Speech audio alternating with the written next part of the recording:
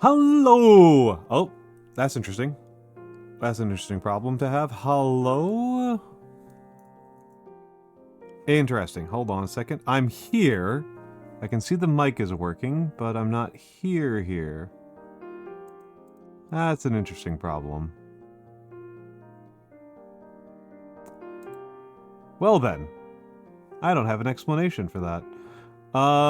Hello. I guess I will just keep talking for a moment.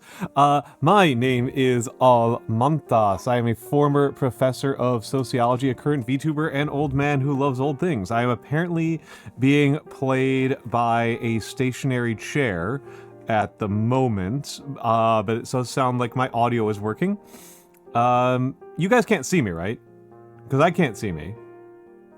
I can see other things updating on the screen, so it's not a frozen preview. But I don't know. I'm going to be honest with you. I don't have an explanation at all.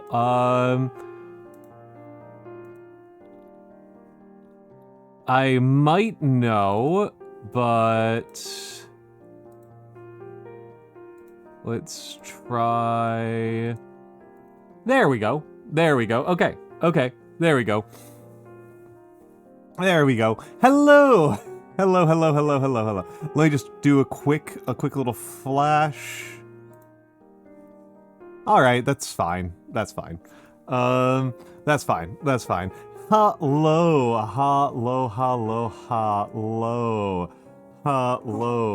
Please, welcome in, everybody. Welcome in, everyone. I think I'm gonna change myself over to sweater for a second, because I think the arms look a little bit nicer on the sweater. I kind of like the way they look a little bit more. But welcome in, everyone. How are you all doing? I can see some excitement. In the chat.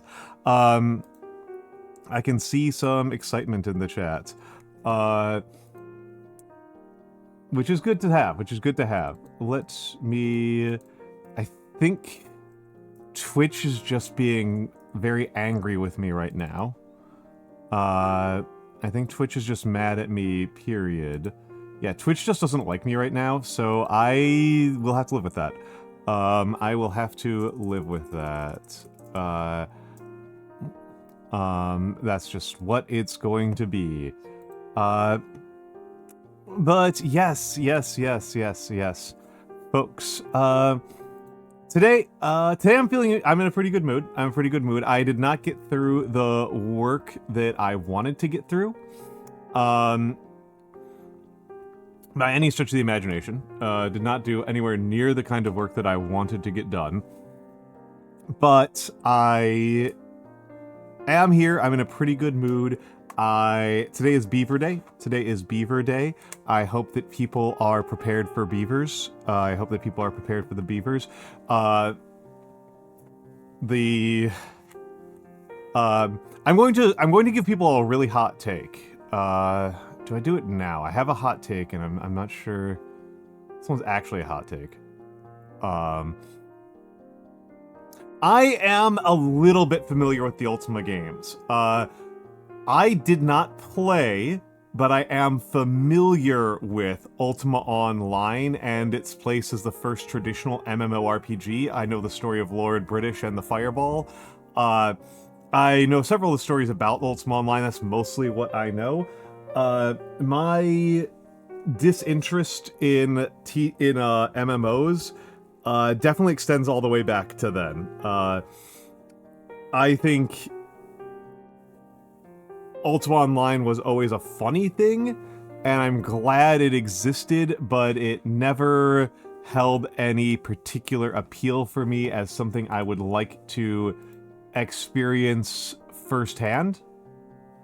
That is kind of where I land on Ultima, and I know, like, virtually nothing about the other Ultima games. I know very, very little about the other Ultima games.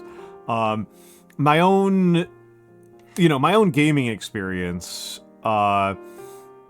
right, I've talked about this a couple of times. My own gaming experience as a player is that I really wasn't that into games until I was really not that into games until Age of Empires, right? Like I like games were around me, but like from, you know, like there's chess and Monopoly and Scrabble and stuff like that, and like Scrabble did okay by me. I kind of personally hated Scrabble and went to the end, went for, you know, for a long time. I kind of hated. At one point in my life, I was fairly good at Scrabble, and then, my family's like way too good at Scrabble, and so I grew to really resent it. This like I was around games, but it wasn't until Age of Empires that like I played a game that like really excited me. And sorry, I'm putting some things away. No, it's this puts me at odds with most of my family, and I don't know how much that has to do with the fact that I'm kind of the least intellectual person in my family. So it might just be sour grapes on my end, but I don't like treating knowledge as a competition. That feels crass and degrading to me. It feels gross to me. It feels anti curiosity and anti, I don't know, it feels bad to me to treat knowledge and wisdom as a thing to be competitive, to like reduce to like to warp the purpose of knowledge in order to make it more viable as a game system is always something I find grotesque. But yeah, like it wasn't until Age of Empires like I played a game that I was like, oh, this is a game I can like get into, right? That was the first game I played that I could like actually get into. And so yeah, Ultima kind of passed me by. And let me do hellos. Furo, you are largely on the money with me on this one. That's largely where I kind of land. Is that that's largely where I kind of land. Let's do the hellos. Let's do the hellos. Chat's been fairly active. Chat's been pretty active, so I can just do hellos early. There it is. There's. Hello, Seribot. Hello, Wea Biscuit. Hello, Kit Creates PNG. You were beaten by both Seribot and Wea Biscuits. Hello, Furo Sinras. Hello, and thank you for the 10 watch streak, Kit Creates PNG. Hello, Miss Mochivitz. Always a pleasure to see you. Hello, Sharkray. Hello, Panda Hero Ru. Hello, Gringotts Underwriter. Hello, Bork. Hello, Evie_Cakes. Hello, Theo X59. Hello, Sakura Rose. And of course, hello to all of the workers, the lurkers and the VOD watchers. It is a pleasure to have all of you here. It is a pleasure to have all of you here. Thank you all for showing up. Thank you for being here. I always appreciate it that anybody thinks that what I am doing on this silly little stream is worth watching. And I don't know, I actually find the VOD watching particularly flattering. As for the hot take, yes, I do, Gringotts.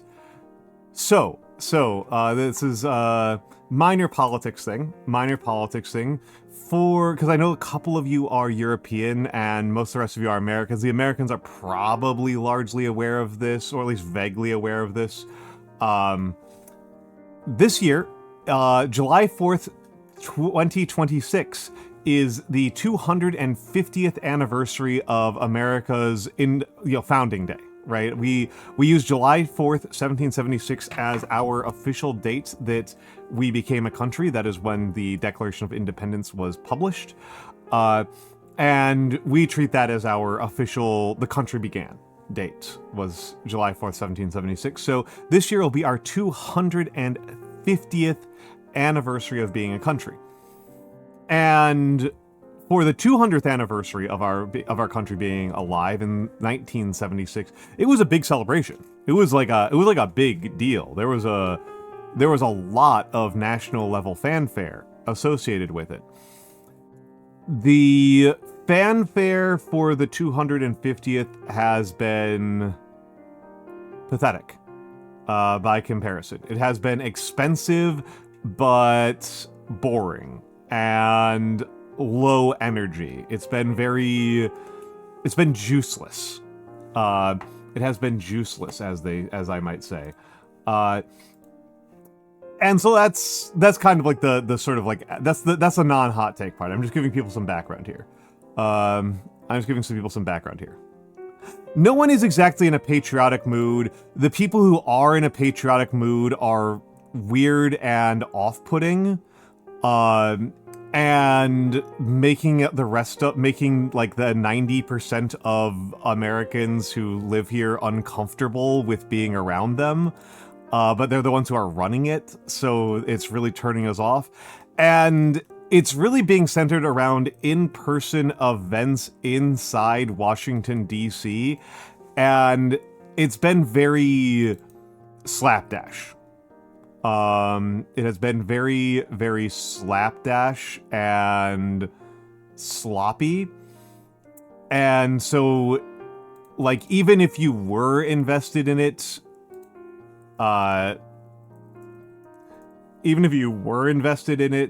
this would not be very exciting to you because you probably didn't hear about it until it's too late to plan a trip to DC. And what they're putting on a show with is pretty pathetic. And as Sharkray says, no one is exactly in a patriotic mood. This has meant that minor pop stars who were booked for the event pulled out. Like, so the real punchline here is that they are putting on live shows constantly in front of the White House. I should also make another note about this. They have also turned the area surrounding the Capitol building into an extraordinarily unwelcoming space. They have made it a very, very unwelcoming space. And so the punchline here is that attendance is extremely poor. That's the big thing, is that attendance is extremely poor. It has been fairly typical to see people putting on live shows at the great at it that the people on stage have outnumbered the people off stage. Has been a fairly frequent occurrence. And so here's my hot take. Here is my hot take. I'm actually kind of impressed with the performers that they are sticking to their guns and putting on a show as if they had an audience of hundreds to thousands of people when they have an audience of 5 to 20 people. I actually think it's kind of impressive. As a performing artist who is in streaming, and like the whole thing is that you are performing part of your streamer career, part of the VTuber journey is that you are going to be performing to a dead room. I think that is just part of the journey. And so I think it is admirable that they are exactly, Gringotts, exactly. I am impressed with the professionalism of these ghouls and mountebanks and fools, that they are keeping it cool, and they are not. I have not seen anybody recording a crash out where somebody has crashed out about the fact that there's no audience. So, you know, I'm impressed with that. I'm impressed with that. I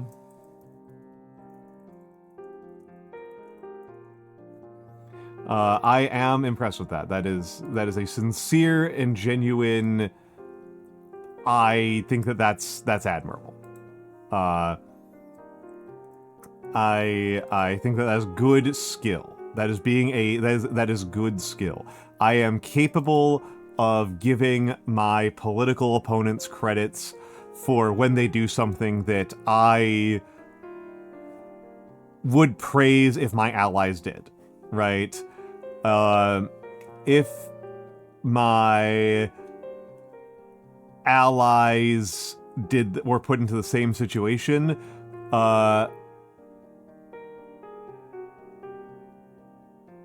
then I would say that they were doing a good job, right? I would be like, yeah, hell yeah. So I'm willing to say that about the people who want to kill me, right? About the monsters who are trying to end the world in the stupidest ways possible.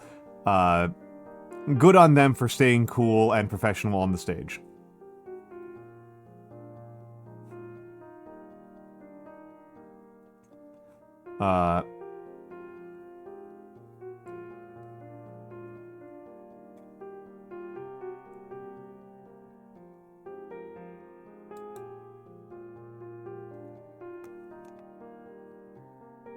That's my hot take. That's my hot take. That's my hot take. I hope that wasn't too spicy for folks. I don't think it was.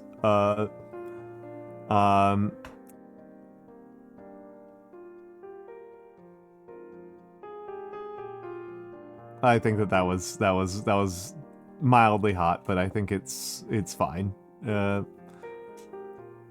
I don't know if I have any like truly takes that are like way too hot that for me to post to talk about on stream. I've said fairly hot takes here.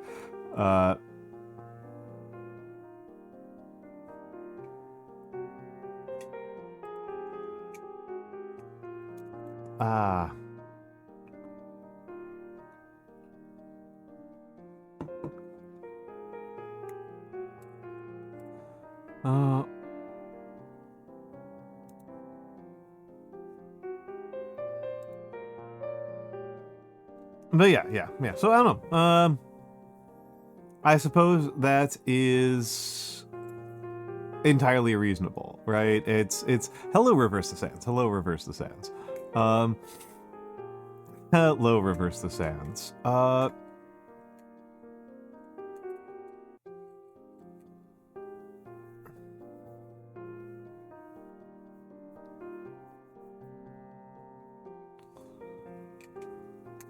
Hello reverse the sands.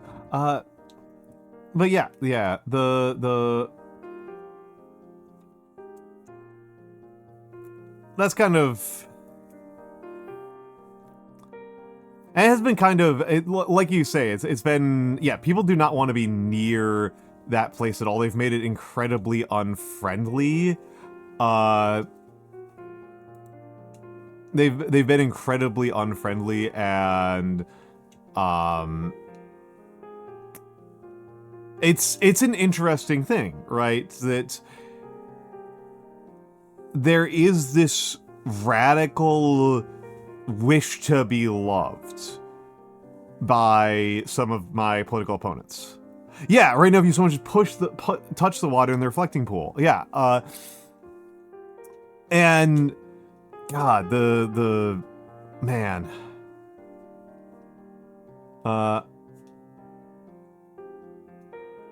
It's the pool gate thing has been very funny. The reflecting pool story has been very, very funny.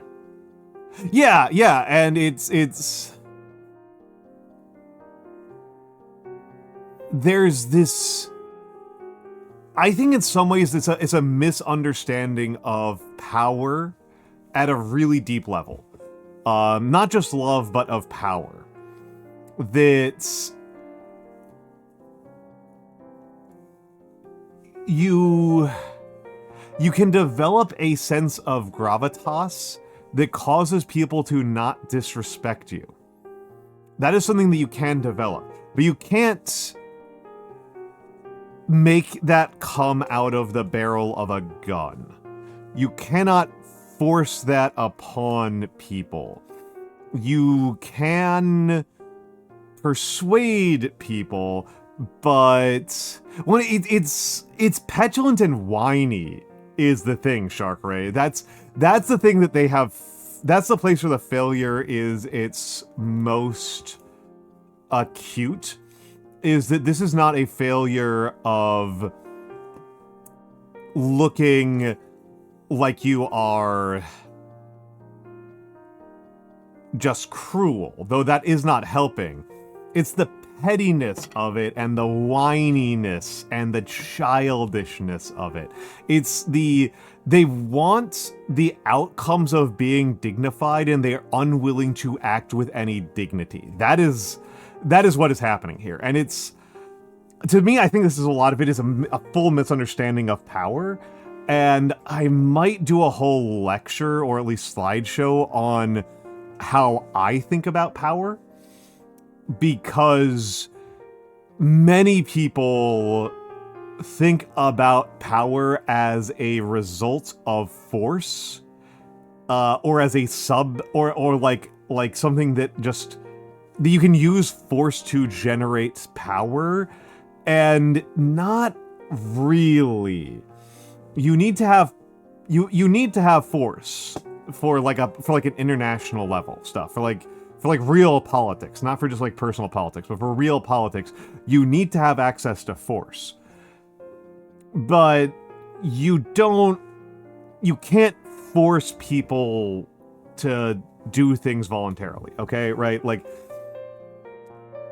power is your ability to get people to do things voluntarily, okay? It is your ability to get... Yeah, Gringotts, this is an important part, right? Is that the threat of force can be quite potent. And the threat of force needs to be occasionally bolstered with the demonstration of force and the use of force, but the actual use of force is generally degrading of your power. And to be a little bit, to get into the definitions here, right? Again, power is your ability to get people to do things voluntarily. Force is your ability to flat out fucking kill them if they don't do what you say. That's the difference between force and power. And this is, different people have different definitions. So, if you don't like these definitions, or if you encounter a thinker who's using different definitions, don't worry about it. Because that's not the important part. The important part is not the definitions. The important part is that somebody has to hold the gun. Right? If your plan for getting people to, let's say that you want to extract the mineral wealth from an area, okay? Your plan is to extract the mineral wealth from an area to sell at profit on a market. Okay, that's your plan. That's your desire. Your strategic outcome is that you want to extract these minerals, and your plan for how you're going to extract those minerals is that you're going to point guns at people until they mine it for you, right? That is your plan. That is force, is that you're pointing guns at people's heads. Power comes in that somebody needs to hold the goddamn guns, okay? That is the issue, is that somebody needs to hold the guns. Oh, looks like alerts are broken again. But welcome in, Ace. Welcome in, Ace. Ace, Windfall Chapter. How are you doing? How are you doing, Ace? How are you doing? Oh, wow, okay. Oh, I spelled it wrong. There we go. That makes sense. Ace, Windfall, CH. Did I spell it wrong a second time? I did! Wow, why am I adding... I'm adding an extra W each time. But you've talked now, so I can just at you. How was Umamuse? How were the horses? How were the horses? How were the horses? But welcome in, Ace. Welcome in Dolly Molly Streams. Welcome in Almant OS, and welcome in Almantas VT. Hello. How were the horses? How were the horses? For the Raiders, my name is Almantas VT. I am a former professor of sociology, a current VTuber, an old man who loves old things. I do a lot of calligraphy and miniatures painting and city building. Those are what I do a lot. I can just call you Dolly or Molly. I think Dolly Molly is nice. The docket for today is Timberborn. Timberborn is my current city building obsession. It has really gripped me internally, and it's quite challenging in ways that I am enjoying quite a bit. We have a hard mode run that is up to cycle 17. And I think at the end of last stream, we had largely stabilized our situation. We had largely stabilized our situation. It had been not just our situation. I think that going forward, the Beaver's city is going to be indefinitely survivable. I think that I have managed to achieve the level of beaver management where I am unlikely for the colony to completely collapse, which has happened before, because hard mode is quite challenging, and I am quite bad with using the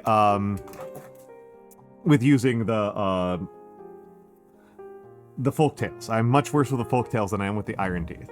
Even though folktales have the cuter name. And I think their food is funnier.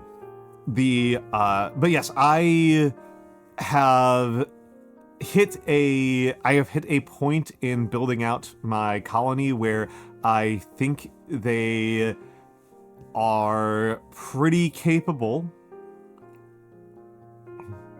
I think they are pretty capable of making it through to the end game. And that is what the docket is. That is what the docket is, I should say. That is what the docket is. And what do I have to say about that other than that? So yes, that is what we will be doing today. I'll probably get to that fairly shortly. Yeah, I'll probably get to that fairly shortly.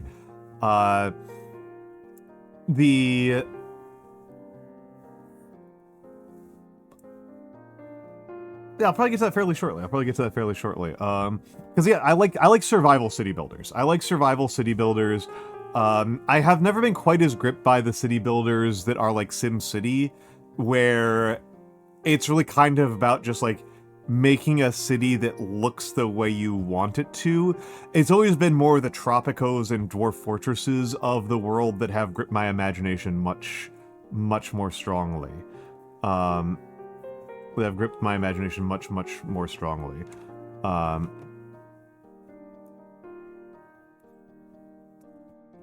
So that's kind of my perspective on that.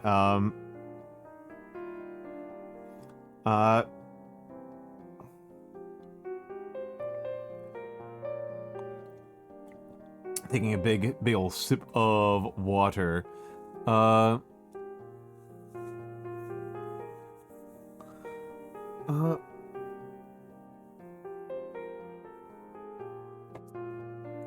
But yes. Sorry,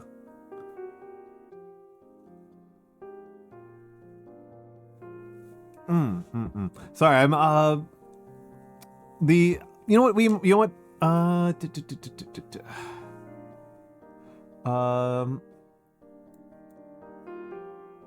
so here's actually something I'm curious about, because I think that some of my audience might have a more informed opinion on this than I do. What the heck is the deal with what's going on in Love and Deepspace?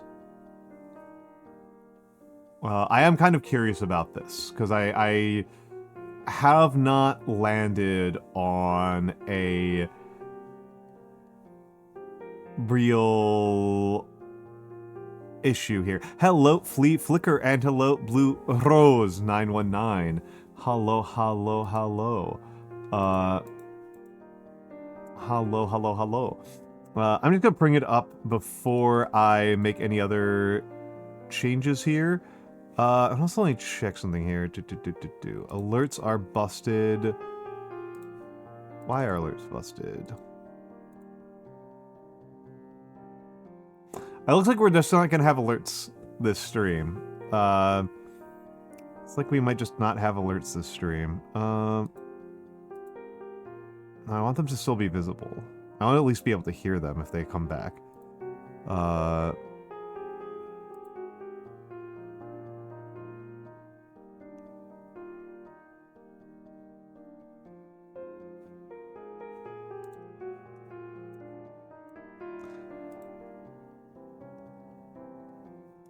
Alright, never mind. We don't have alerts. Let's go over here and... Oh, that's an issue. That's an issue right there. We are having quite a few technical difficulties right now.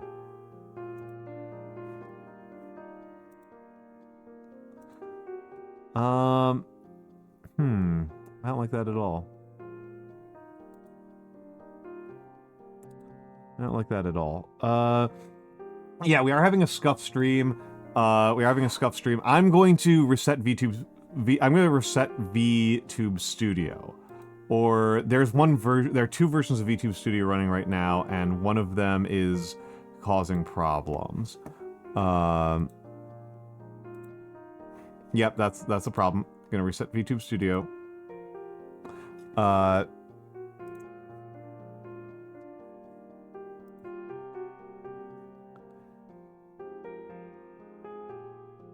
I did not hear about that, Dolly Molly. I know very little about Love and Deepspace. I can believe that there was quite a bit of homophobia. That's extremely believable to me.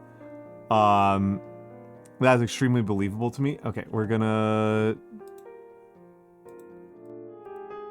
Okay, I'm just... VTube Studio. There we go. There we go. Interesting problem to have here.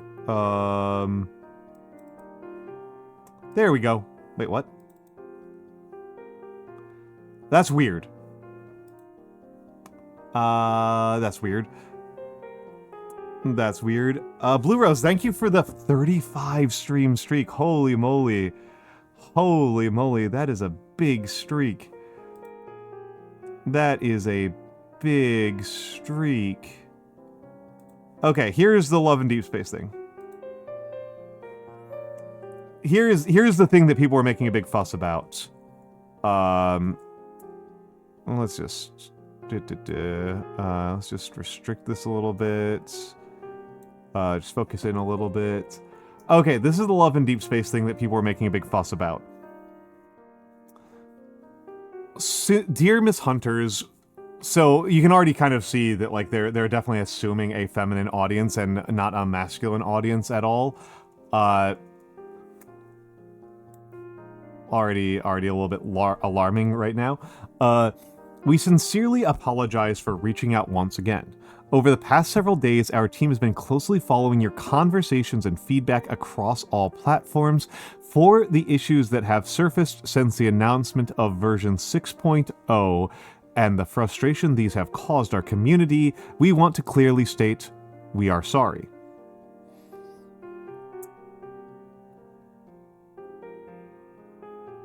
There's a lot of use of M- in here, which is apparently some people are using as an AI read, but I am not sure. Theo, I am just praying that it loads in. Honestly, that I don't want to just delete alerts from the stream, but I am the stuff I did last time did not work. Yeah, I refreshed it again. You're going to be seeing the loading icon until Twitch fixes its shit. Which is unlikely to happen this stream because Twitch also isn't letting me edit stream info.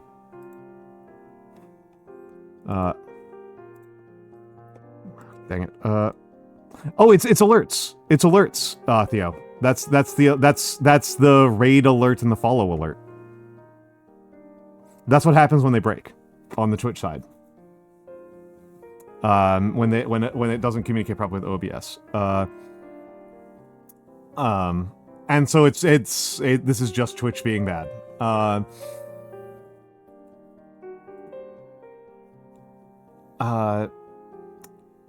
But yeah, I'm looking at this. As we've expressed before, our vision for Love and Deepspace has always been to build a world that grows alongside you, one that offers a richer, deeper sense of companionship over time.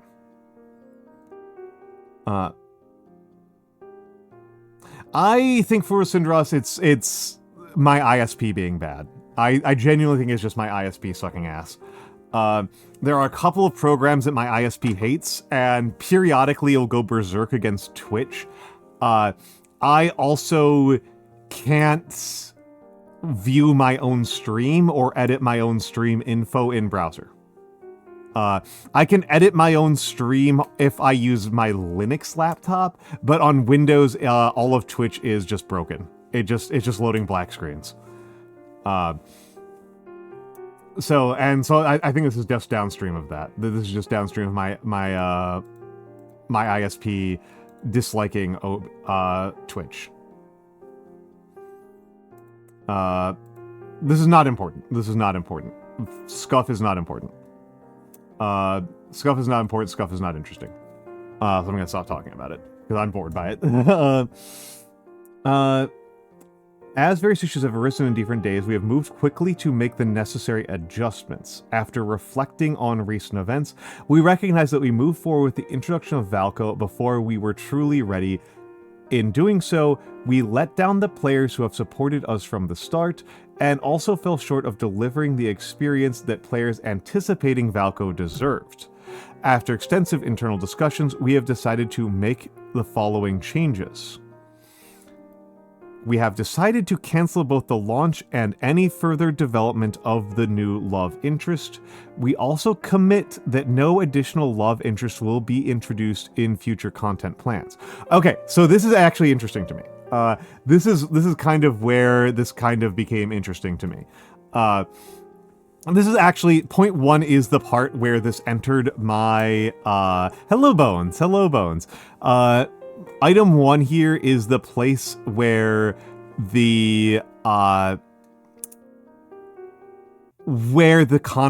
I entered the conversation. This is what I heard first. This is what I heard first, was that they canceled an upcoming character. I wasn't aware initially that it was no additional characters. That is kind of interesting to me, because so much of how you make your money off of this kind of game, right, is by making new characters, you know, by giving people new blorbos to masturbate to. So that they would decide to kill that entirely is interesting.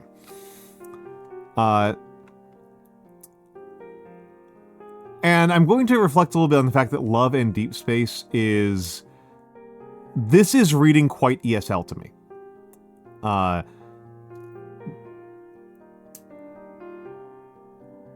Hello, Skylar Jocker.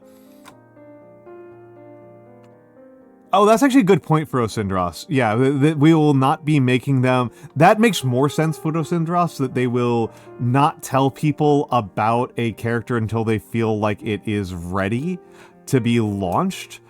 That is a much less extreme statement. That is probably more likely, so I'm kind of grateful for that. This is the stuff that feels ESL to me, though. Yeah, Mani, that's part of the reason why it feels, that's kind of like deepening this to me. We want to clearly state we are sorry. You know who does not say this?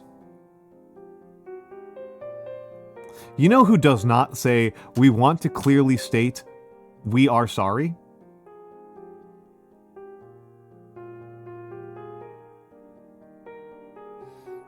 Americans. Americans don't say this shit. Especially not American companies. For people who are not American and they're wondering why I am saying Americans don't say this shit, and why Americans would not say, we want to state clearly we are sorry, because that's a fucking admission of guilt. That can and will be used against you in a court of law. That's why Americans don't say that. Certainly not in official corporate communications. They do not fucking say this stuff. This is the sort of thing that if you have this in a...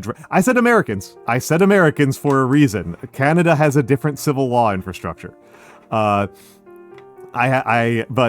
USians, if in the US, like, if you propose this, the legal department will slap you instantaneously. Like if you are proposing this as a PR statement, the legal department is going to... The legal department might cut off your internet access immediately and then physically walk up to you and tell you how bad of an idea that is. Like, it's... that is actually where I was going, Furo. That's actually what I'm reading into this. That's what I'm kind of reading into the statement, is that This is a lot of trying to perform contrition, right? This is a lot of performative contrition that I see in here. And in a way that is very strange to me as an American, right? That in America, I think that if there's any lesson of the last 10 years, it is to never say you're sorry, right? Like, that is like the worst thing you can do in America. That is worse than whatever you did in the first place. Saying that you're sorry is probably a worse offense than just doing whatever horrible thing you did in the first place in America. You never say you're sorry. It's because America. I don't know. To me, at least as an American, I don't know how true this is in other parts of the Anglosphere, but to me as an American, so much of this is because of our legal system, right? That in America, we solve problems via lawsuit, right? We solve our problems via lawsuit. And so giving people, aiding the people who are suing you before they sue you is just incompetence. It is not a strategy, it is not a skill, it is not honesty, it is not cleverness, it is not sincerity, it is not authenticity, it is just you got made a fool of. So this reads to me as, Love Deepspace is it's a Chinese game, right? It's I'm not misremembering, it is a Chinese game. And so, like, this is a cultural difference here, right? This is a cultural difference here. And this is some more phrasing that reads to me as very, I've never played either, Skylar.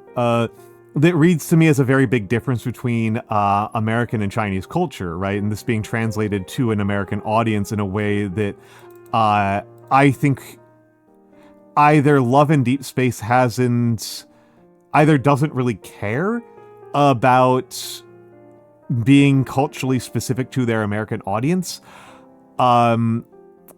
or didn't think very hard about these differences in localization.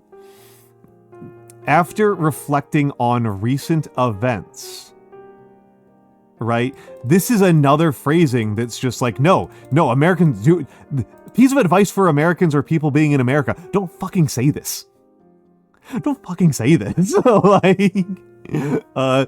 After reflecting on recent events, this is another court thing. This is another lawyer talk thing. Yeah, this was exactly. Gringotts gets it. Gringotts gets this. Gringotts understands corporate America. This was read out by the plaintiff's attorney during cross-examination. You know what this says? You know what this says in a court of law in America? You know what this says to me as an American? This is premeditation.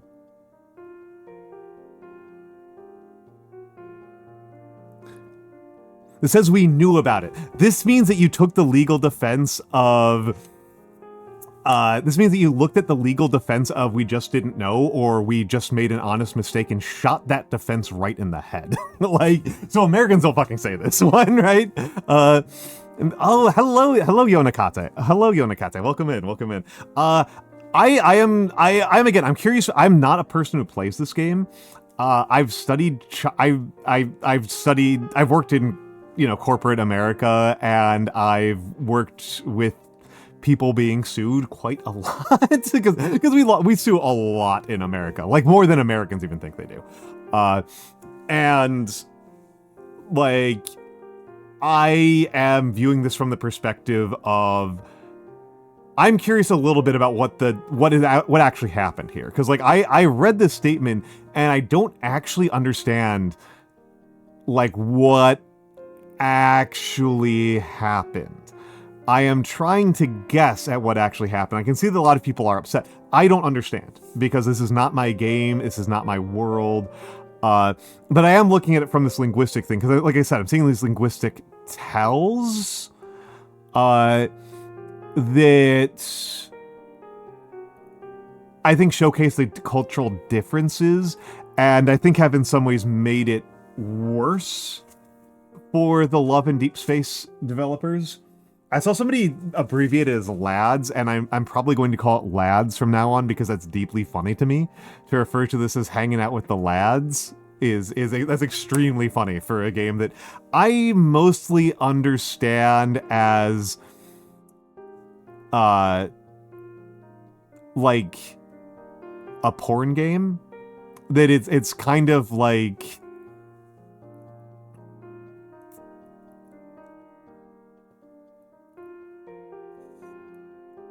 this kind of like Brown Dust 2, but for people who like to see hogs.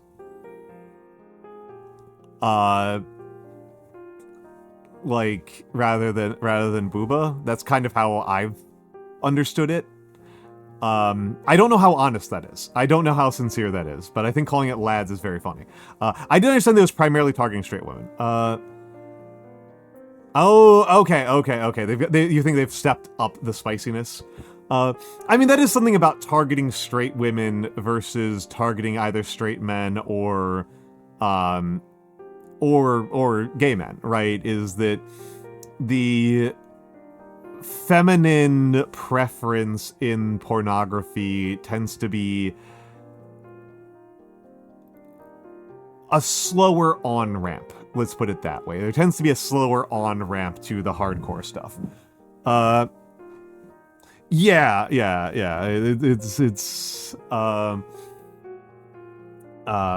But yeah, so it's... I know it can't be particularly hard. I know there's going to be a limit on how hardcore it can be just because it is published inside the People's Republic of China, and the People's Republic of China has pretty strident and surprisingly well-enforced anti-porn measures. I watched a really interesting video the other day about what it is like to acquire pornography inside the People's Republic of China from a Chinese person. And that was really interesting. It was genuinely really interesting. I did not realize how effective it was at keeping pornography out of the Chinese internet and the ways in which this warps Chinese society. And so, like, there's going to be a pretty harsh ceiling on how far lads can get. I am assuming that there is simply no actual penises on screen in Love and Deepspace. Yeah. It started more softcore. Yeah. This is and I mean, a lot of the pornography games for men are also pretty softcore, if we're being sincere about it, right? A lot of them are still pretty softcore. There are not a ton that are actively super hardcore. Even like I end up thinking about Brown Dust 2 because Brown Dust 2 is so funny. Somebody posted some screenshots of Brown Dust 2 at me in like a server I was in. I was like, this is absolutely incredibly funny. This is absolutely incredibly funny how like close this is to just being porn without actually being porn. I've literally can only remember like 2 or 3 scenes from Brown Dust 2, but one of them there's just a woman doing the foot job pose to a book, and it's like the funniest thing in the world to me.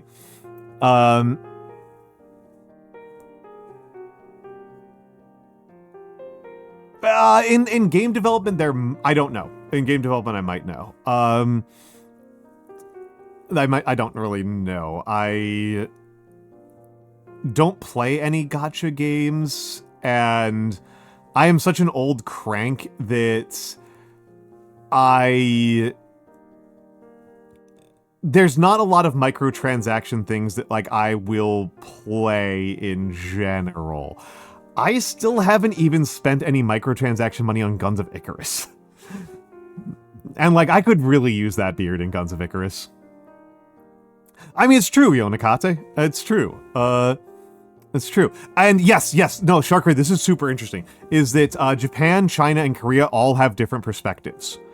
There's actually a story that I really thought was interesting of the gap between Korea and Japan is such that when a Japanese gacha game made a character design that was insufficiently pornographic to Korean tastes, the Koreans tried to riot over it, and this had worked in Korea. When Korean gacha games have made insufficiently pornographic character art, Korean fans have like sent death threats to the company and gotten people fired from the company. And they tried to do this to a Japanese company, and the Japanese company was just like, no. The Japanese company was like, absolutely, fuck off. It was just like, fuck off. Get out of here. Not our problem. Oh yeah, Korea is on the verge of total gender civil war. Korea's going nuts. The Korean internet is flabbergasting and strange. It sounds absolutely insane to me. Yeah, that kind of crap. What I've kind of learned from this is that I think if you are a American man who is willing to learn a foreign language, you could go to South Korea and have a devastating advantage. Have a devastating advantage from how incredibly woke the average American man is compared to the average Korean man is.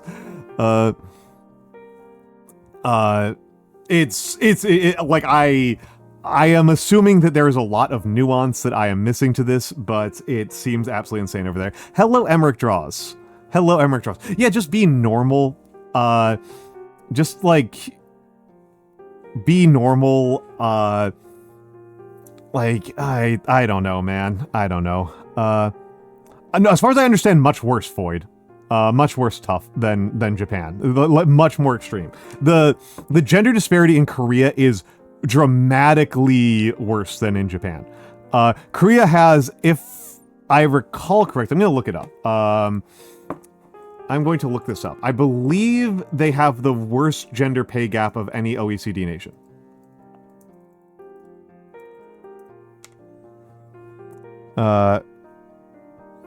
A discussion of... Okay, gender wage gap. Yup! Oh my goodness!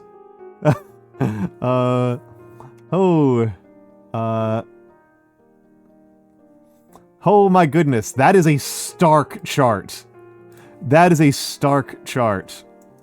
Holy moly, that is a sharp chart.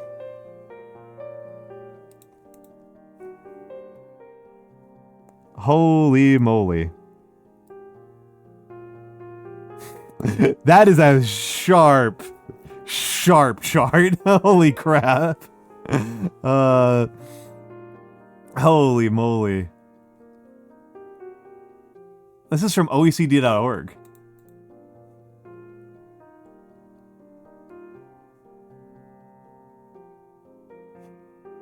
Where's US on this? Oh, this is annoying. They put in too many countries, so we can't actually see everything. Okay, so Korea, Japan, Korea is 50% worse than Japan by this measure.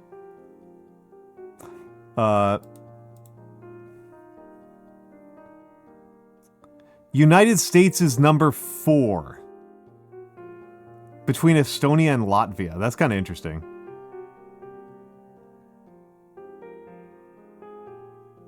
Colombia has almost no gap. That's interesting. But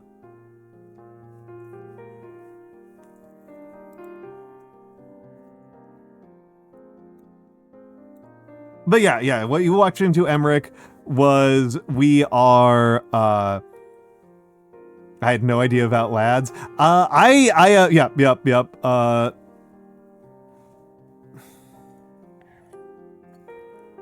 Yeah, no, it's an incredible graph right there. That's an incredible graph. There's another graph. There's a graph that I really like. Let's see if I can find it in a quick fashion.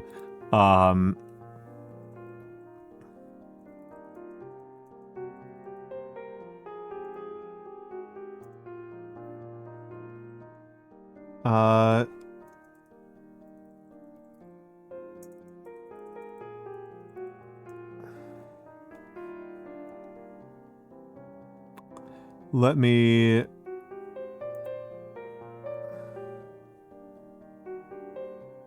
Nope, that's not the chart. That's not the article I'm looking for. There's a specific article I'm looking for.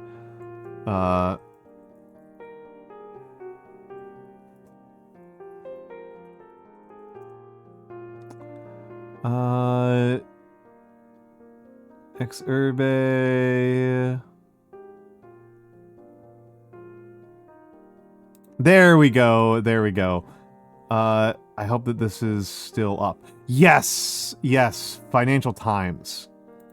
Yes. Yes, the FT. The FT.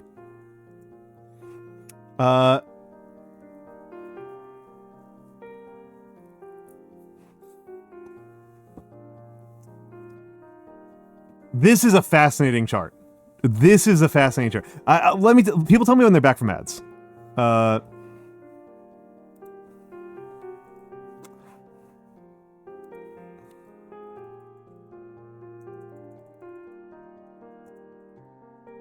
Oh my god. Okay.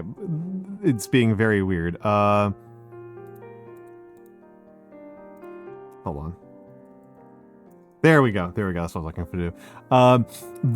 Welcome back. Welcome back to the people who are back. Yeah, this is what I'm talking about with Korea having a really insane gender issue. I've heard people talk about it as the gender civil war. Korea heading towards gender civil war.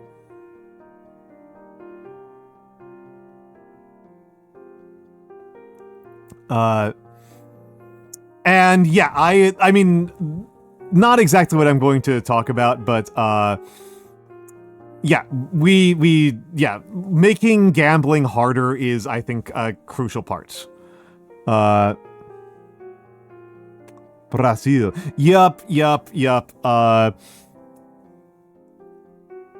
set to lose 250 billion. That is painful, Gringotts. That is painful. I don't think this is a very controversial thing to say. We gotta kill it. We gotta make it so that gambling is difficult. We've gotta increase the distance between how much you can gamble.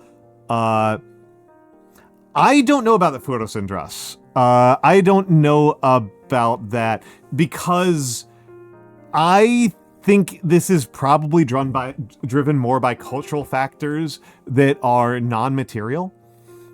I think the non-material cultural factors here are really important.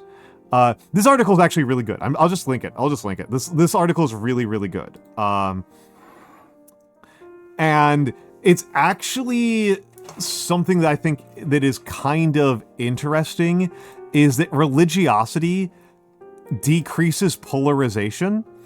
And I am pretty confident the reason why religiosity decreases polarization is just because then people have more in common to talk about.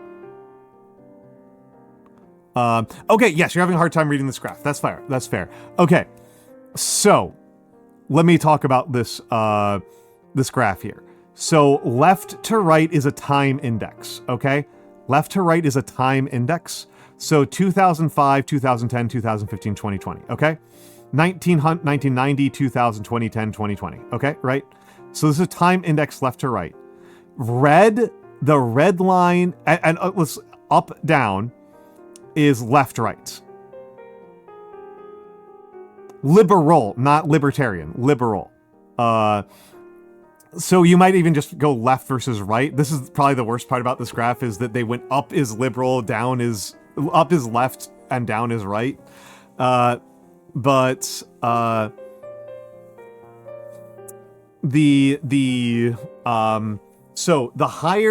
what we're seeing here is that in these cultures, women are becoming more liberal over time. Okay? are becoming more liberal over time. Not uniformly, right? We see a dip in women's liberalism leading into the first Trump administration, right? And at the tail end of the first Bush administration. Yeah, no, that's what we're talking about, Arv Komos. I mean, in America, we say we're liberal all the time. Libertarians are a really trivial factor for us.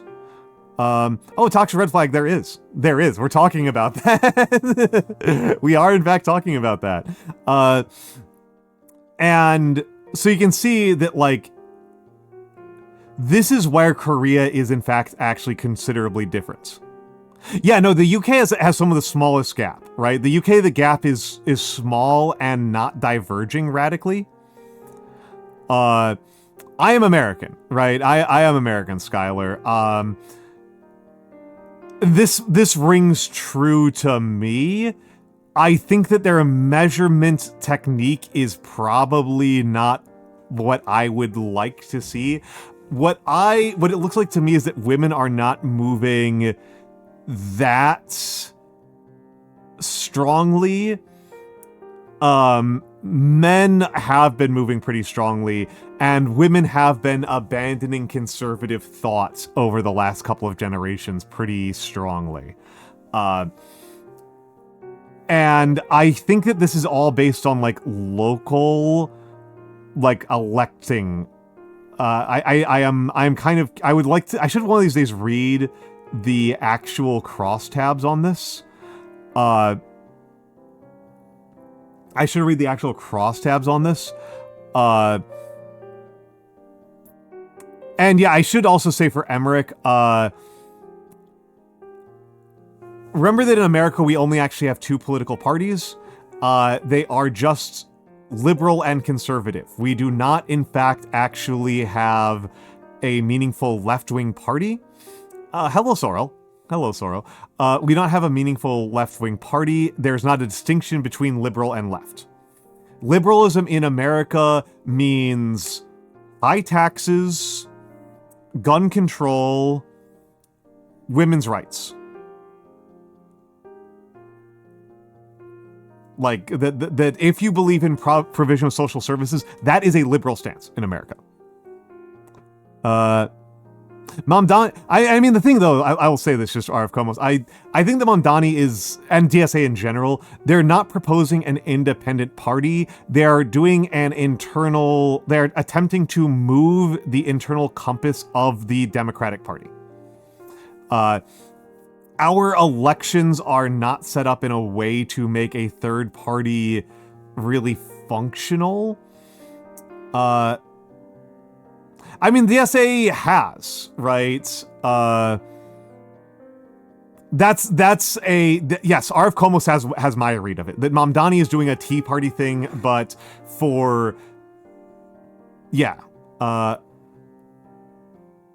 I mean, DSA. It's weird that DSA ever had that. As a white vulgar anarchist, it's weird that DSA ever had that, because inside DSA, it was all electoralism. It was all electoralism.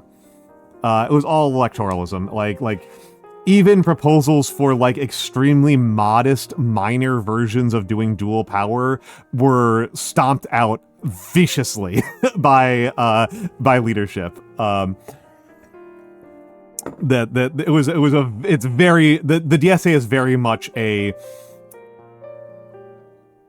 pushing Democrats to the left organization. There's very little else that's going on inside DSA at all.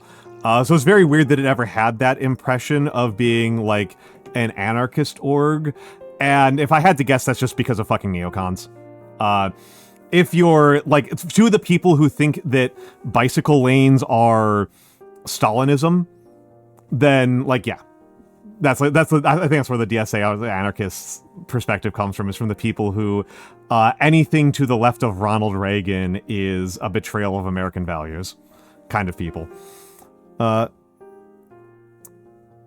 Yeah. I mean, and that annoys the crap out of me, right? Because the Tea Party was extraordinarily successful. That's why I get annoyed as hell. It's like, the Tea Party was a more successful political movement than Obama was. Emmerich draws, I'm caricaturing people I don't like. But notice that I am caricaturing people I do not like. There is definitely a strand of American who thinks that Reagan is the center. Is the reasonable center. That is absolutely a type of American. I have met quite a few of them in my life. A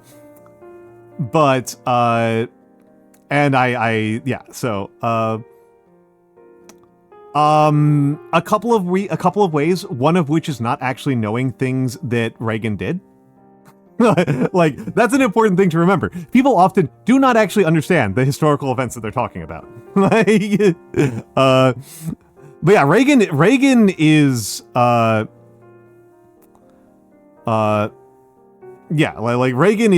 Reagan's incredibly popular to this day. Reagan is invoked by Democratic politicians as the most.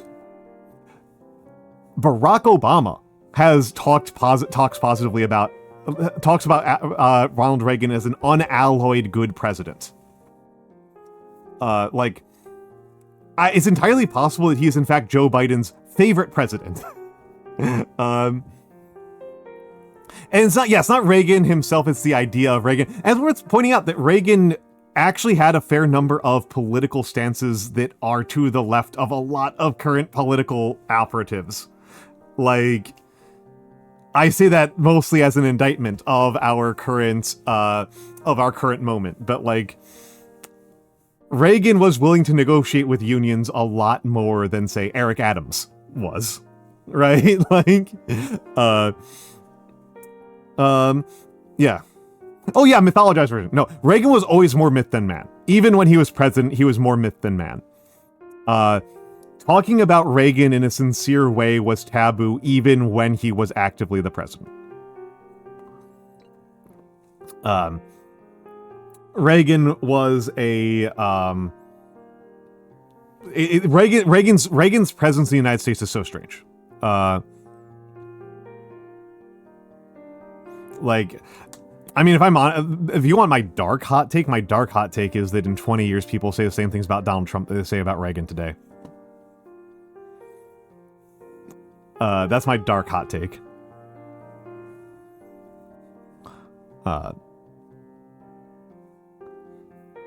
This is less interesting, but yeah, some people are working on. I mean, people have been doing with W. People are not doing with Trump right now, but they're doing with W. Ronald Reagan. Yeah, Ronald Reagan, the devil. Hello, Matthew. I think that that's possible, Komos. The thing that is a big difference is that Reagan was popular when he was president, but he has become, like Donald Trump has never had Reagan's popularity. So it seems like it would be challenging to rehabilitate him in that way. However, some people are very, very dedicated to rehabilitating conservatives. And like, he's such a farce. Like, it's such a problem for it. He's so actively embarrassing and cringe, whereas like Reagan was perceived pretty universally as affable and charming. He was perceived as a pretty universally charming, affable, unifying force to a lot of people. Oh yeah, no. It's Trumpism is being exploited quite successfully. Could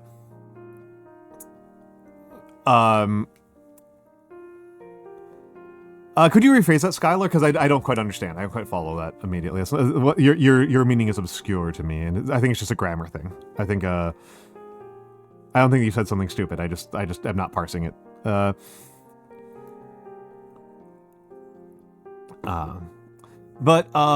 yeah, this is fascinating right here. This nosedive in Korea.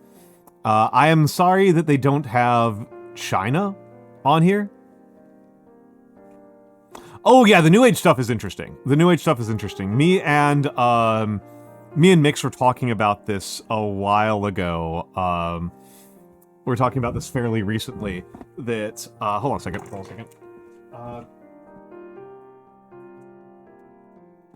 that the romantic movement, because we were talking about Frankenstein, right? That the romantic movement very much did not I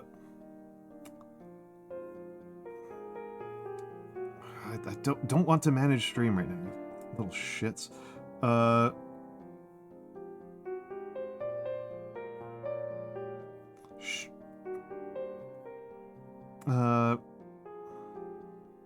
Okay, sorry. Just Twitch has found Twitch is annoying the shit out of me right now.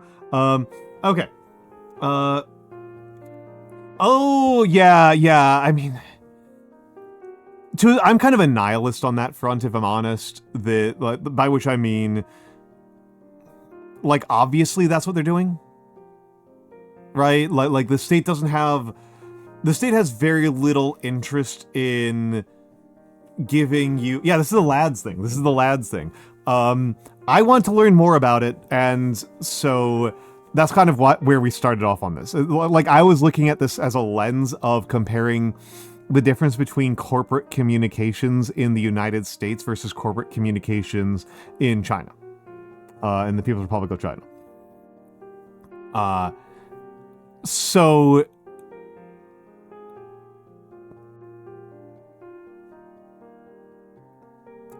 Let's take a look at this. Hold on. Let's take a look at this, right? We've decided to cancel both the launch and a further development of the new love interest. We also commit that no additional love interest will be introduced in future content plans. Okay. That seems extreme. Somebody upstream proposed that this a much more moderate reading of this statement, which I thought is credible, just very badly phrased. Theo described it as a catastrophe. All other in-game systems and features. Okay. The context is that Lads, Love and Deepspace, is a Chinese porn game for straight women. And they were introducing a new character, and they apparently antagonize their audience quite a bit. And this is how I heard about it, was not from what the actual kerfuffle was, but that the company bent over backwards to appease the people who were angry at them. So that's, and again, I am finding this kind of interesting as a difference between Chinese and American corporate communications. The two things that stuck out to me immediately, this is not something an American company would fucking say. This is also something an American company should not say. If you are an American company, do not fucking say this. Do not say this unless you are declaring bankruptcy. Like, up until you are declaring that the dissolution of your company, don't do this. Actual manure to the office? Oh my goodness. That's pretty much it. That feels pretty extreme, Yonakate. I don't know what I don't understand, Yona, and maybe any other Lads players could tell me. What was the objection? That's what I'm missing. Is like what was the argument?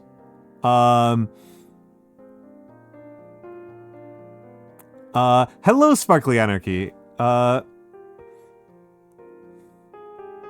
Like, clearly there have to be some sort of objections. I just don't have any idea what they are. And this doesn't tell me what they are, right? This apology letter does not tell me what they are. All other in-game systems and features originally scheduled for version 6.0, including Home 2.0 and AR Photo Booth, as well as the limited time selectable 5-star blah blah blah blah blah, will proceed as planned. The outfits, poses, and photo poses and scenes, and the Night Hush box, blah blah blah, originally planned as rewards for the Hunt in Lincoln event, will instead be sent to all players for free via in-game meal after the version update. So this is nothing. This is nothing, right? This is, they're going to give this is they're going to not try to cash in on some developer resources, right? So they're giving up something, right? But this is they're giving some free in-game goodies, right? This is nothing. This does not matter.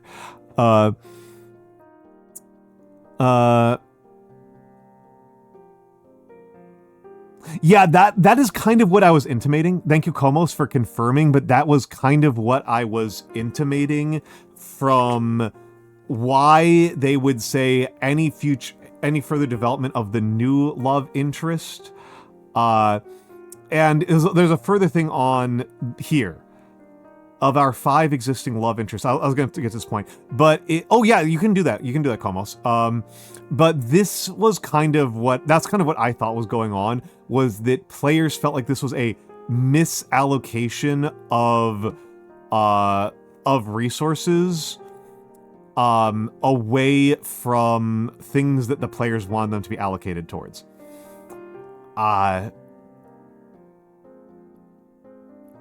I am personally of the opinion that a good game development studio, when you are put into this kind of situation, you ban the players who raise too much of a stink about it.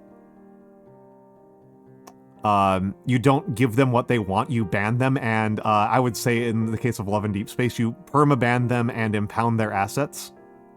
Like, you don't negotiate with these people, right? Like, they don't actually have power. And yeah, the lesson they will take is that they can do it again, right? That is the lesson they will take. I think that you tell like, there is a difference. I think that even if you give them what they want, you ban all of the people, anybody who might have peripherally sent you manure, or anybody who is nice to you, who is nice to those people. Like, you just kill them.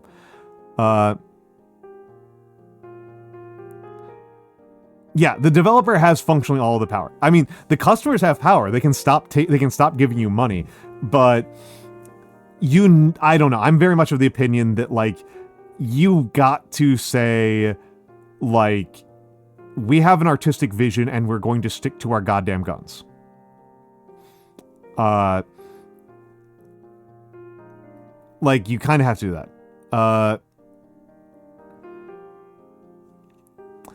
Yeah. And I want to take a step back here and to like what Shark Ray and Komos said about, like, the queerness of this perceived queerness of this character.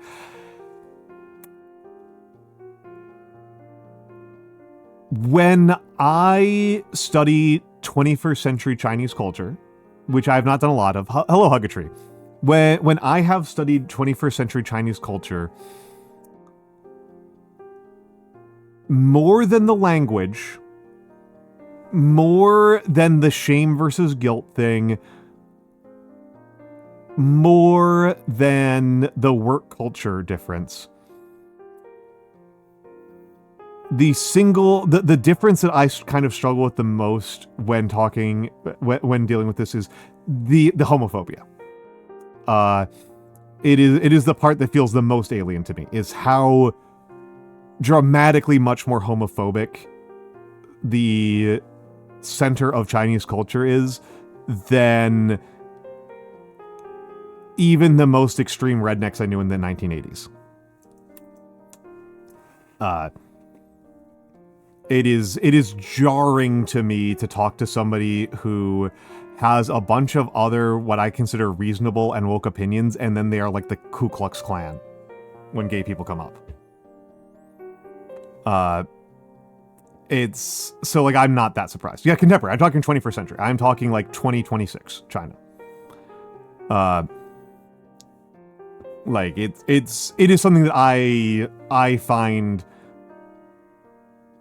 the only thing that shocks me, the only thing that I have more trouble with when I've dealt with Chinese culture in the 21st century has been how they talk to waitstaff.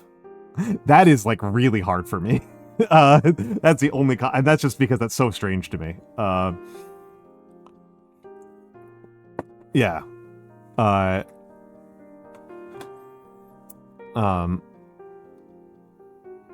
Yeah, to me it's like biting into a sandwich and there's just, like, nails in it. I'm just like, what? I'm like, what? Like, what? This isn't food. Okay, let's get back to the text here again, right? Point 3. Going forward, the entire team will focus on further developing the stories and long-term companionship experiences of our 5 existing love interests, while ensuring a stable pace of main story production and updates. Blah, blah, blah. Blah, blah, blah. Just laying out some content rollouts.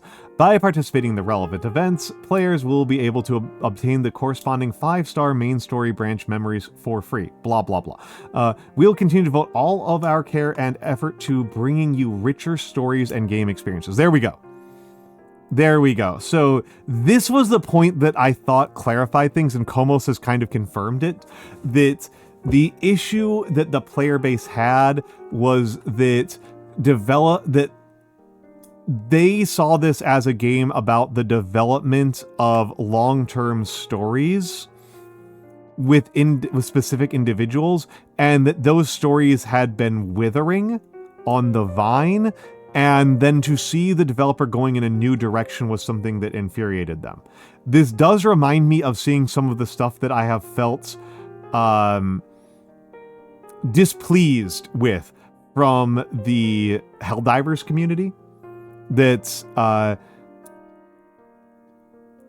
when people who think that it is an insult by Arrowhead that the Helldivers game is not doubling down on things that people expected them to do. Yeah, they're very attached to their main characters. Yeah, that's kind of how I read this, right? Is that, like, they thought it was a misallocation of development and story of developer resources. Okay. Exhausting. I'm not very sympathetic to it. But at least it's like I understand what it is. Yeah, I did know that Lads has an integrated period tracker. Yep. The phrasing that I remember about Lads was, I appreciate the efforts by the Lads company to drive the birth rate of the People's Republic of China to absolute zero in order to make about as much money as a couple of restaurants.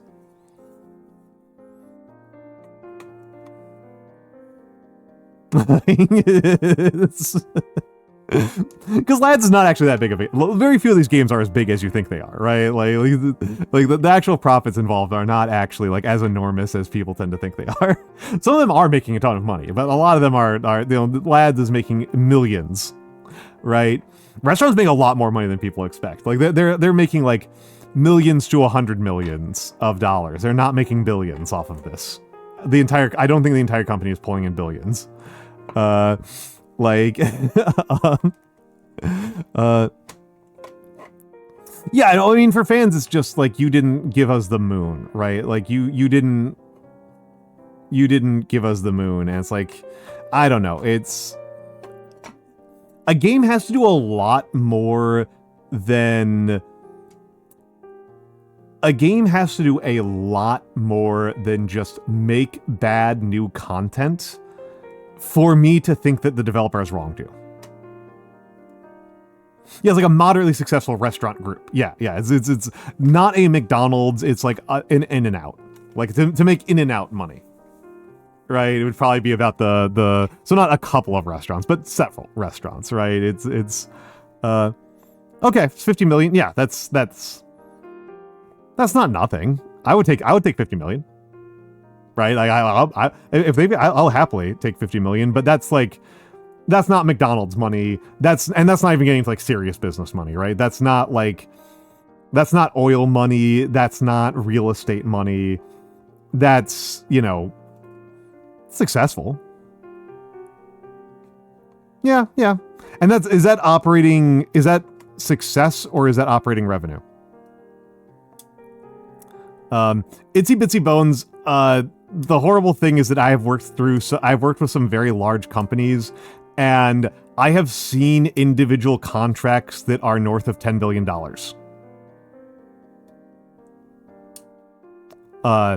And that was for companies that you have never heard of. Like, that is $10 billion is for like a subsection of oil pipeline that crosses 2 states. And not even like the revenue. That's just like that's just like the ownership, right? Like it's just, like so. Yeah, if you're in defense, this is like this is like if for defense if we're talking about like defense, construction, oil, energy, like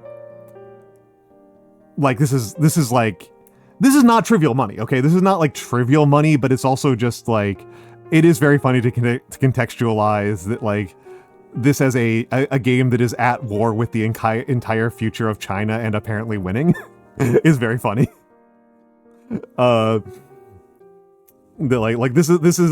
This company might actually meaningfully destabilize the entire People's Republic of China, and it's like, it is not making the kind of money that you think it should for doing that. Like, that should not be millions of dollars. That should be trillions of dollars, right? Like you should be pulling down like at least 1,000x that. Yeah, that's kind of it. Well, like I said, the part where I understand a little bit more is that it's about frustration at developer assets not being used the way they want to. We'll get to this explanation from Andreas in a moment. I'm just gonna quickly take a look at, just to make sure it doesn't say anything that I don't want to post on stream. Okay, there's no actual penises in what you sent me, so yeah, let's take a look at the rest of this apology letter, because I find this kind of interesting. To our community, once again, we apologize. Because of our actions, the joy you should have found in Lincoln City has become a source of distress, and the feelings you hold most dear were hurt. We are deeply sorry for the hurt and disappointment we have caused. Dog, like, this is so different. This to me is a moment, this was actually the moment that made me want to bring this up, because this reads as so Chinese to me. This reads as so incredibly Chinese to me. Like, this is, well, and this is not something that you do to get out ahead of a crisis in America, right? Like, this is not the way that, like, an American or European company tries to get out ahead of a controversy. This is like, you have lost multiple lawsuits in a row over several years kind of stuff. This is a more heartfelt and dramatic apology than companies usually give for, like, we poisoned the river and killed 500 kids kind of stuff. Like, this is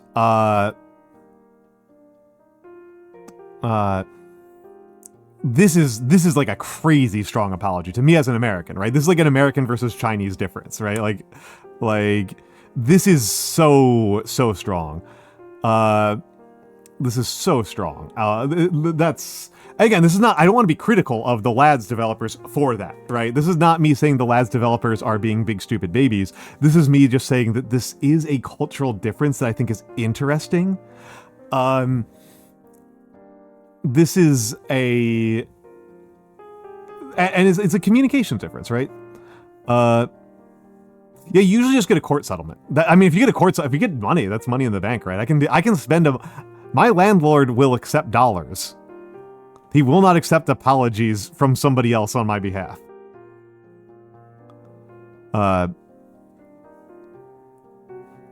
Their new content kind of looks like G.I. Joe toys.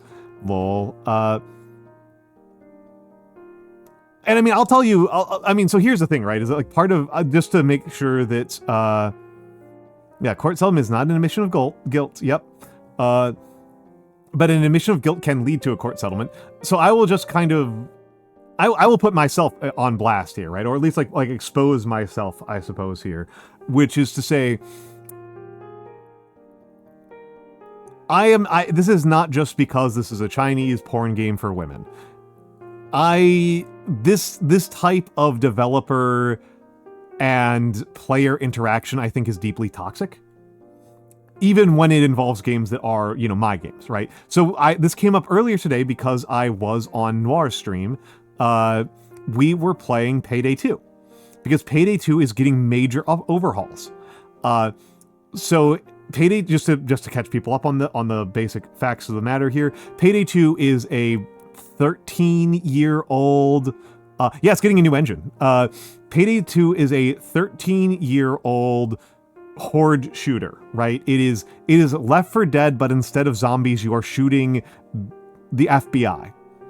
It is insane that this thing has not been on the news a million times. That game is incredibly politically controversial and somehow has not actually been caught by the news.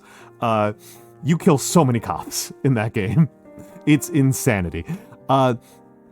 Anyway, Payday 2 was a continuous development game with regular microtransactions and DLC for a decade, and then several years ago, they decided to release Payday 3, right? Yeah, they're not cops, they're law elements. Exactly, Ferocindros. Exactly. They're being summoned by cop wizards. So you are not, so they made a Payday 3, okay? They made Payday 3, and they released Payday 3, and Payday 3 was bad. That's actually the punchline here. They made a Payday 3, Payday 3 was bad, and I, as a person who has played over 1,000 hours of Payday 2, I love Payday 2. I'm a huge fan of Payday 2. I didn't even bother to buy Payday 3 because I was skeptical of the intended design from the public releases. And then, so I was like, I'm going to wait for people who I know to play the game and tell me what they think of it. And they said it's pretty bad. I think that the reasonable reaction to this, which is the reaction I had, is game I like had a bad sequel. I will continue to play the previous game. It's slightly sad that I didn't get the cool, badass, amazing sequel that I had hoped for. But that happens, right? Like, sometimes things just don't... The restaurant that you like will sometimes close down. Which I've made myself sad because I just remembered a restaurant that I really liked that closed down pre-COVID, and they had a specific barbecue avocado sandwich that I have never been able to replicate the flavor of since then, and I'm now sad. But I don't think that this is a politically meaningful event. That a game you like had a bad update, or that it had a bad sequel. It is a thing that happens sometimes. You, as a human being, and as an adult in particular, this is an 18+ stream, so I hope you're all adults here. As an adult, I am holding you up to the minimum expectation that you can regulate your emotions well enough that when a non-important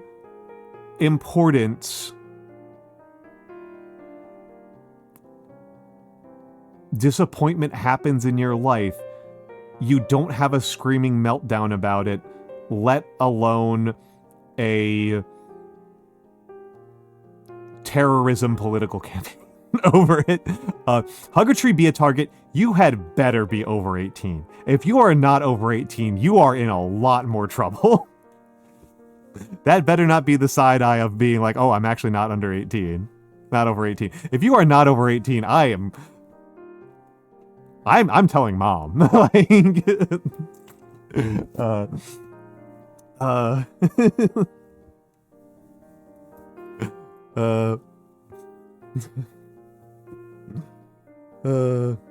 gotta keep up the bit. Fair enough. I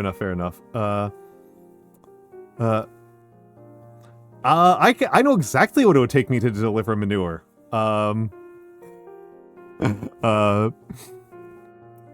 Shark Ray, I know where Huggatree goes in his free time. So like that's so I know where I can get him banned from some places he does not want to be banned from. That are definitely over 18 places. I know exactly what it would take me to deliver manure, which is I got paid to, presumably for like a farm, like for like a but like yeah, to deliver manure someone as like an act of aggression.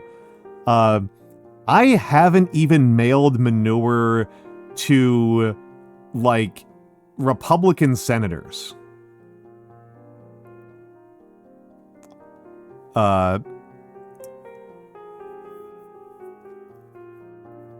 So like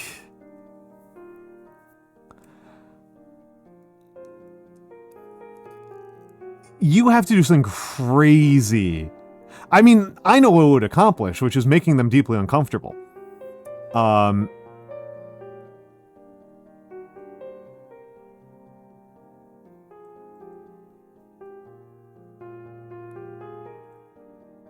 Yeah. Yep. For us and us, yeah. No, I am. I don't know if I'm like. I think I'm kind of above doing petty revenge stuff, but I think it's mostly because I'm lazy and I'm time strained. Oh, that rules. That rules, Matthew. That's good. That's based. Yeah, Arf Komos, you are correct. No, I mean, the thing, right, is that if I were to deliver manure to a Republican senator, I would have to do it in person, right? Like that's how you do that, right? Is like you go to where they're having dinner and you drop a cow pie in their fettuccine Alfredo.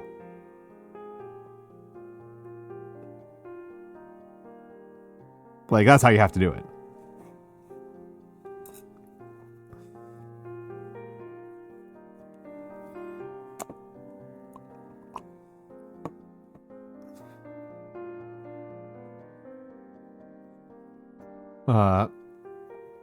Like, and I haven't done that, so, like, I'm not gonna do it over a video game. Yeah, Emmerich draws us because you live in a healthy democracy. Quasi-healthy democracy. Healthier democracy.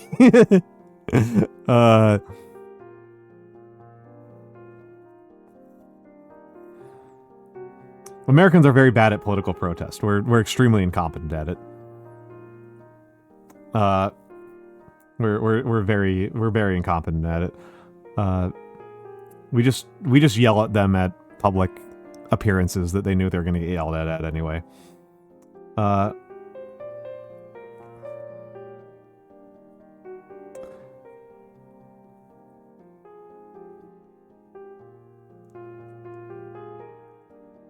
Hey, let's keep going on here.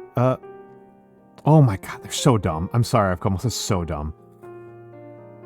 They're so dumb. I mean, we could do a general strike, but like it's general strikes are so hard to plan.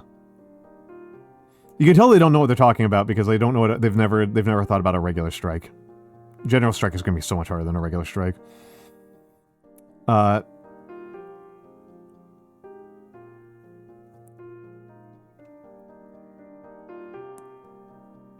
Yeah, I kind of do hate your president, Emmerich.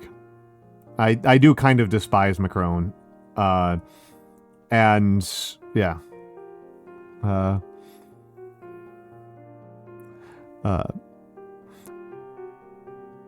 mean, that's what makes it a general strike, right, Shark Ray? That's what makes it a general strike. Admittedly, you don't need to have every single person do a general strike, but you do need to achieve a critical mass that is measured in at least the tens of millions. And that's really hard to get together. Like tens of millions, if not like 100 million for the US. And it's so hard. That is, you are not RF Komos. That is alerts are broken. That is alerts are broken, which means that I did not say thank you to Yonakate and Puppy Girl 4200 for the follows. I did not hear the follow noise because alerts are broken and it's driving me insane. I'm gonna try to refresh it again, but...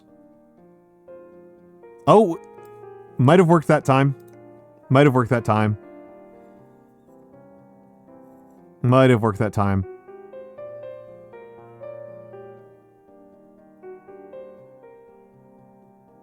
No, it was my Twitch, Como, so not yours.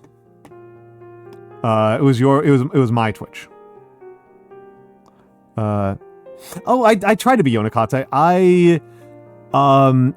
Since we've got 2 new followers here and possibly some other new people lurking or people who haven't heard this before, my philosophy about...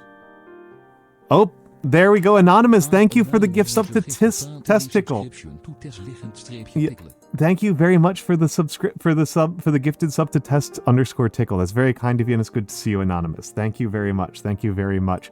The gift subs allow me to continue streaming, and I am very, very grateful for that. Yeah, it is fixed. It took I don't know, maybe whatever problem I was having with Twitch has been resolved. Let's go see if I can see my own stream now. I can see my own stream now. So that's a positive sign. I can see my own stream now. So that said, I would like to actually get to the gameplay at some point, but yeah, Yonakate and anybody else who is paying attention here, anybody who hasn't heard this before, my desire is to have my streams be cozy and informative. I think very deeply about Brian Eno describing his theory of public music. And his theory of public music is that it should be something that if you wish to ignore, you can. But if you want to pay attention to, you are rewarded for it. Right? That it's not something that is boring when you actually focus on it. That is kind of where I want to land. I know that there are people who fall asleep to my streams, and that's fine. But I want it to be a place where when people do lock in and pay attention, it is still worth paying attention to. I also think a lot about how Mr. Rogers did things, where Mr. Rogers, I think it would be insane to say that Mr. Rogers was not a cozy, comfy artist, right? That he was a performing artist who created a space that felt safe and comfortable for his audience. But he also,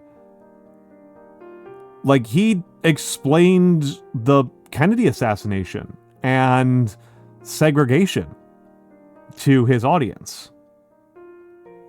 Yes, Blue. Hello, Blue. I just thought, I mean, Blue, I think you'll agree with me on this one. I thought this was really interesting. I don't know that much about lads, but I just thought it was really interesting how much this is a Chinese corporate communication as distinct from an American corporate communication. Right? That, like, these really over-the-top admissions of contrition and like, that's what really stands out to me. These really, really strong direct admissions of guilt are really interesting to me. That's what stood out to me the most. And yet flowery. Yes, flowery. But, like, it's... There's very little hedging. There's very little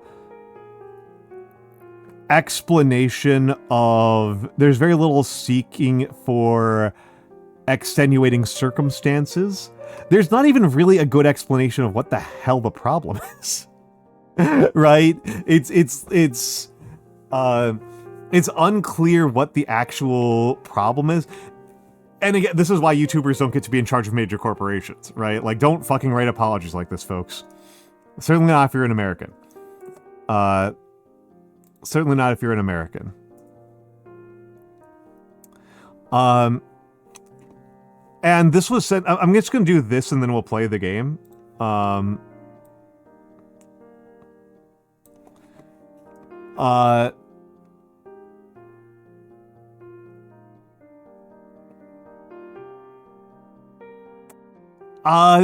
part that stands out to me the most, Gringotts, is actually this part up here, which I think is the part that makes the most sense. I just don't respect it very much. That the main storyline has not received a major update for around 500 days. Well, a new male lead was developed and introduced. This is what I think, this is what I read it as, is that players felt like they were owed a certain content release schedule, and when they didn't get it, they were upset. And this is definitely a case where I'm just being old. I think this is non-trivially a case of me just being fucking old. I don't think developers owe you new content. I think that the way that you play a video game is that you spend money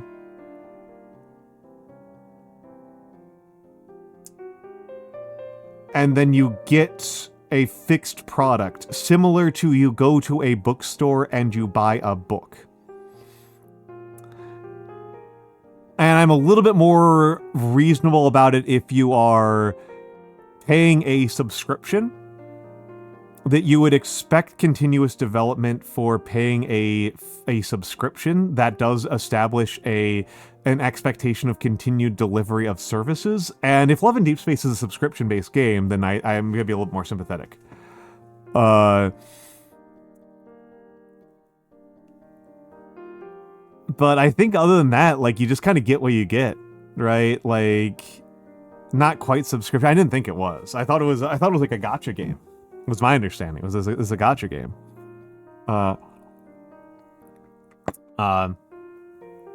And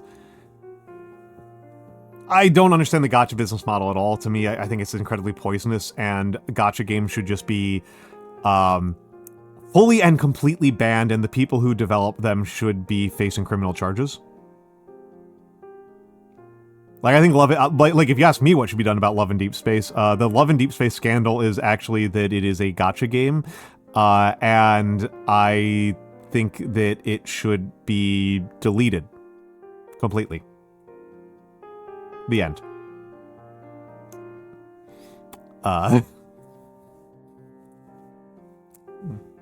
Like, and not for anything having to do with these new recent developments, just the business model should be illegal. Anonymous, thank you for the gifts up to... Wow. An anonymous user gifted 30 subscription to WoW. Well, the thing is, Itsy Bitsy Bones, some people like gambling. And I don't think that... I think that it is a part of us as a society to protect people with gambling addictions from themselves and to put lots of limits and friction on gambling. And thank you, Anonymous, for the gift sub to Based. Based sounds like a username that's an actual person. I wonder... I'm gonna check that right now. Twitch.tv/based. If there's not, I might register it, like, right now. Based exists. They have 36 followers.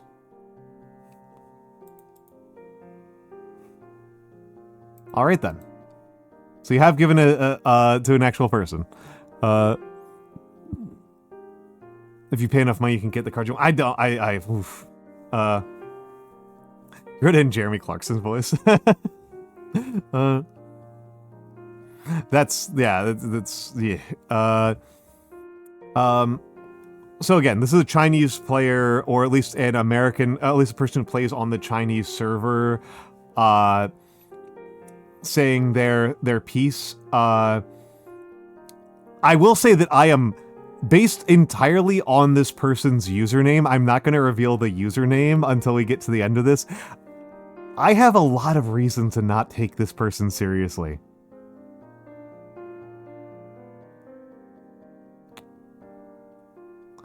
Komos is the one who sent this, so I wonder if Komos understands why I'm like, I don't trust this person.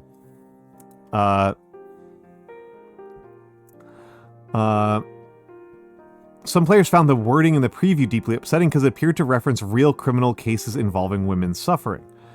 Okay, that's fine. The new character was introduced suddenly, with little to no prior warning, despite the emotional and financial investment players had already made existing characters. This is insanity to me. This is madness to me. When players raised large-scale concerns, company did not provide a serious or respectful response.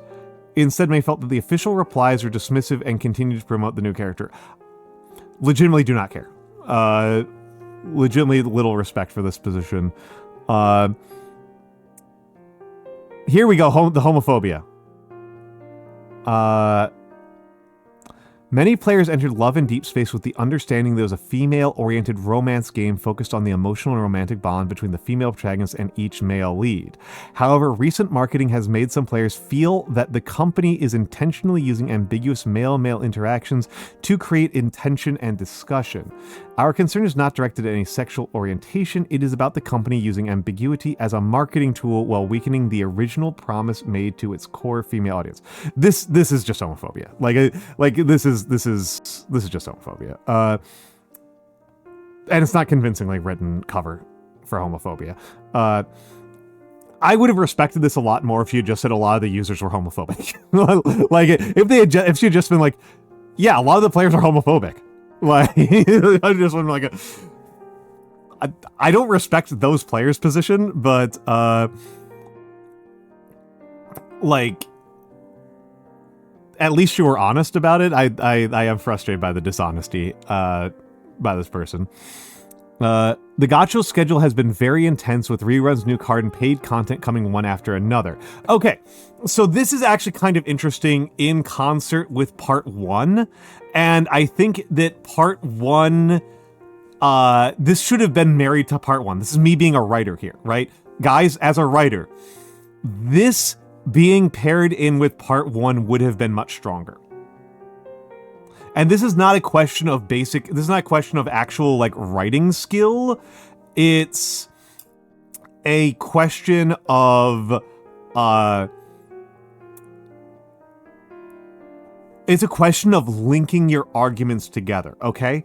So, the gacha schedule being very intense is just kind of a whine on its own.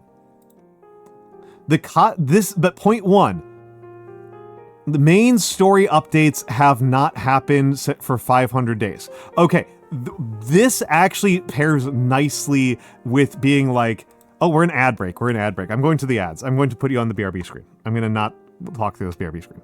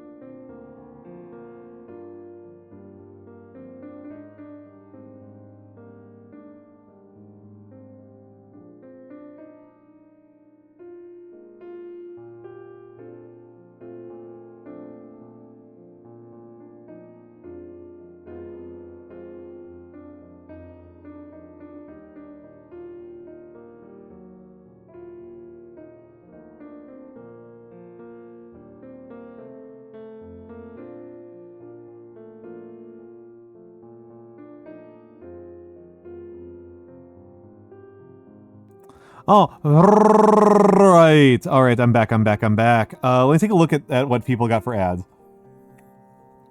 I will just make a brief aside for Syndros.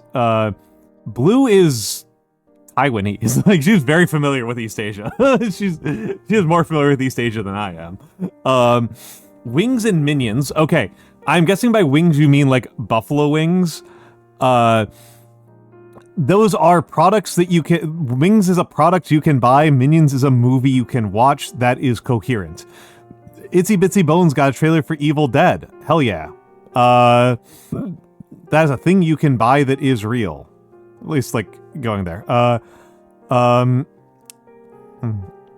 Dolly Molly got an AI-generated advert for a hair serum. Yeah, I would assume that the hair serum doesn't work. That just seems like a very safe bet. That's bullshit. If it was real, they wouldn't, like, use AI. Emmerich got a Little Caesar Spider-Man thing. Okay, that makes sense. And an ad for a small USB, presented like we didn't invent USB sticks. Okay. The dystopian ads for a glucose sensor for diabetic... I am curious as to what makes it dystopian, because a glucose sensor is useful. I have diabetic family members, and improvements in glucose sensors have been quite nice over the years. I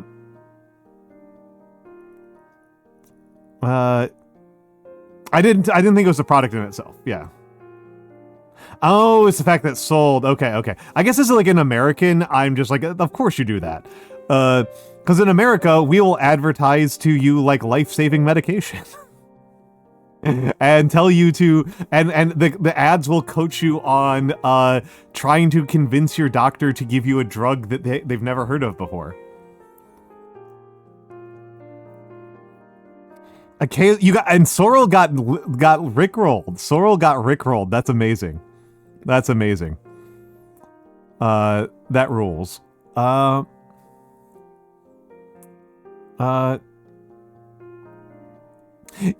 So, yeah, Blue pointing out that this is like scummy business practice. Like they have an incentive to do very scummy business practice.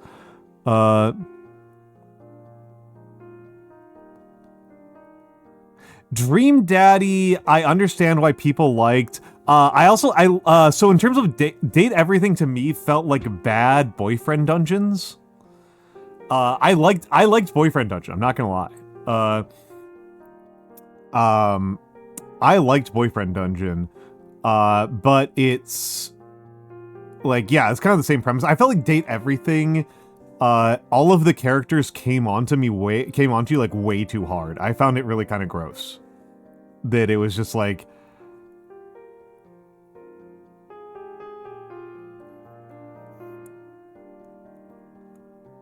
not, being forward with your sexual desires and everything is nice, and I appreciate it when people are, but there is such a thing as, like, you do not know me, right?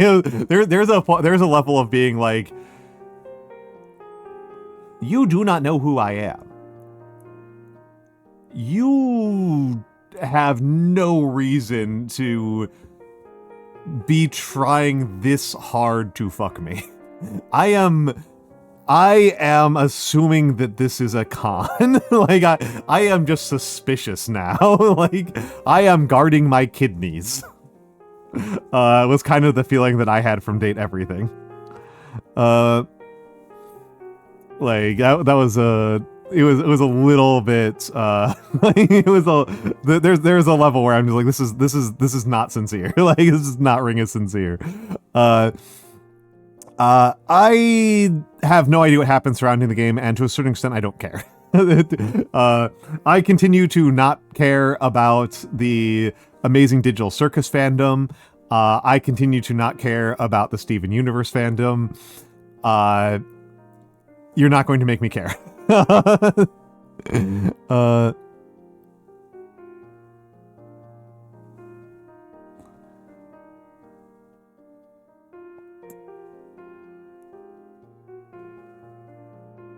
Furo Syndros is going for the goddamn throat here. Holy moly. Holy moly. I think it's fine if Dan Salvato did not get a Shiori confession. I think that's fine. I think making Dan Salvato play through Tokimeki Memorial is fine, but making him get a Shiori one's crazy. Like that is Furo Sindros is taking no prisoners here. Yeah, that does suck. That does suck. Oh, okay, no, okay. Furo Sindros doesn't know what he has said here. Does not know what he has said here. I liked Amazing Digital Circus. We don't need to do an Amazing Digital Circus watch along. Yes, those are correct. Tokimeki Memorial is basically an ultimate cyberpunk text. It is in very many ways, it is to dating sims what Castlevania is to Metroidvanias.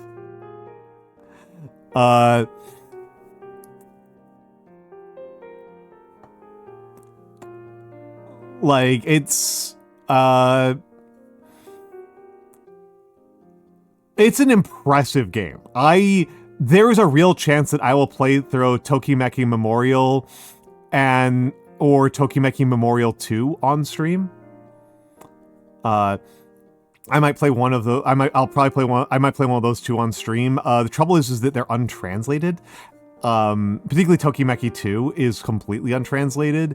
And I think I would have to improve my Japanese enough that I could tell people what's happening on stream. And also, like, story-heavy games have not been good streams for me. So I'm kind of biased against it as like a stream idea, but I do kind of want to because it's really cool. Tokimeki is actually very, very cool. And to be honest, I actually like dating sims. I don't know if people know this, but I actually like dating sims. I don't play a ton of them. I am very much like a dilettante in it. But I like them. And I understand that Tokimeki is like one of the best ones. I mean, there's an obvious case there, right, Matthew? I force Inari to do it. Force Inari to show up. I think my favorite dating sim was Telephone Game. I don't know Telephone Game. Hal has also played it. Oh, hell yeah. Did he have a translation of Tokimeki? I thought Tokimeki 2 was completely untranslated. Telephone Town. I still don't know it. I'm very much a dilettante. One that I really like is Lady Killer in a Bind. That one's fun. I like Lady Killer in a Bind a lot. I will absolutely recommend Lady Killer in a Bind as a dating sim to people who are curious. I don't know if it's a good introduction to the genre in general, because I am, again, very much a dilettante, but I can say that as a gaming experience, it is genuinely really interesting.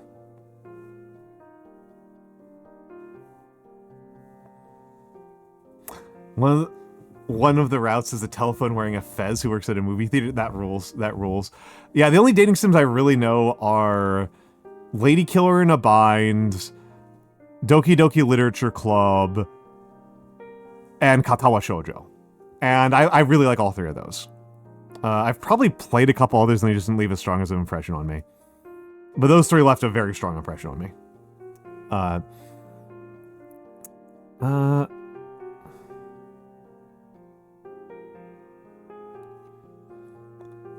This is something I don't respect at all, right? Here we're getting into a fandom thing I don't respect at all.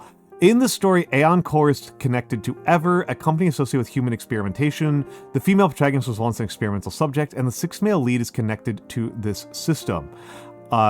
Before his release, many players already associated with him with harm done to the protagonist, her family, and the existing male leads. This is insanity. This is not a respectable reaction to unreleased content, is to get mad at company for your own fanfiction. That's madness, right? That is madness. That is stuff that transcends the Chinese cultural audience, but that is madness. That is like, you are actually insane. You need to touch grass. Yeah, the Yume Joing has gone critical. We have reached hypercritical Yume Jing. Oh, what I was saying before this is that this is a matter of writing skill. Is that the gacha schedule has been very intense with blah blah blah, right? So the gacha schedule has been very intense, paired with no major updates. If you had paired 1 and 6 together, that's actually a huge improvement to the argument this person is trying to make. That's actually like a really big improvement, because there is a tie-in, right? The contrast between the game hasn't been putting out interesting story content with the game has been pumping the players for funding. That's actually kind of an argument. I don't think it's a particularly great argument, but it does strengthen. Those two pieces work together and create a stronger, coherent point, which is that they view the lads developers have been behaving sleazily, right? They have been doing the VTuber equivalent of that would be like begging for subs and not doing very much with the subs, right? Like, that's a thing that can happen, and that's like viewed as gauche in VTubing, and so I get that, right? Confusing and hard to follow. Interesting. There's a lot of games where I don't care about story content releases because the story content is bad. I can't speak to Love and Deepspace on that one, but even a game that I will actually praise quite often for story developments, Warframe, I'm actually always really hesitant about any I don't let myself get hype about any story releases for Warframe as much as I like Warframe, because the quality of their story writing is not good overall. I shouldn't say overall. Their story writing is probably good overall, but it's not consistent. It is not very consistent. And so like you'll occasionally get some really good writing and then like some pretty meh writing. I'm not going to try to convince you to go back to the frame, Emmerich. I dip my toes back in periodically. I like Warframe a lot. I have a lot of positive things to say about Warframe. But, you know, I play it when I feel like it. I play it when I feel like it. I've never had a bad time with Warframe, to be honest. I've never felt like my time in Warframe was, like, wasted. Maybe not the best use of my time. Maybe I would have been better off studying that time studying, but not wasted. Not wasted. Hello, Gamma. Hello, Gamma. We're talking about lads. We're talking about lads.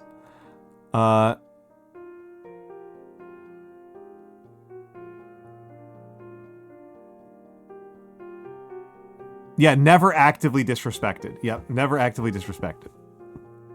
We're probably towards the end of the discussion, Gam. I do want to beeve. If you like the new character, you may one day face the same problem. Your favorite character's story may stop updating, his content may be reduced, and the company may shift resources to another new character without properly addressing your concerns. Okay, that's fine. Like, whatever. Like, I don't know.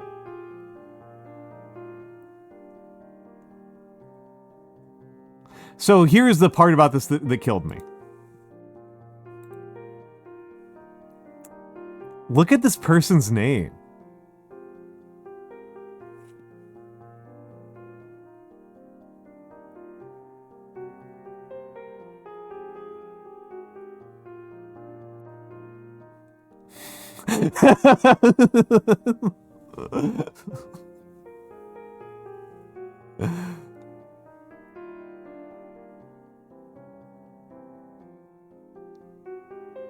I'm...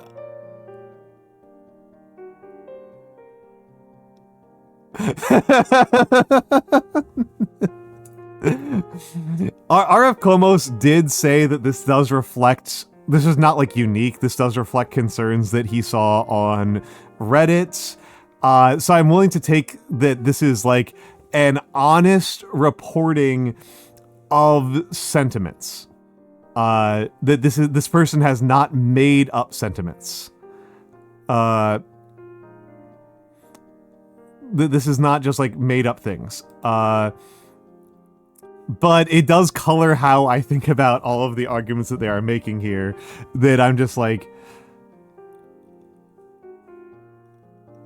I am going to assume that this person's an asshole.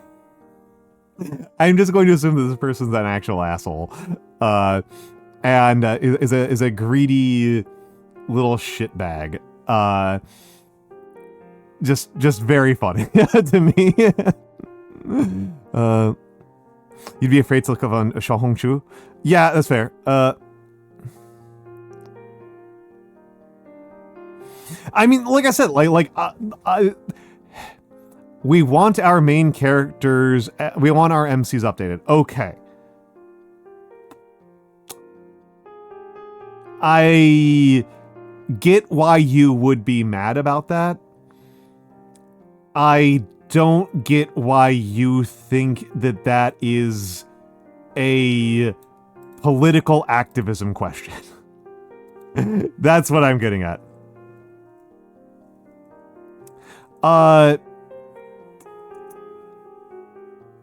Hold on a second here.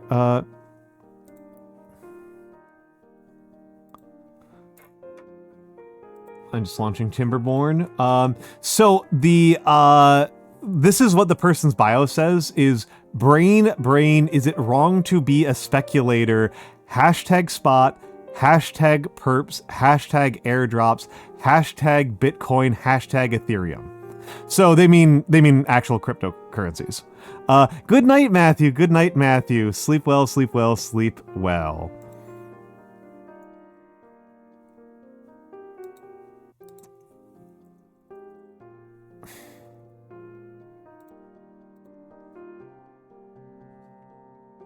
Sleep well.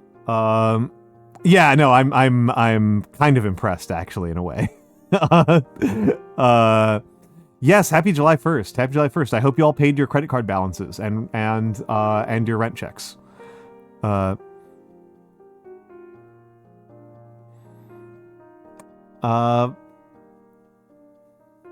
yeah, I thought this was kind of interesting. I thought this was kind of interesting. I don't know if it was majorly interesting, but like we do have some Love and Deepspace players, and I'm grateful to kind of hear from them here. That it's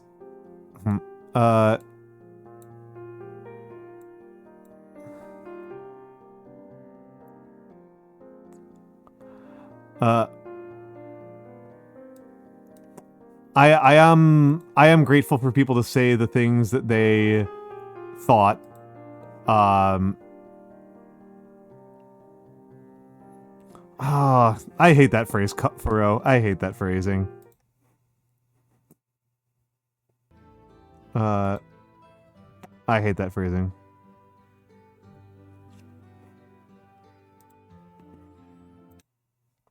Mainly for having a mediocre storyline.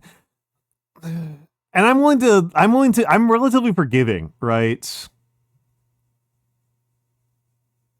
I hate that they canceled the new character. Yeah, Blue, like this what I've learned from this is that I am actually even I am kind of landing on like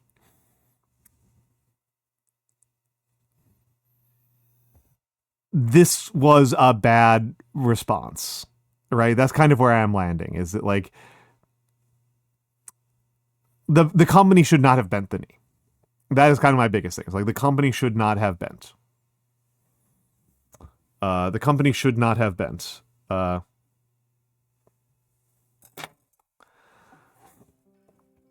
there is a part of the phrasing that somebody suggested that I think is kind of interesting and may or may not be what's actually at stake here. Which is, was the actual plan to like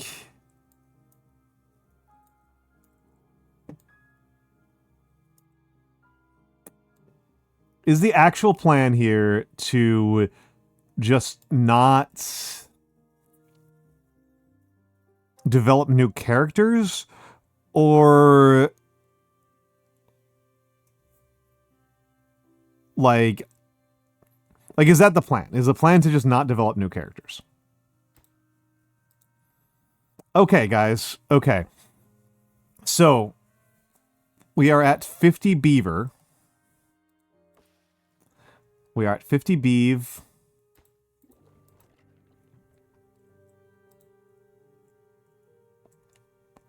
The roasted potatoes were hit excellent. They sounded excellent from what you said. They sounded good to me. Okay. So here's where I am at right now, is that I think I need to do some more automation. Right? I think I need to do more automation. So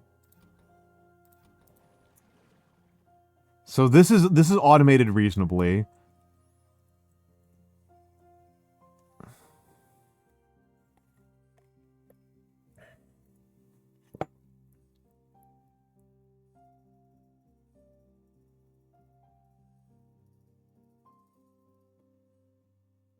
People went crazy in a bad way. Yeah, it's to me, Blue, it looks a little bit like this is an issue of like truly unhealthy levels of envy. And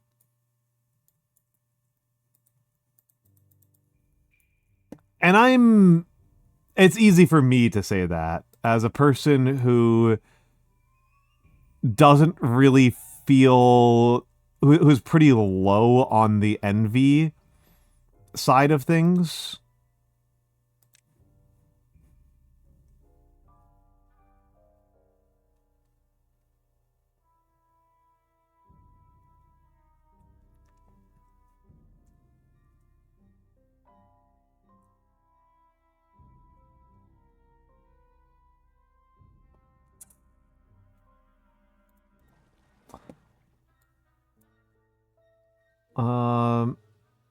Let me check something here. Water. What's the maximum depth on this? 4 meters.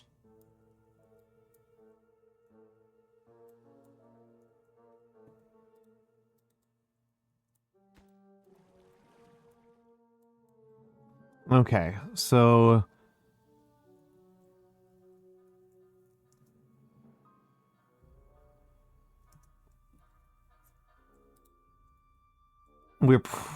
I kind of want to redo this area.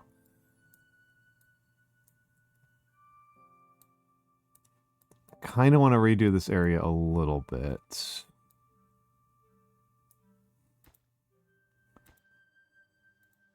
So this is the maximum depth here. Yeah, I have seen that as well, Blue. I have seen that as well. I have seen that as well.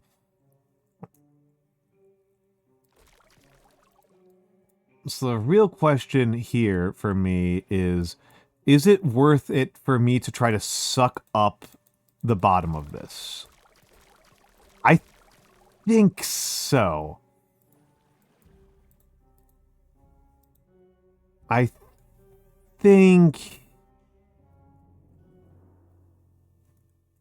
think I can revamp this in some pretty interesting ways and produce a pretty... Yeah, I've seen people get upset over all sorts of weird stuff. I am not generally very sympathetic. It's...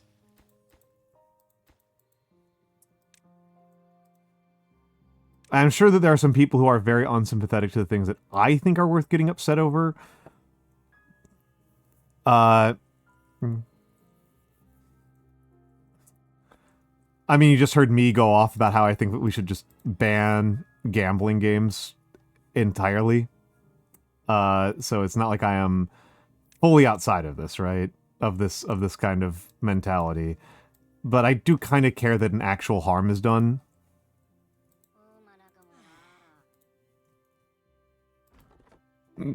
that I can like identify.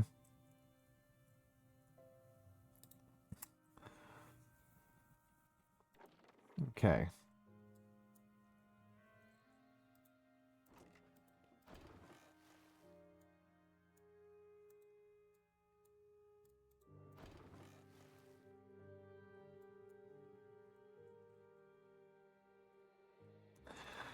Okay, so where was I at in this run? There are a couple of things I could do, and I know that one of the funnier options I have is to start is to expand my population, which is not actually super hard at this point. Expanding my population and increasing well-being via decorations. I do think I am probably at the point where it would be pretty justified for me to... Let's think about this. So I could expand population. I am kind of at the point where I need to start doing bad water. I need to start doing some bad water stuff. And that's what I was working on last time. Was expanding bad water usage. Transportation. That's actually more important. Transportation. It is time to build an actual transit network. That is the real key. It is time for an actual transportation network.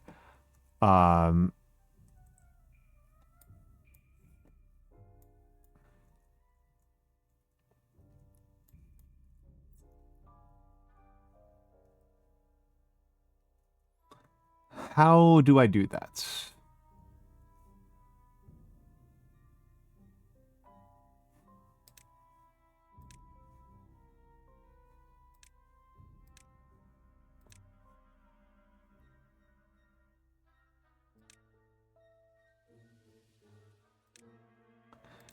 There we go.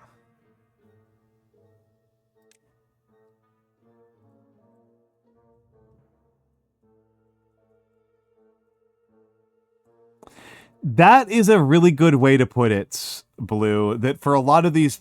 Well, and here's the thing, Blue. This is my outsidery perspective as a single man, projecting what I see from other men and what I see as pretty unhealthy behavior. I see a lot of evidence that people have... Romantic connection is very important. Let's just start with a premise here. Romantic connection is very, very important. People care about having romantic connections and people want to be in love. Okay?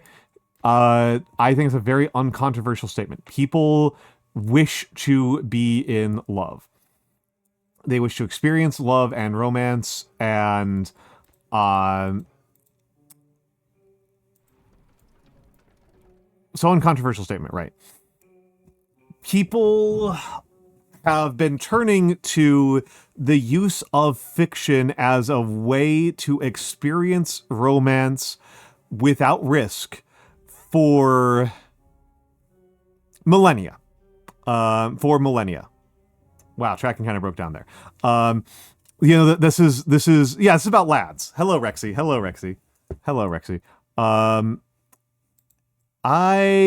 Tracking is slowing down quite a bit here. Let's just do a quick adjust there. I am going to close some programs while I'm thinking about it. Save that file. I don't actually need WaterFox open, as much as my comfort blanket program. There's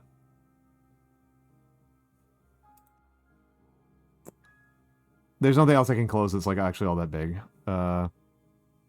Boo. But yeah, people have been turning to fiction as an alternative, fictional lovers for, thousands of years, right? Like Pygmalion is a good example of this. And that's ancient Greece, right? So that's not like that's new.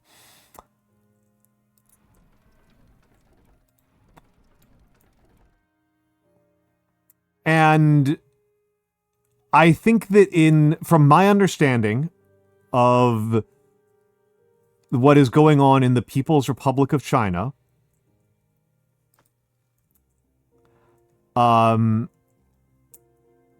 the prospects for single women who live in the People's Republic of China to experience romantic connection are not great. Do people feel like that's a really unfair thing for me to say? I don't think I'm being very unfair when I say that. I think that's a fair way to put it. That that the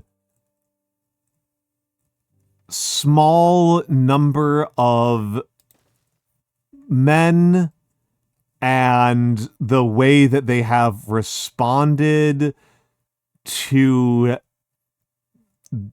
what their lifestyle is like has made it so that a lot of them behave in strange and off-putting ways. You know, pause this. And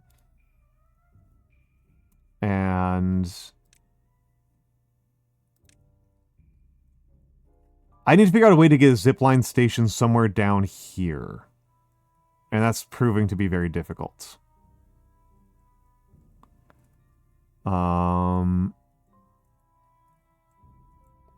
It's pretty tempting to just remove these.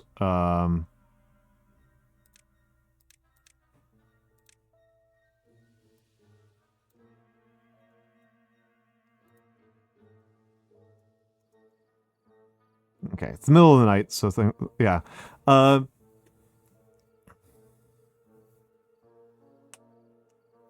Yes, Purosindros. That's a much more. That's a much less polite way of putting what I was saying. That's a much less polite way of putting it. Yeah.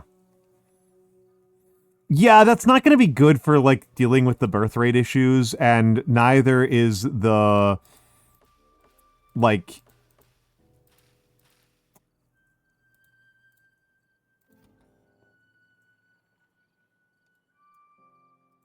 Oh yeah, we gotta open up the floodgates here a little bit.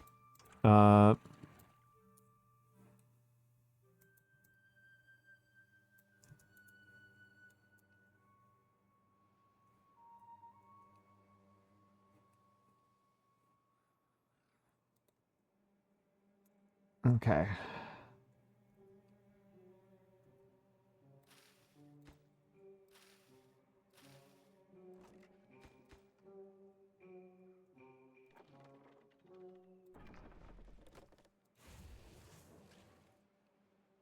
Smelter is currently pretty high priority.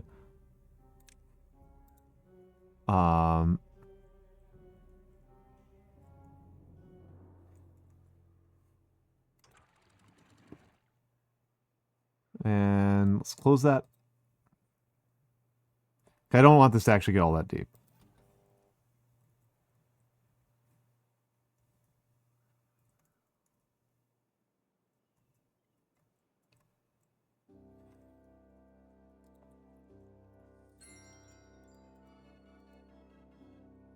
And yes, I'm overall with you, Blue, right? Like that's an insane behavior.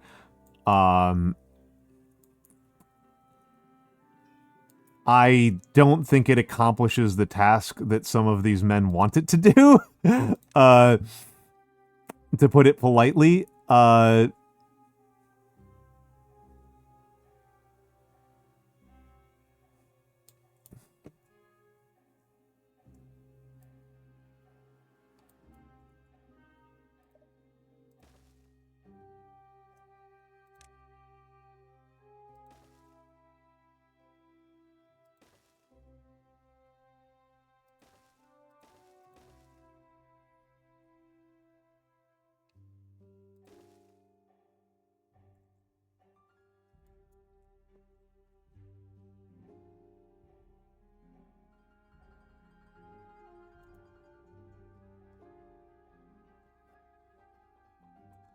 Oh yeah, no. But, I find the question on birth rate to be really interesting, or on TFR, total fertility rate, to be really, really interesting academically.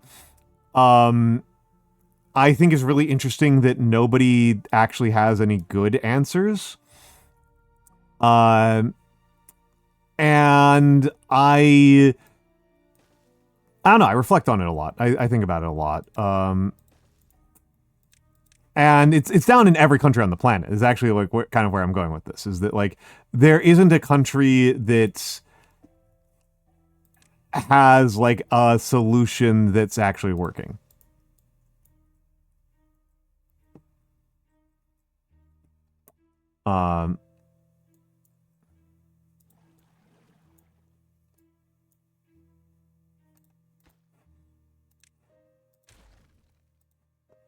Like I haven't seen an actual public policy intervention that like makes a real difference. Yeah, and this is I mean, it's worth pointing out, right, that like the US perspective, right, is the current American plan is to like end no fault divorce. Right? Like that's the current American plan. Is like to just make it harder for women to get divorces. The plan's already dead in the water. Yeah.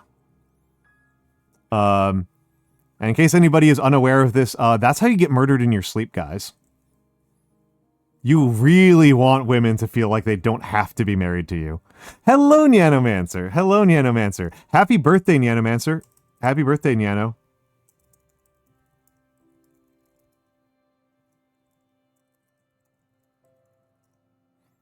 What's up, Nyano? What's up? Why are you coming for my old ass?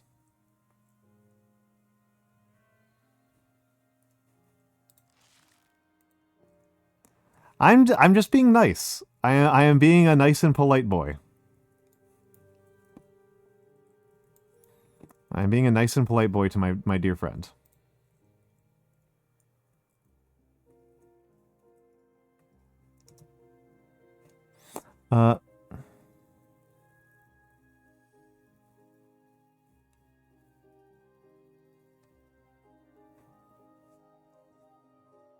She means stuck in a marriage that she couldn't get out of.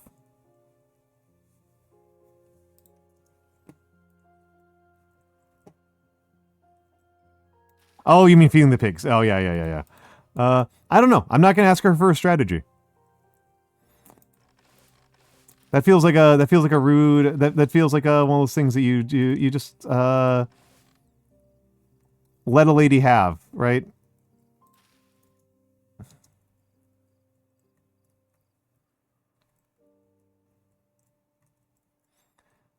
You know, you don't ask a woman her age, etc., kind of thing, right?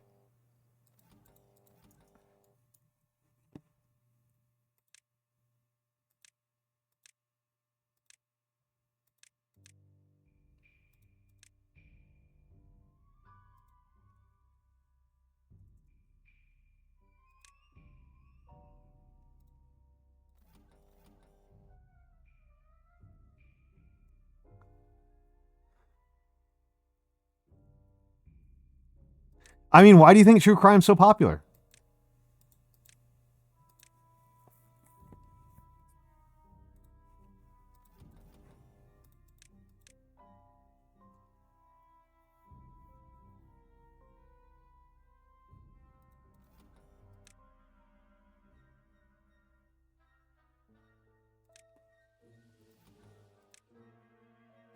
Okay, I've got an idea here. Potato greater than 20, include inputs. And then spatterdock greater than, not grilled, regular spatterdock, ungrilled.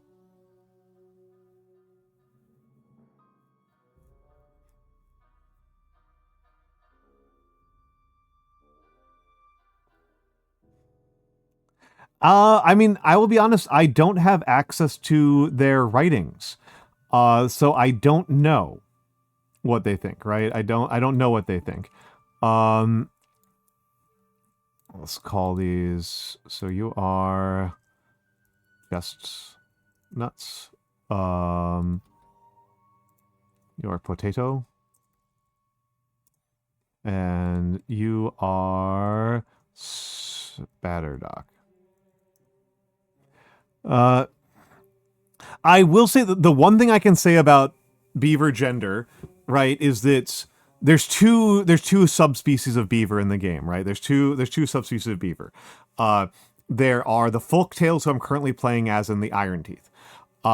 The iron teeth reproduce asexually, so I don't know so I have even less to say about them.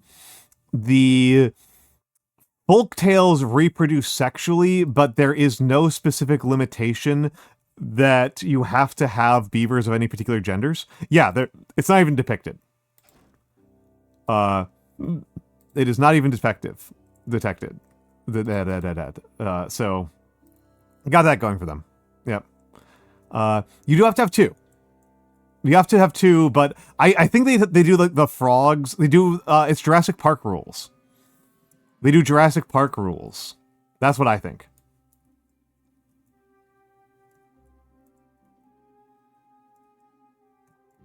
Is that how that works in BattleTech? Do the clans also change sex as needed? Because that's how that works in that's how the Jurassic Park dinosaurs worked.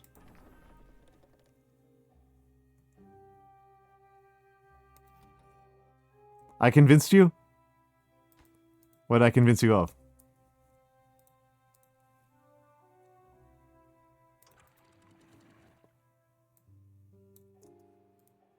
Everyone puts their genetic material into a giant vat. That just sounds like a fraternity hazing.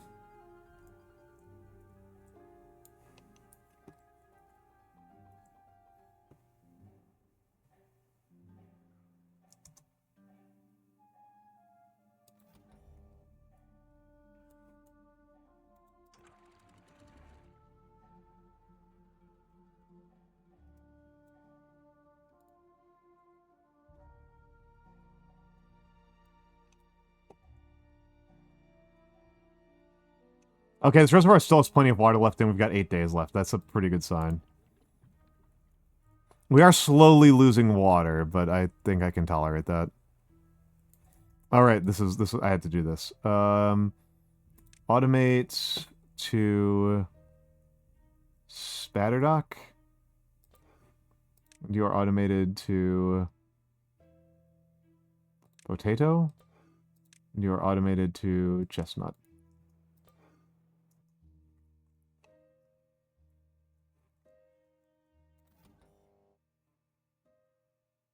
Okay, that's fine. That's fine.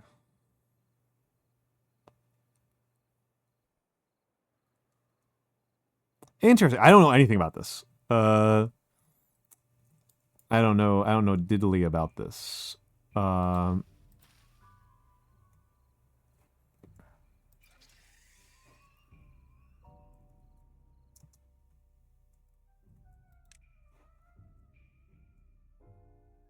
Too far. Roger. You also haven't even been constructed yet, so...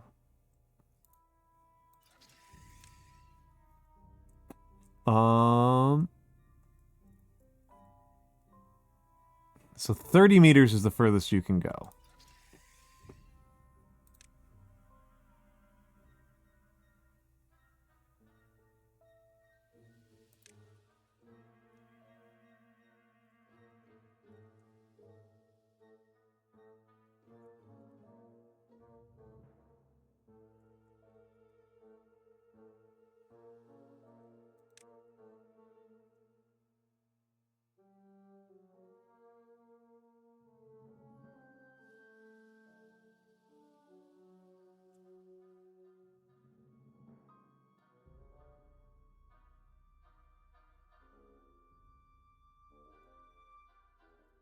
Okay, let's wait a moment here. Just demolish these immediately so I can stop giving myself a headache about him.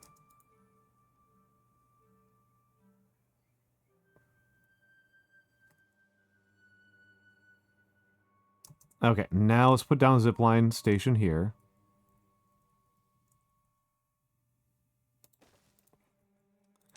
And now... Oh, perfect.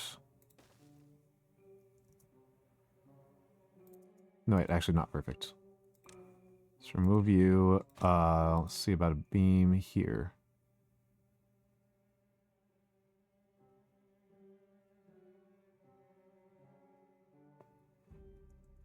Because we still do want to do a pylon, but like here maybe? Nah, it's got to be over here.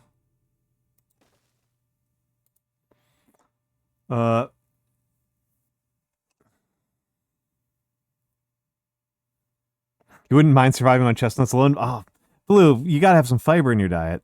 You gotta have some fiber in your diet.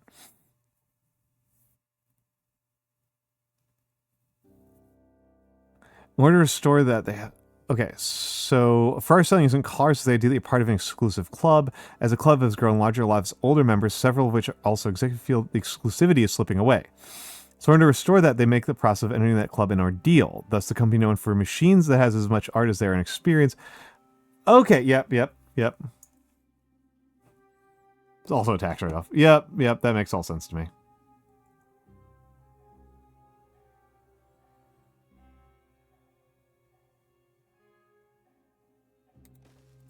Okay. Hello, Galaxy Wolfstar. Hello, Galaxy Wolfstar. Also, happy birthday to Galaxy Wolfstar.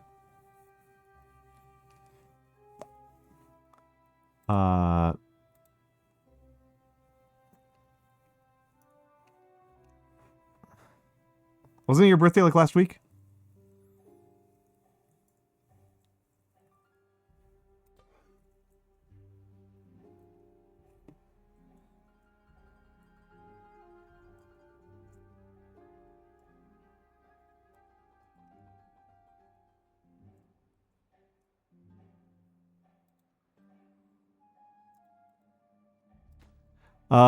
Yeah, Galaxy Wolfstar, I did a calligraphy of for your birthday, but it's I didn't find a Twitter or a Blue Sky account for you, so okay, you did see it. Good. Excellent. I'm glad that you enjoy it.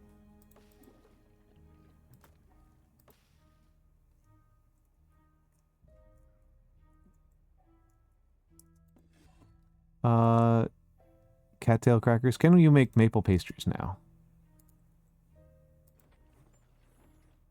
And how are we doing on wheat flour? We're doing fine on wheat flour. You have a Blue Sky, you just really use it. That's wise of you. The Blue Sky is a silly place.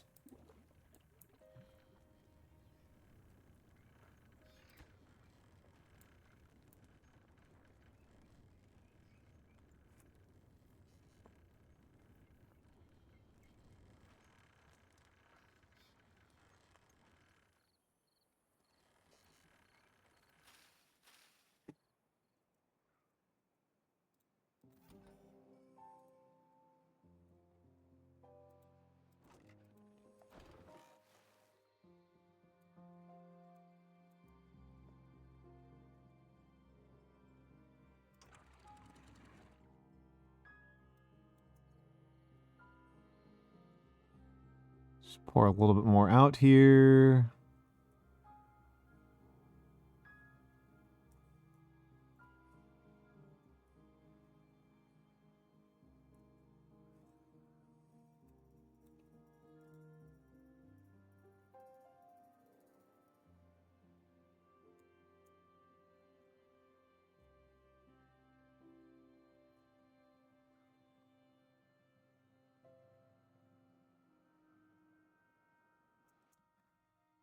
You want to send a video about old head comic and characters being all angry and pedantic about younger guys formatting their speech bubble. We are the descendants of the legacy of Illuminator monks of old, and that dude's handwriting reads like doctrine. Nice. That's sick. I like that.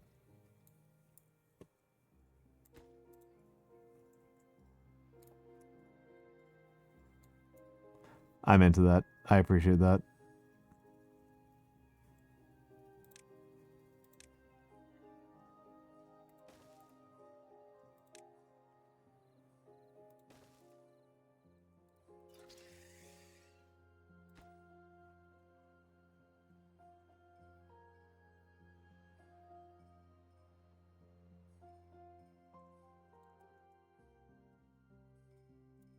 Okay, okay, hold on.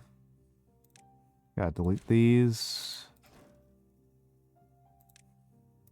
I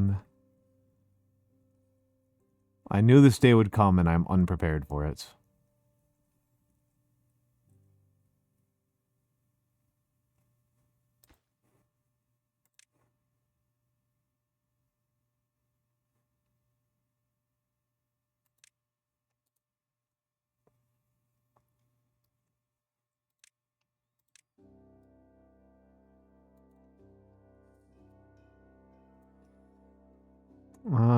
Where? Oh, there's no reason why your handwriting and artistic capability would be correlated. My calligraphy handwriting and my regular handwriting aren't even well correlated, Shark Ray.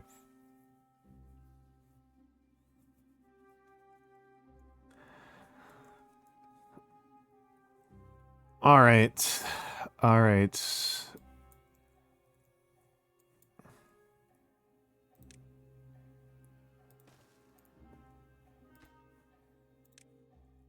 This is the least...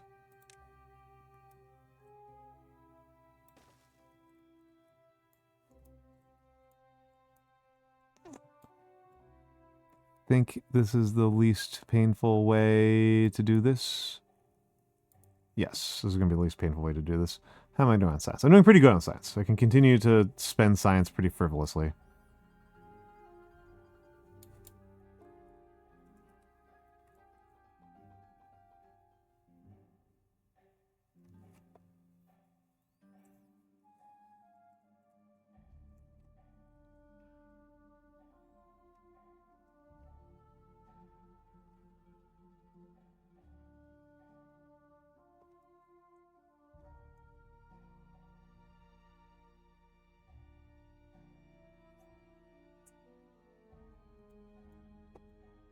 My handwriting is not bad. It's just not exceptional. All right. Ads are starting soon. I am going to get up and stretch, and we'll be back in a few minutes. We'll probably grab a beer. We'll be right back. It's unremarkable. My handwriting is unremarkable. But we'll be right back. We'll be right back.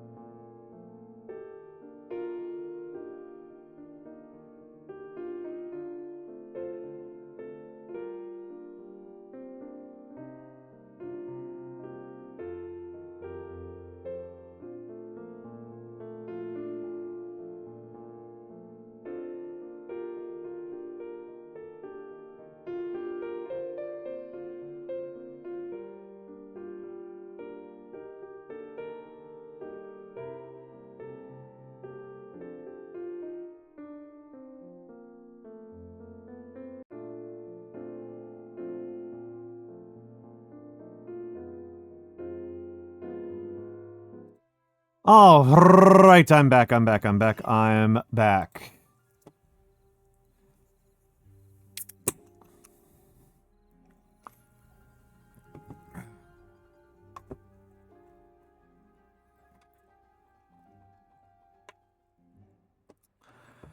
Okay.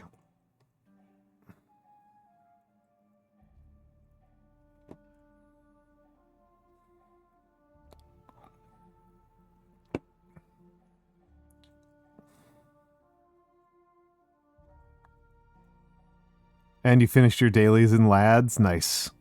What if you told me that the world was going to roll me?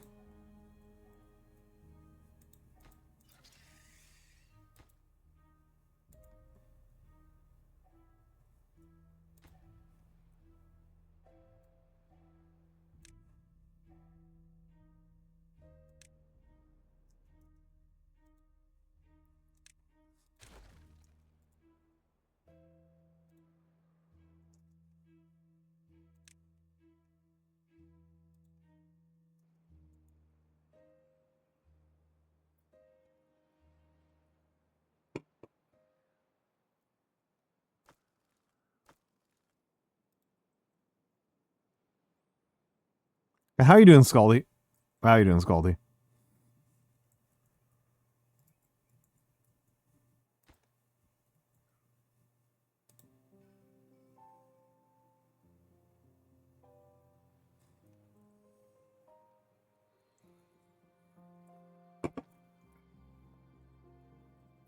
Yeah, we're I did do a run today. I did run today. I am not planning to run tomorrow, but I am planning to run at least once more this week, probably Thursday. Hello, Wea Biscuit. Hello, Wea Biscuit. Good to see you again. Good morning.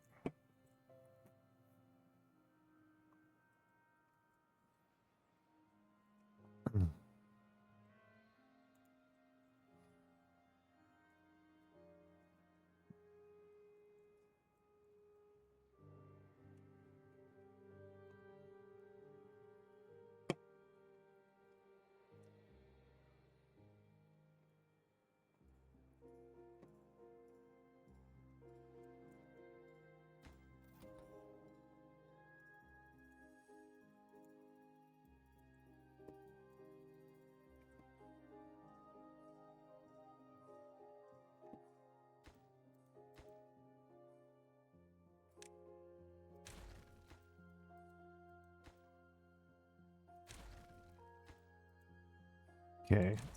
Just a couple of paths gone.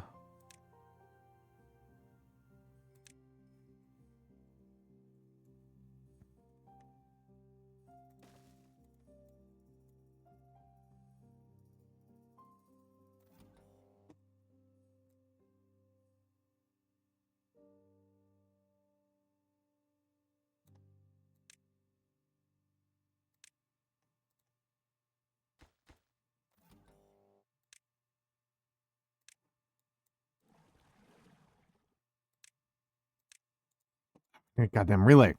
F.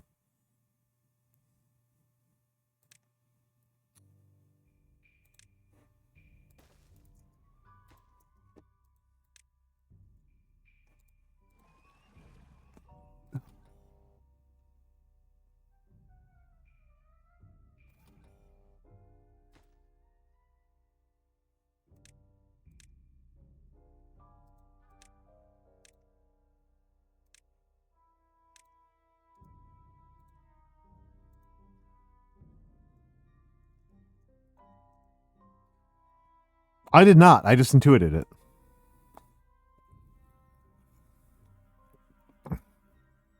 Oh, that's kind of interesting. I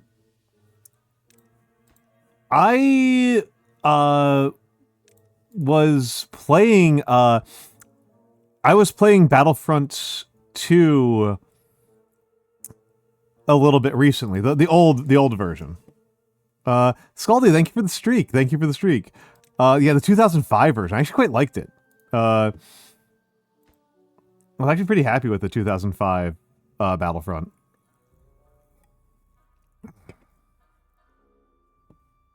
Hello, dear Nunu.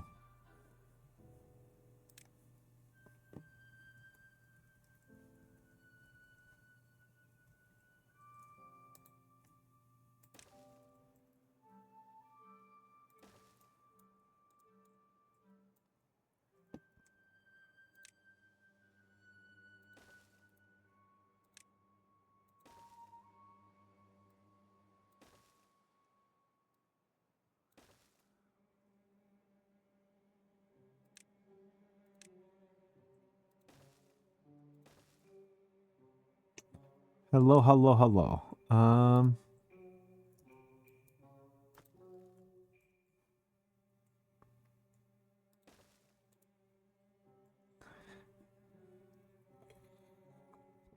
Hello, Akshi. I assume that you've been here for a moment. But yes, I like this game a lot. And hello, Sotek! Hello, Sotek. Let me give a shout out to Lore Master of Sotek. Shout out, Sotek. How was the leveling? I know you were leveling. I didn't catch much of the stream, but I know you were leveling. How was the leveling? It's Sotek. Yeah, Sotek is a dear friend.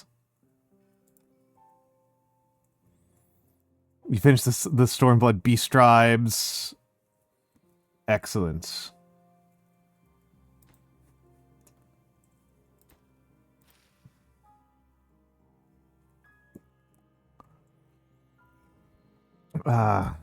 Excellent. Yeah, Sotek has been playing a lot of Final Fantasy XIV. It's honestly a little bit funny to me that they say allied society. It's just me being like a nerd.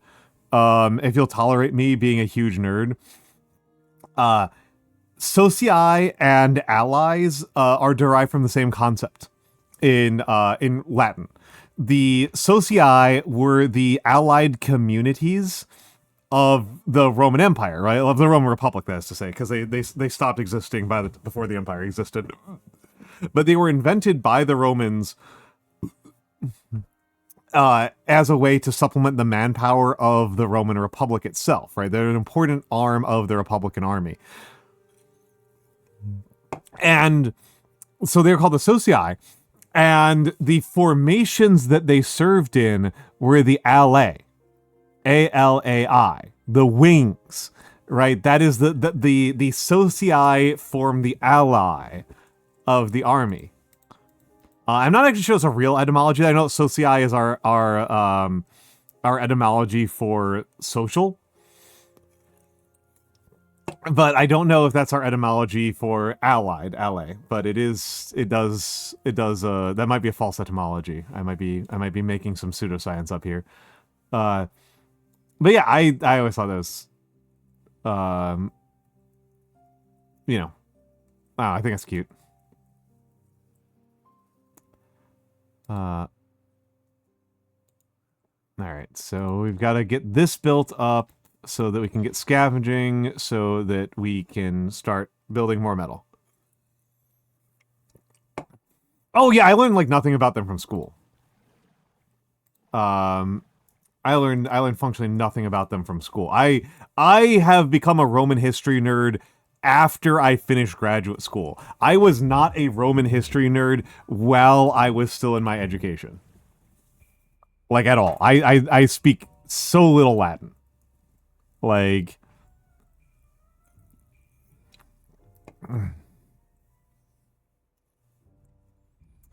it is not worth respecting, my level of Latin knowledge.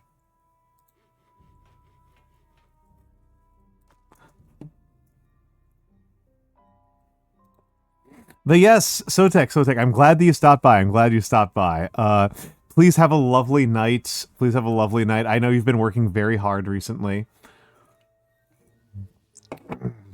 You deserve the best. You always have.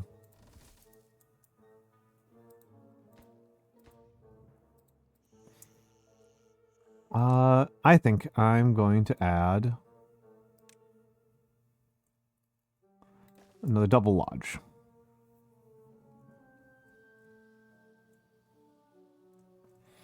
The white consoles of Space Marine Chapter 40K have a fondness for baths as a defining character trait.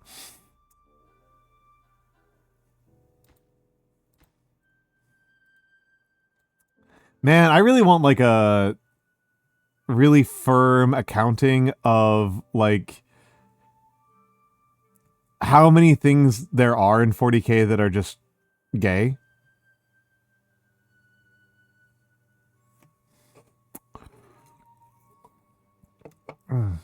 I don't actually really want a firm accounting, but it's something I'm intrigued by, right? Because it's so important, right?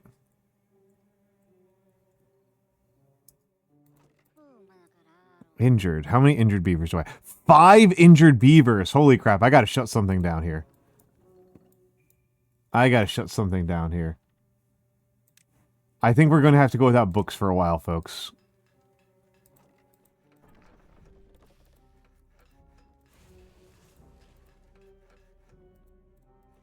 Five is way too many injuries. We gotta do something about that.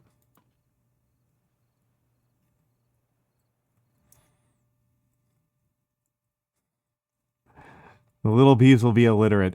I am taking away... We spent like half of the stream... We've spent over 2 hours of the stream talking about Love in Deepspace. They are not getting their porn.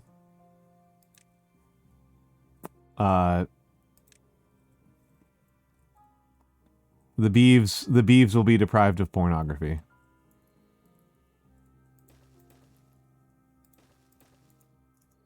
Oh yeah. The funniest part is I've never played Love in Deepspace. I was literally just reacting to the Love in Deepspace like controversy that I saw on Twitter.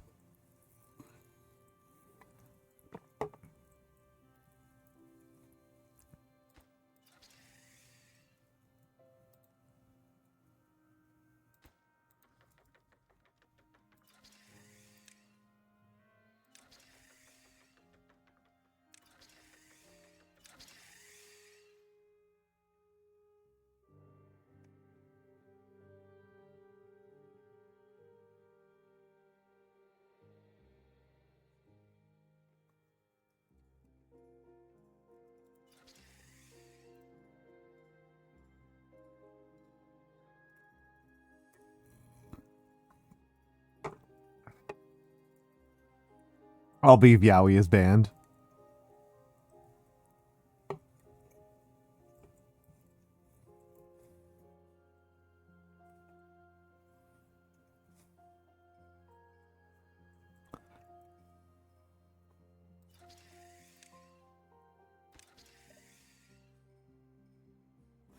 Oh, interesting. Interesting. Wow, ziplines are so much worse. Wow, they are so much worse than the tubes. Does this answer the age-old question on the streets? Okay, absolutely. Oh, okay. I mean, it did answer. I mean, it answered a small version of that question. And the affirmative of straight Chinese women are extremely not okay.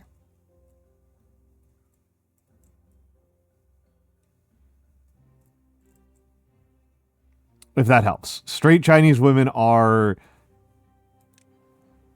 profoundly having a terrible time.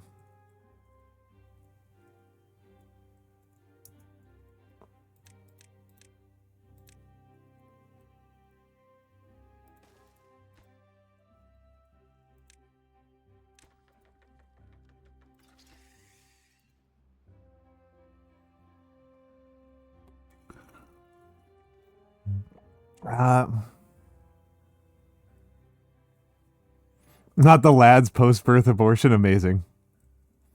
Yeah, Scaldy, you're so true. It turns out that China and the United States have more in common than they have apart.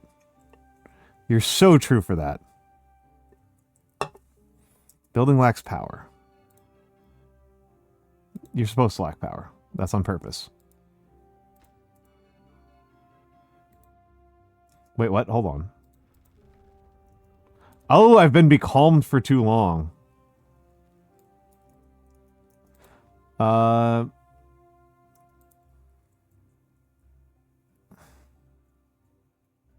Okay, okay, okay.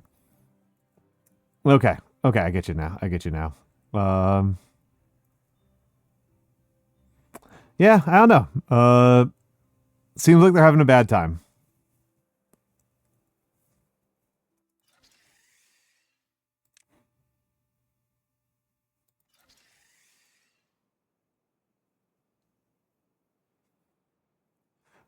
Fuck it, says Theo. What are we fucking?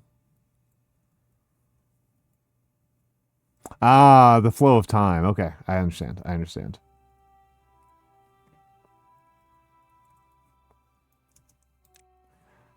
We're putting another large tank up here. It's the better way to do this. We'll put on a slightly lower priority.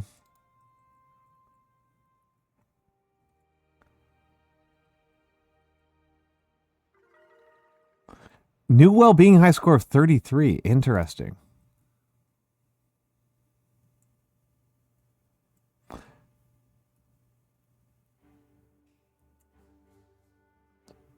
What is the problem, Wea Biscuit? What are you suffering from?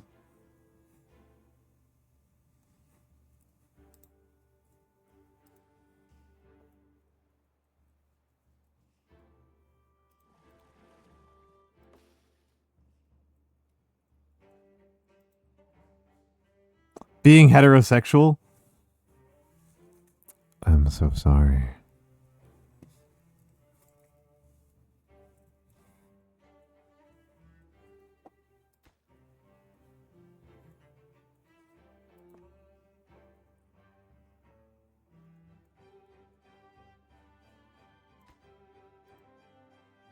Oh, of course I did. Of course I did, Wea Biscuit. I enjoy teasing people. I think I've been pretty clear about this. I don't think this is confusing at all. I have fun. I am having a nice time. Oh, bad tide is approaching. Boo.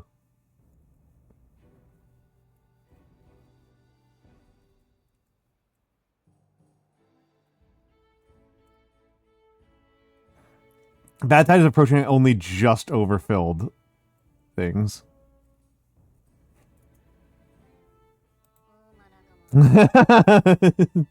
Two different reactions here, two different mentalities.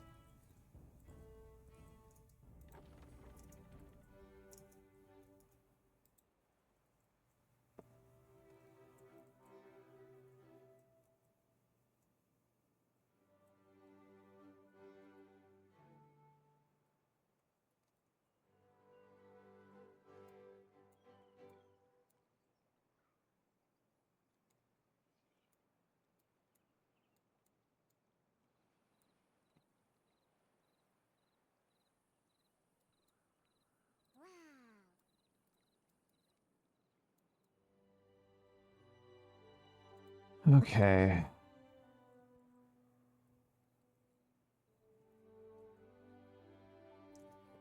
You know what? Actually, we've got to go over to 20. We got to go over to 20-hour work days. These last 2 days. I am sorry. We just have to be pumping water. We just need so much water right now. It's the most important task.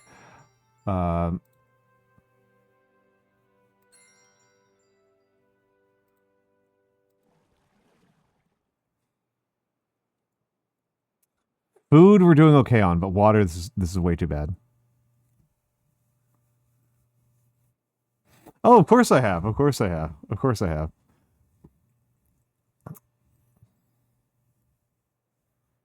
Of course I have.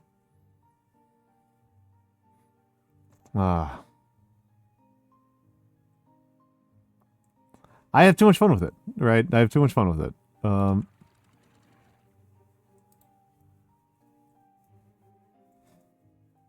I do love that comic though. You are correct to highlight that as a comic that I love.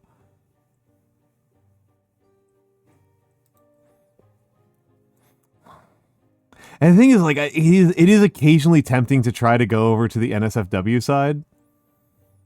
Moments like this make that seem more tempting, but like,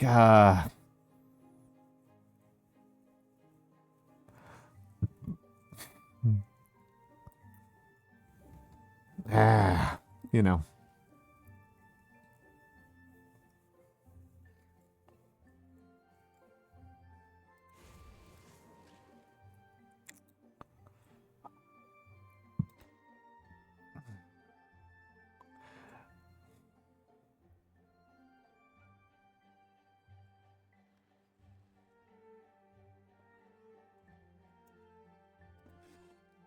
I'll set you over to cattail crackers for a little bit. I definitely have a distinct memory of talking to a friend of mine who has done some NSFW content creation, and like I talked with her about like, yeah, like she listened to me and talked about like what I can do and stuff like that, and she was just like, it would be 4+ years of unpaid labor.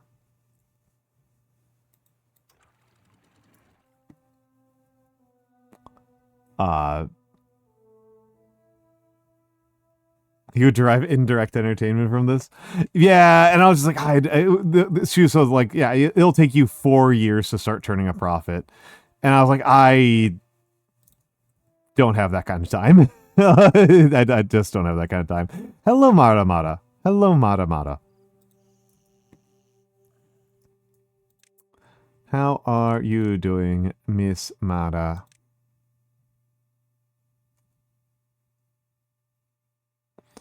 Bevan, hello, Rised. Hello, Rised. How are you doing, Mr. Rised?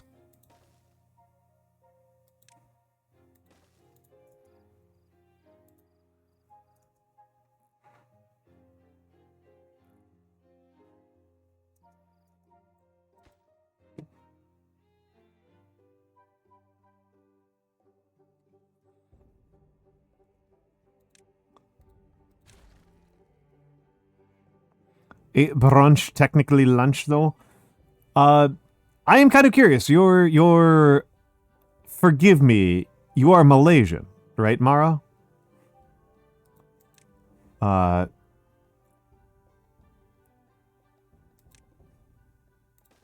not misremembering here.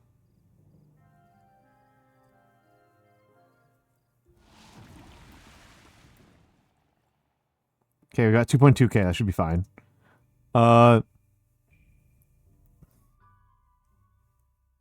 Singaporean. Okay, I know I was in the right geography, but I thought you were Singaporean for a while, and then I was like, no, she's from one of the larger ones. This has more of a countryside that has more rural areas. But okay, Singaporean, not Malaysian. Okay. What is brunch in Singapore?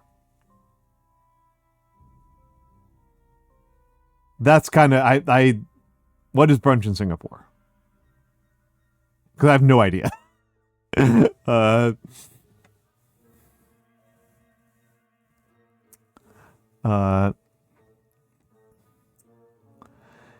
I would want to say why so many myths about ancient civilizations started in the 1800s. That's a really good question. I would say, Reist, what you are looking for is not sociology. You are looking for folklorism. That is the name of the study of the kind of conversation that you're talking about, is folklorism.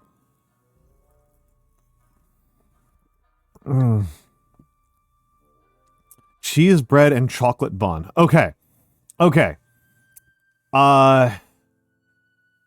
To me, so I don't have brunch very often. I grew up in a particular part. I grew up in the Midwestern part of the United States, the center-ish area of the United States. And in that area of the United States, hello, Ion. So good to see you, Ion. In that area of the United States, brunch was you have breakfast but late. It's not anything special. It is you have breakfast but late. Which in the United States is pancakes and eggs and stuff like that. Small aside, I actually don't like American breakfast cuisine very much. It's not even anything against the cuisine itself. It just makes me sleepy, so it feels really bad for breakfast. But in the case of, but then as I in New York, brunch to me, the last 5 times I have had brunch, it was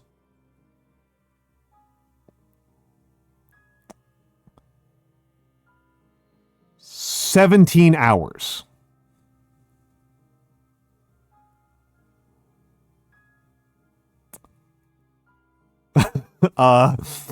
It was 17 hours, and yes, Blue understands. Blue knows. Blue has the same type of brunch that I do. This is a New York moment. This is New York. New York brunch is you get wasted for an entire day. Is you wake up early so you can start drinking harder.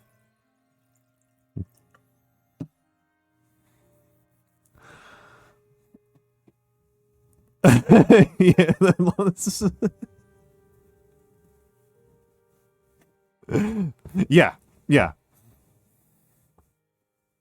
Correct. Correct, Theo. That is how I feel about it as well.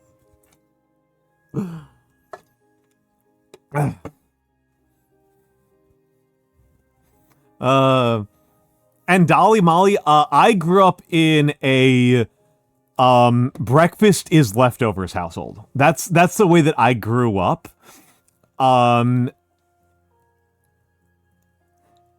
That is how I grew up. That's not the same as like what it actually is, right? I may have fucked up here. I should be okay. I should be okay. 17 days is not too long.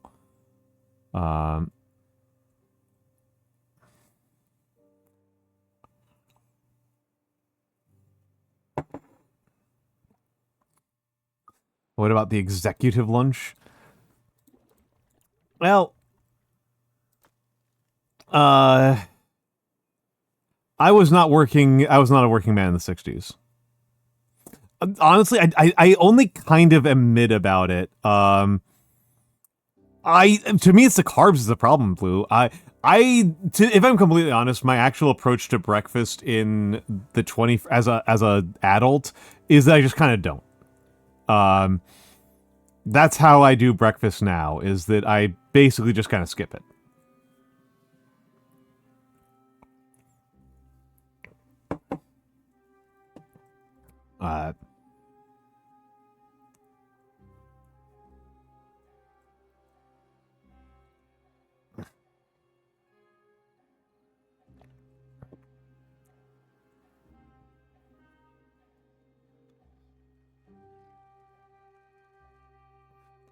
They're fine. I just would rather have waffles as like a dessert item.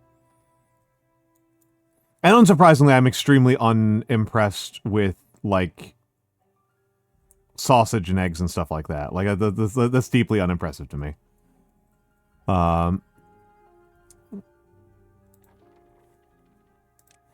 You know, the fucking vegan is unimpressed with with meat.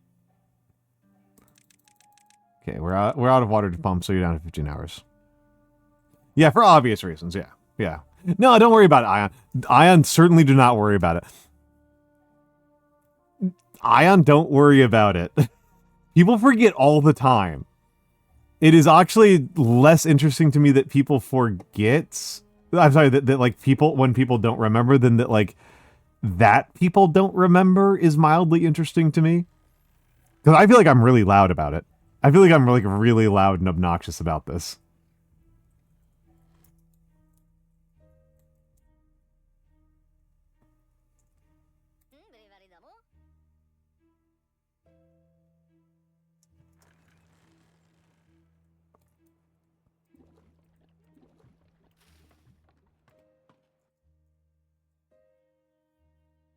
Uh,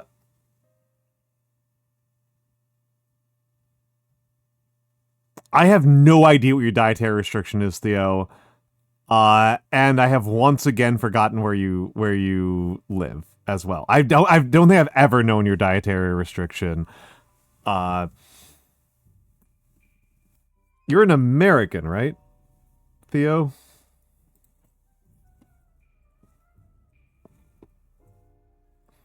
By choice since the age of 2. That's crazy. That's crazy. I was fully an adult by the time I went vegetarian. Chicagoan. Okay. Fellow pickle relish hot dog enjoyer. Fellow. How do you feel about the Bears? Do you have opinions about that? About that development?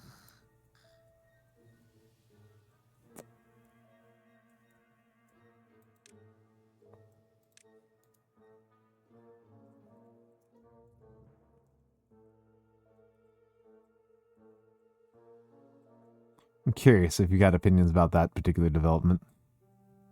About the Bears, yeah.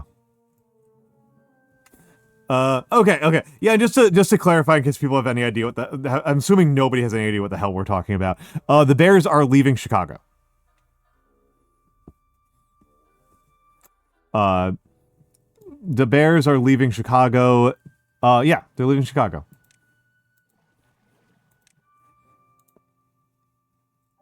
Yeah, they're going to, what's it called? Indiana. Which is deeply funny.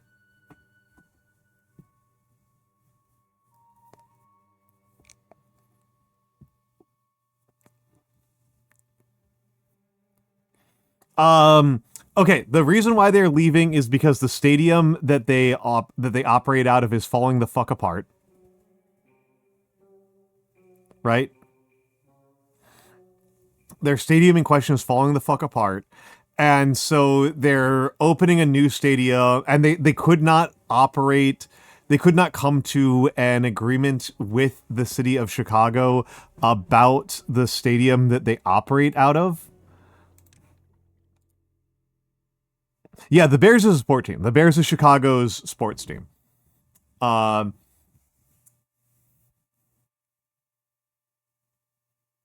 That is how I am reading it, Ion. I was going to get to that level of analysis.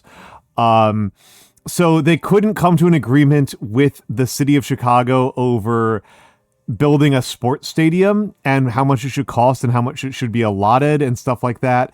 And so they are moving to a new stadium that is like just barely over the border in Indiana. I have family who live in Chicago, and they were like, it's still within commuting distance. I don't give a shit. And if you are seeing, Ion, if you are seeing people dunking on Pritzker on Twitter, that is extremely Elon Musk. That is extremely Elon Musk core. And for the people who are not from the United States, this is genuinely something that drives me incredibly angry about the United States and our politics and our policies. This is like an actual, like, I am furious kind of thing. This is a, like, I want to do things that are even I would consider spicy level of anger over this. U.S. sports teams are for-profit institutions, and they will very, very frequently con governments. It is a con. They will frankly lie to local governments about the potential jobs and financial outcome from opening up a sports arena on the taxpayer dollar in a given city. If you are familiar with how the Olympics operates on this front, you have an idea, right? This is the Olympics does this as well, where the Olympics has not been a net gain for any country in like decades. Letting the Olympics be hosted in your country is an enormous money loser. If you are a government, you should not allow it to happen. Your response to being offered Olympics entry should be to kick them in the nuts.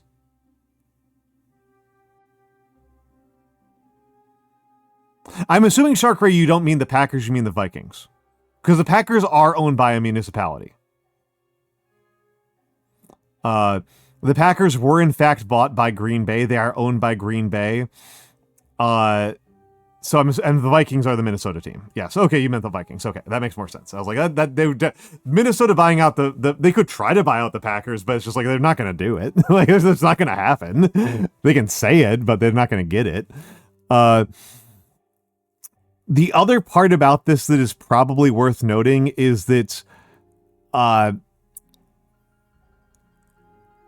the baseball players are famously conservative. They are a famously right-wing group of people. You know who's substantially more right-wing and willing to lose a shitload of money over proving a point about how much of a fucking Nazi they are? Is football team owners. Football team owners are politically active. They are politically active and they're hyper-conservative. And so that they would move from Illinois, well, Illinois has a very successful liberal government, to Indiana, which I would generally describe Indiana as a kind of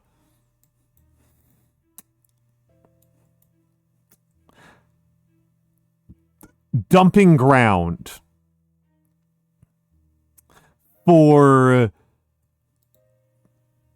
the worst people in the Midwest. Yeah, totally sensible. They would be willing to lose money over that. Indiana's horrible. Indiana's horrible. I have a ton of friends who live in Indiana, and I'm just like, get out. Get the fuck out. Like, it's a terrible state right now. I don't think it should be. Like, I think Indianans deserve better. Indiana itself is a horrible state. Indiana's horrendous. Left in the 90s, damn. Oh, the 90s.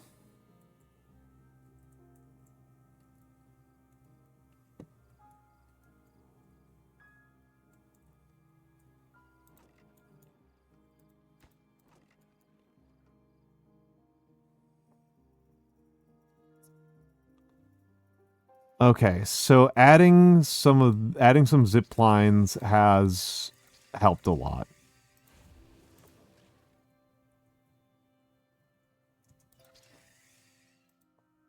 Can I not rename this? Wait, what?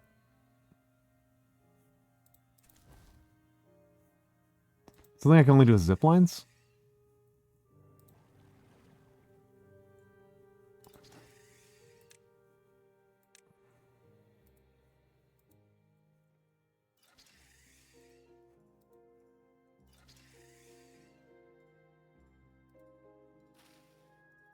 So they added a mechanic where you can change the color of zipline stations, but I can't name the zipline stations. That's weird. I'm gonna keep them yellow. I mean, to be honest, blue, the main reason why people live anywhere is because of money. I don't mean this in like a disparaging sense. I mean, like, people move to places because they make money there. Because, like, that's where the jobs are. That's why I move to places, right? Is I've moved to places primarily because of jobs.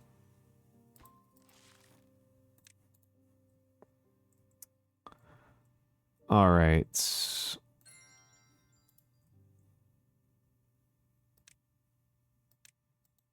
There's some ways I can improve the automation here.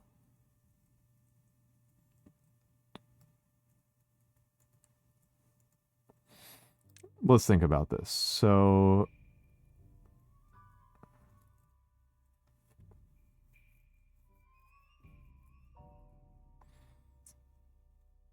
Badwater rigs.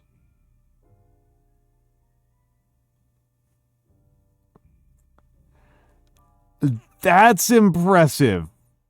Wow. Okay. It's like 15 years older than you. Ah, okay. Okay. And you're like in your early 30s, right, Blue?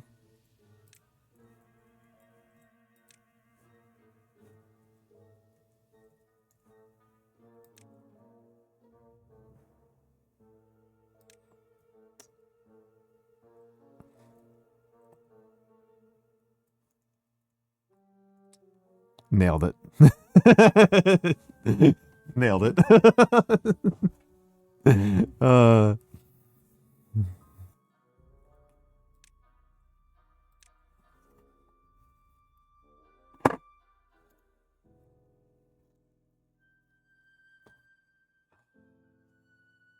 I think you have said before that you are 43.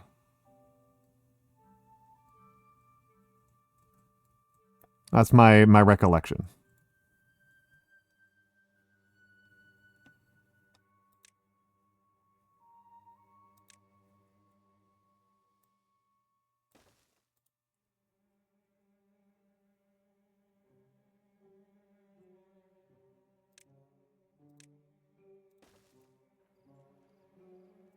You'll be 45 this year. Okay. I mean, what's there to help with? 45 is an extremely reasonable age for a person to be.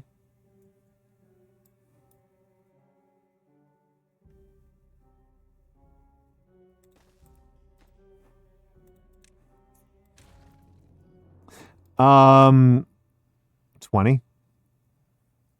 20 is a silly age for a person to be.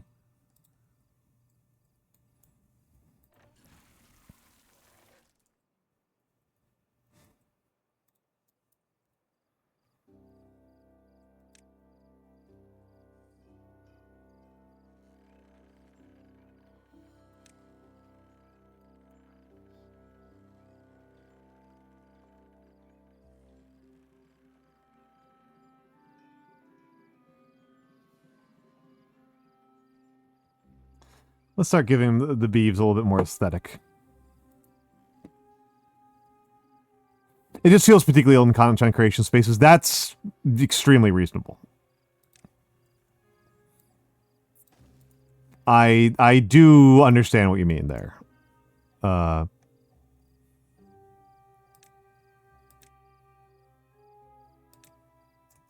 I do get what you mean there.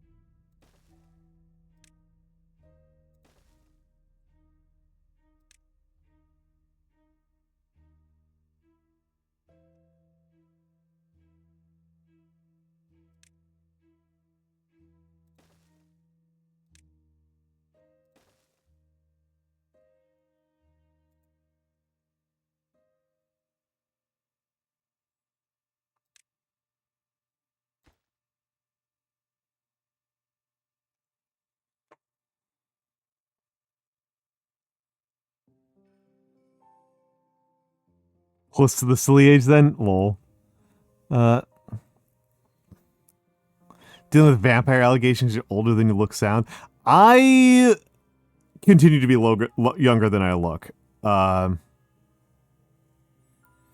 have not been as extreme as that, Itsy Bitsy Bones, but I definitely do get some amount of, like... I do definitely get some amount of, like, wait, what?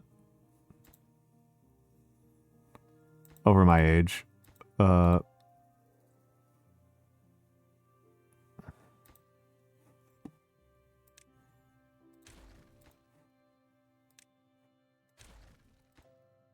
no, that's actually good. I want that there. So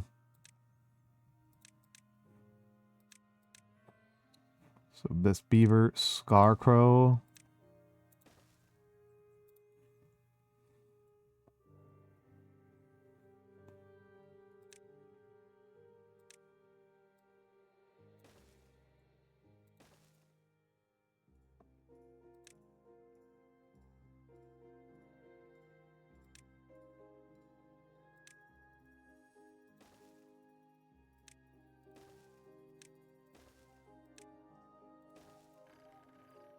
All right.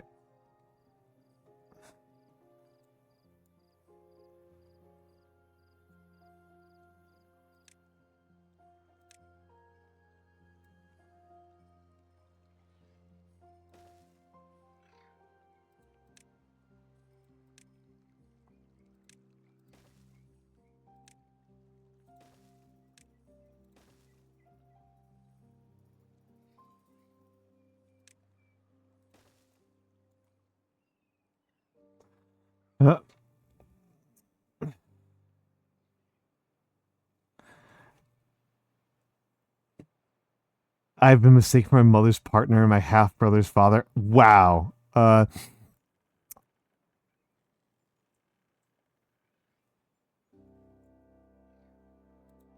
Yeah, I am pretty... My hair is holding pretty strong, but it's starting to, like, catch up to me a little bit. It'll probably be fine for a while yet. What is the deal here? How am I doing on flour? Flour is... wheat flour.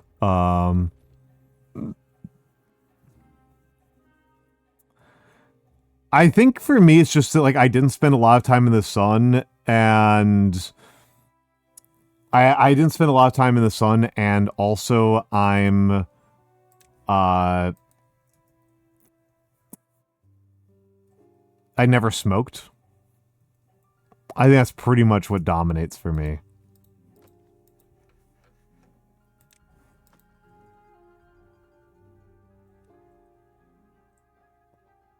Nothing to do in range. Wait, what? Oh, that's what's up here.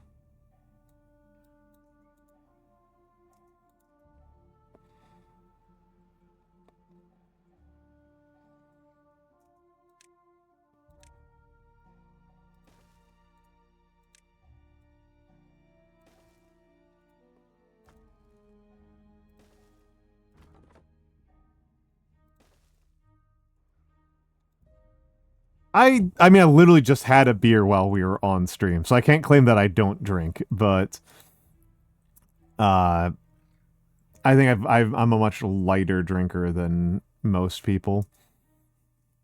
Okay, so unsure what to do at this point with this fortress. I've reached a pretty decent level of automation. What do I do next? This is a pretty well automated beaver colony. Not super automated, but decently automated. There are some ways I could expand this in some pretty useful ways.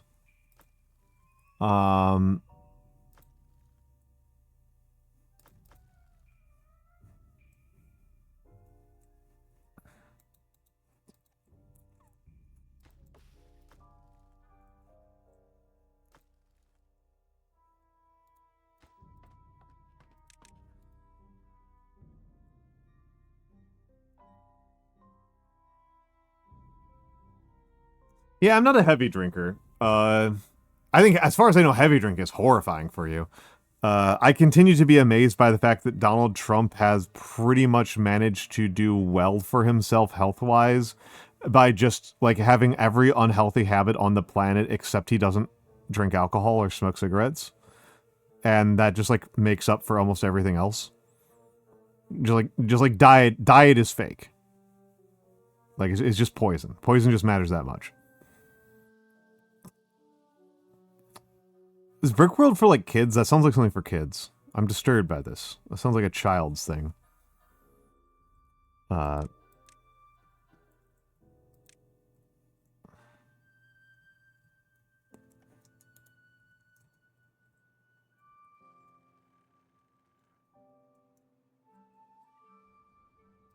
Kids are welcome. I see. I see.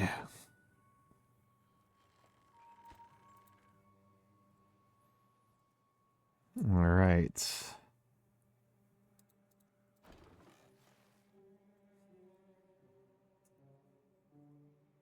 Well. Oh. Cat Deer Snooze. Cat Deer Snooze.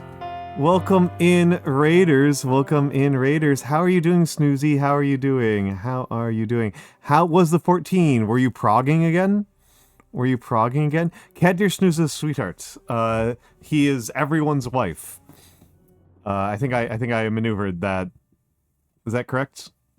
But yes.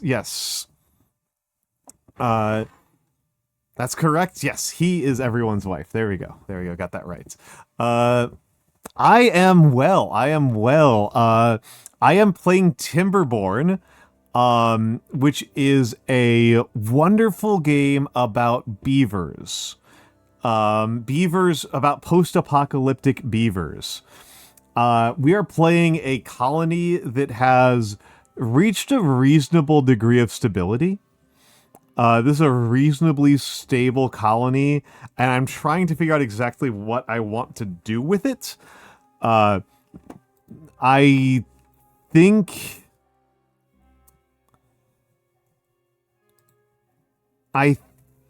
I should embark on some more radical terraforming. Oh yeah, no, and they're very cute. Another, there we go. There's a beaver that's ziplining. We got one beaver who's ziplining. Look at this little guy. Look at this beav go.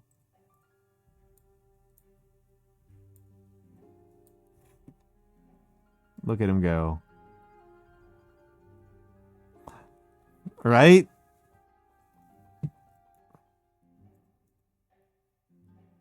It's super good. Yeah, the beavers are ziplining in ways that defy all physics. Is there any beavers that are showering? No beavers are showering. That's always the cutest one.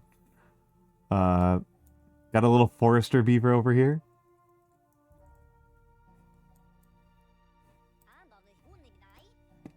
Nice little forester beaver here.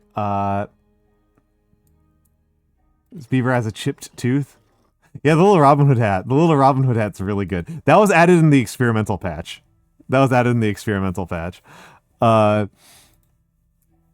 I'm going to turn it on to speed 1 so you can see this beaver is grinding his teeth on a grindstone. I think this is so funny. I think that's so funny. But yeah, we are beaving here. Right, here's this little beaver's gnawing a tree down. I should also warn you that if you do get into this game, it's actually really hard. My beavers have died, like a lot of beavers have died very brutally. A lot of beavers have died very, very unpleasantly.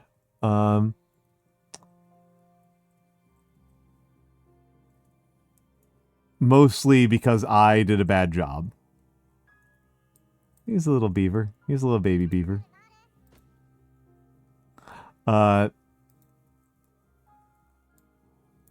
Yeah, just get into Factorio instead. Oh, hey. Hey, here's some beaver farmers. Some beaver farmers. But yes, for the Raiders, I forgot about my own spiel here. For the Raiders, my name is Almantas VT. I'm a former professor of sociology and I'm a former professor of sociology and a current VTuber. I'm an old man. I love old things. I mostly do calligraphy and I paint miniatures and I play city builders. I like city builders quite a bit. This one, like I said before, this one's actually one of the tougher ones. This one is, in fact, actually on the hard side, as city builders go. Oh, wait, we do have a beaver taking a shower. Cat Deer Snooze, I hope you're here for this.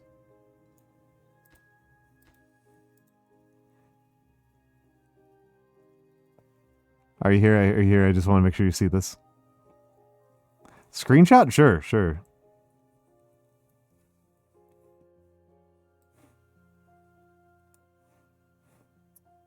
I'll just post it in the video games channel on the Discord. But I just want you to see what this looks like. Look at him take his little shower.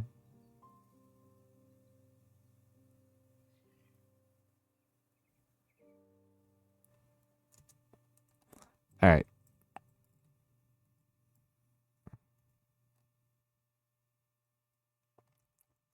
But yes, obviously, if you need to raid and run, feel free to do so. Here, we're just doing some city building.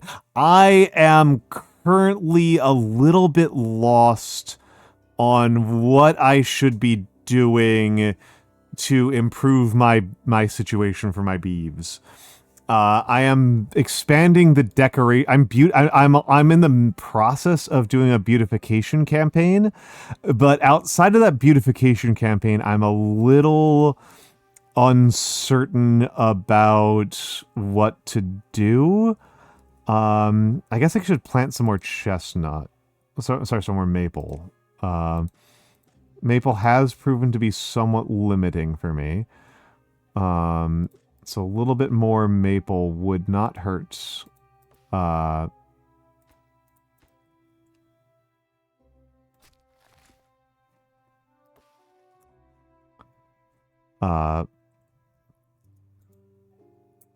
little more maple would not hurt.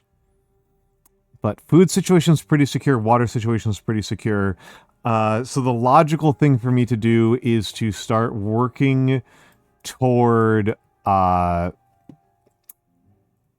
building the wonder, the recultivator. Looks like this, but I am a long ways off from that. And the recultivator is very expensive to build, very expensive to build. So that will take me a minute to get there, and I have a lot of things to do in the meantime. Obvious direction for me to do would be to expand forestry, but the problem with expanding forestry right now is a lack of level ground in easily irrigatable areas. That is where I am struggling, is that I don't have good areas to irrigate that are like relatively level. Which implies to me that part of my objective might be to just start leveling some ground, because the lack of level terrain on this map is brutal. That said, ads are starting soon, so I am going to go to the ad break, and I will be back in a few minutes. I need to use the restroom. Everybody should use the restroom, stretch, refill your waters, and be back in a little bit.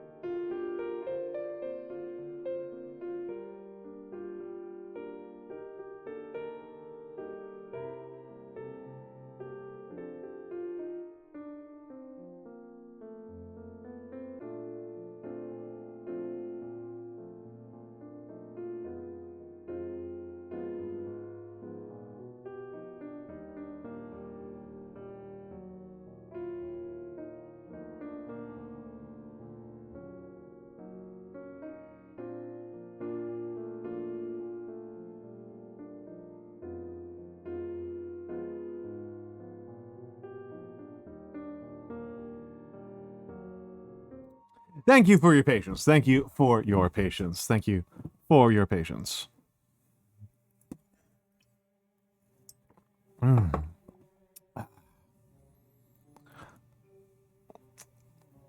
Thank you, thank you, thank you. Okay. So...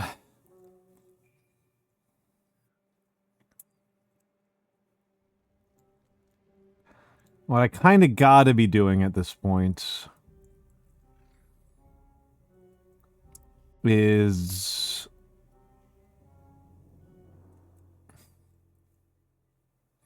got chocolate milk? Excellent. Enjoy the milk.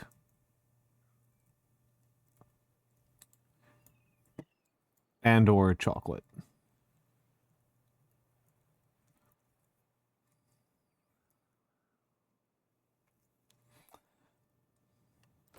Kind of curious. How am I doing on book? 1.5 hours to produce one book. I feel like my beeves are burning through books at just a ludicrous pace. I think I need another printing press.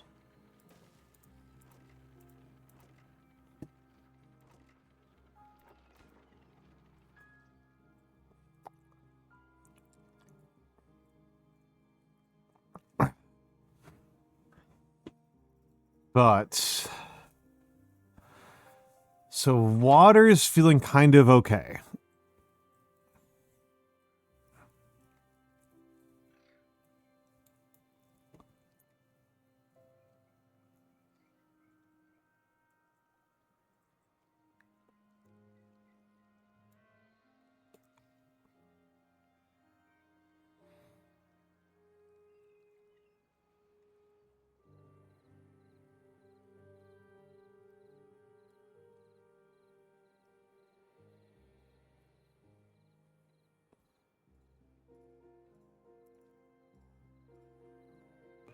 I guess I gotta get into mining sooner or later. And I am burning through science fast enough that I do need to think about... kind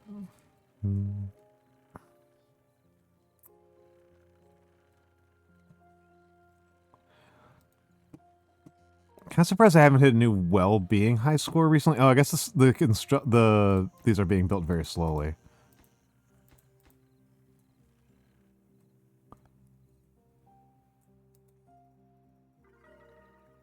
There we go. There's a new high score.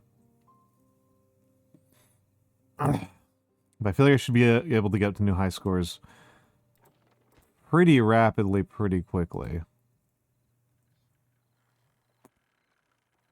I might want to delete this lumber mill so I can make a second smelter.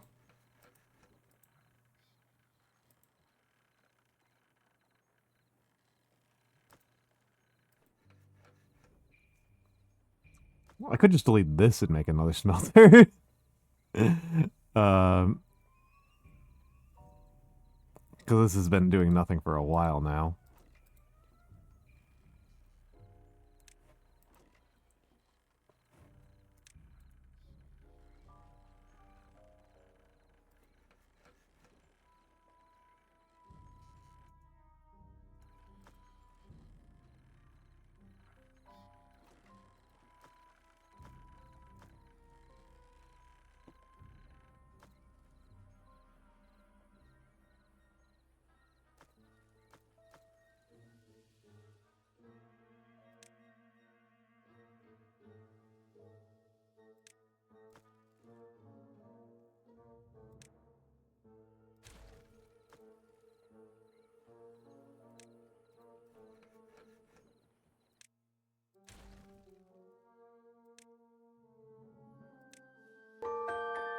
Second smelter.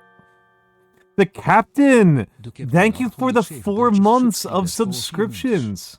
Thank you for the 4 months of subscriptions. That's so kind of you. As you know, I am supported by viewers like you. This is a viewer-supported stream. I am heavily reliant on the kindness and generosity of you strangers. It means a lot to me. It means a lot to me that anybody decides to support me, let alone so many people. I'm very grateful for it. I'm very, very, very grateful for it.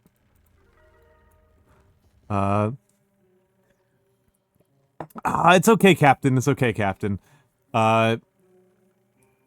We all have busy lives.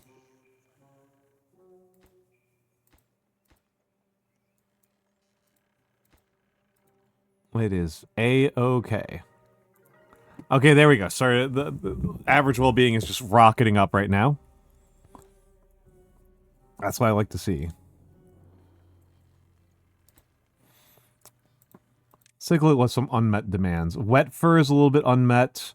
Bread. Interesting. I haven't made bread in forever. Contemplation spots I need to expand, and I haven't built any agoras for a while. The Lido isn't keeping up. And books are not keeping up. Scarecrows, they're going to catch up. Lido will also cover wet fur, so that's good.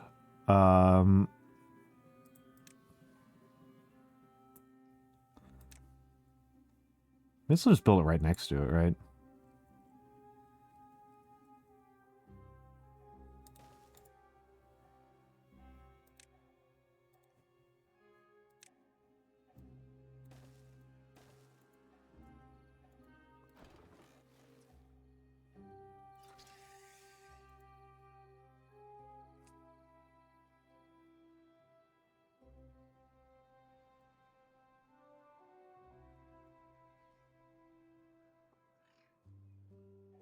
Now just getting back to normal groove again. Good, good.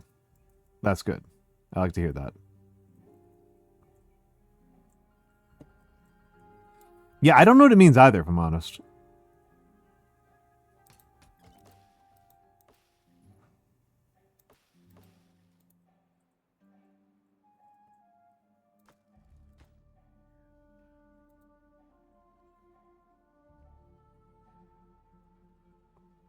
Okay, wood production isn't keeping up with demand right now, is what I'm getting out of all this.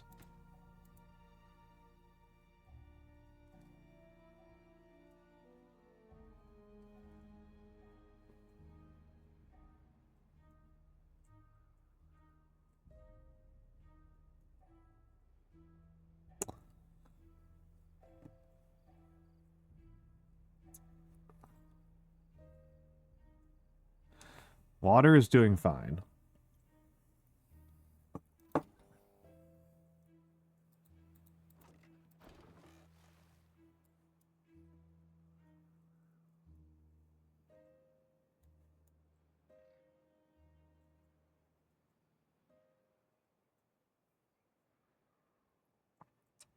Ah, you got Stellaris sniped. I see. That'll make things a little bit harder, yeah.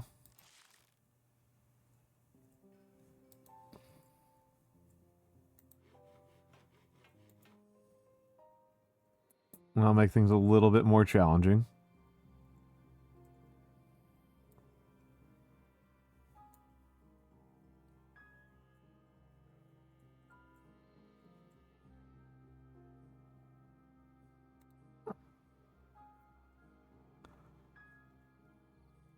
All right, and set the bakery over to bread.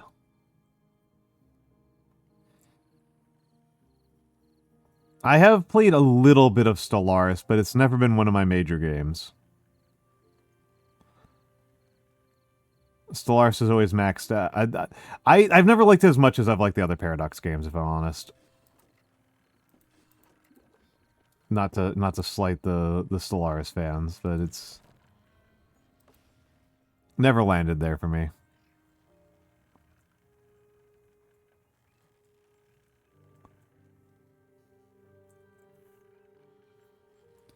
How am I doing? Flowers. Cattail flower and wheat flower both doing fine.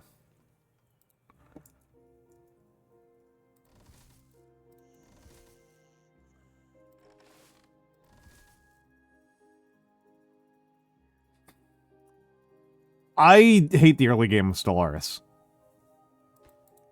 I hate it. I don't have anything else to say about it other than I hate early game Stellaris. Mama Katie, Mama Katie, how are you? How are you, Mama? How are you, Mama Katie? Hold on a second here. Oh, you were also doing Timberborn. You were also doing Timberborn. Welcome in, welcome in, welcome in. I don't have to explain what Timberborn is then. Welcome in, Mama Katie. Welcome in, Neba Pulkins. How was your Timberborn going? For the Raiders, my name is Almantas. I am a former professor of sociology and a current VTuber, an old man whomst love old thing. I mostly do calligraphy. I am mostly a handcam streamer. I do calligraphy and I paint models.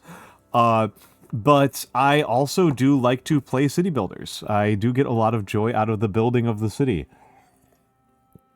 And today we are doing Timberborn. We are doing Timberborn.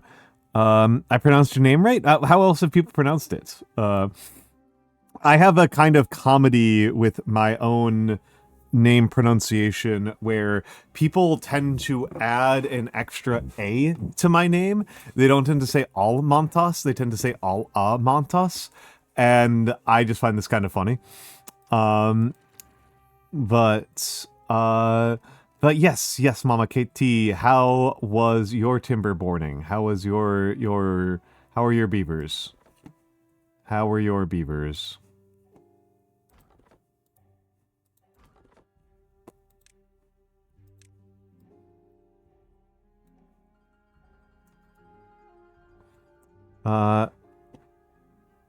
Spaghetti Almantas. So they say nighty, Mama Nighty. That's interesting. That's an interesting one. Struggle bus as hell. What were you up to? Tell me about it. Tell me about it. We are playing hard mode on Helix. I have only beaten hard mode on one map before, which was on Waterfalls, which I think actually might be one of the easiest maps in the game. I still consider myself fairly new. We have 3 failed cities behind me, and this city is working pretty well, but it's probably very funny to note that I did name this city Pain, because we failed so many times, and our population did get down to 4 at one point. And then later on it recovered, and then it fell back down to 8. Ooh, Iron Teeth. Iron Teeth. I like the Iron Teeth. I like the Iron Teeth. I kind of prefer Iron Teeth over Folktale. They're better at food. The Folktales are better at food, but I find that the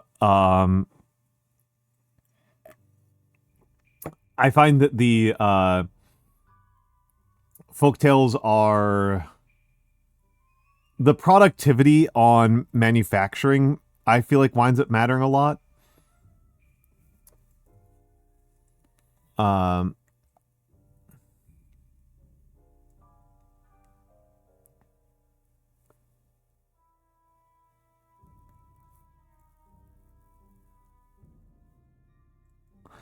Building needs water. Is that the Lido? Building needs water. Oh, whatever. Yeah, it's fine. That shower's fine. I don't care. But yeah, if wind farm out the wazoo. I like the steam, and I like the better. The biggest difference, honestly, is the bad water discharge. Having bad water discharge is crazy powerful. Bad water discharge is crazy power. The run that I did where I won as Iron Teeth, I had a power network that produced 20,000 horsepower during either good water or bad water. Just during droughts, it would be... No, actually, during bad water, I still think it produced 10,000. I think it still produced like 10,000 during bad tide. That one was crazy. That was nuts. I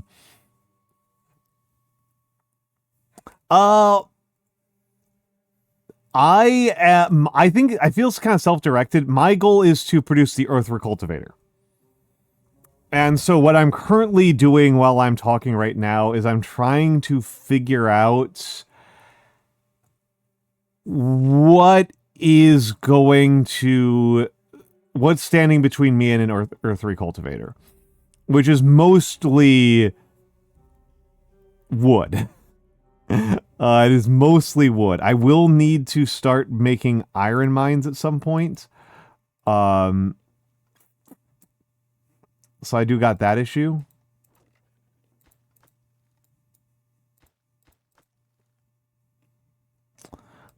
But wood appears to be the big limitation.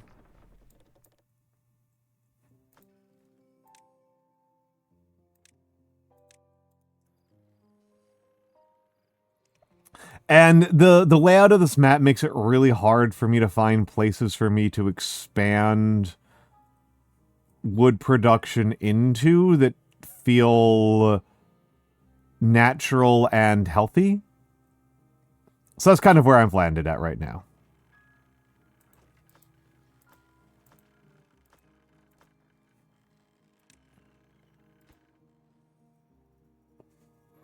That's kind of where I've landed at right now.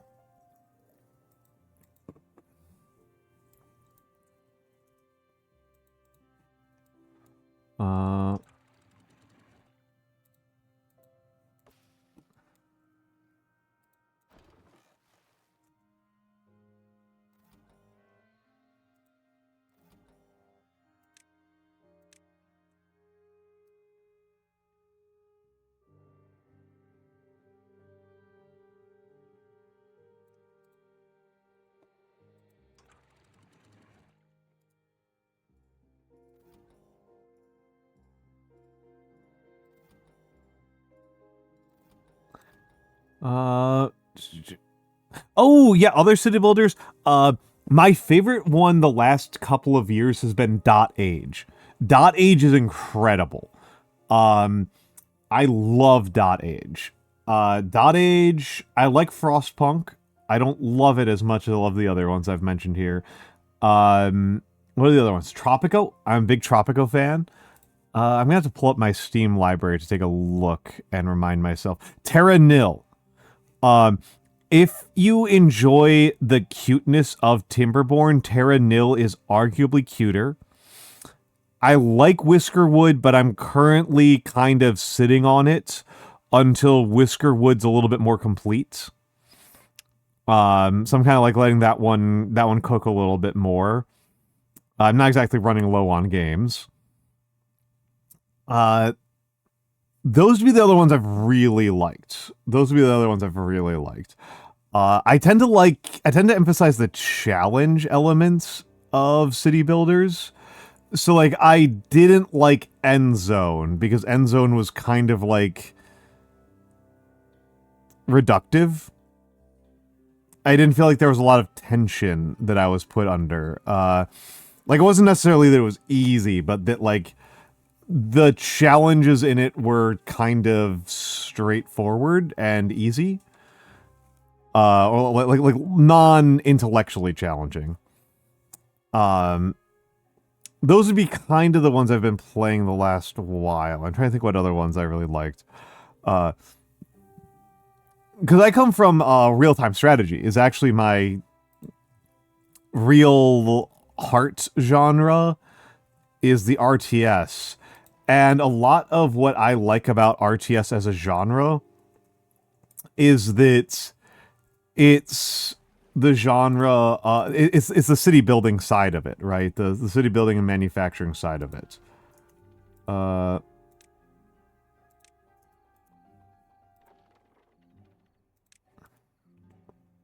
I do like Factorio.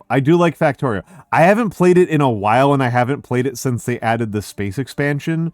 So, a couple of the people who are in this chat right now are regular Factorio players, and they will say shit that I'm just, like, completely baffled by all the time.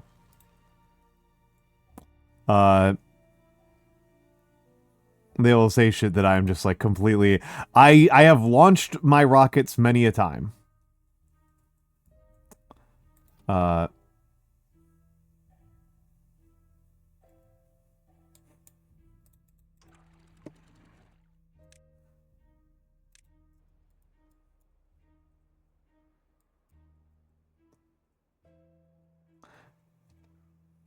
May have hurt myself a little bit there.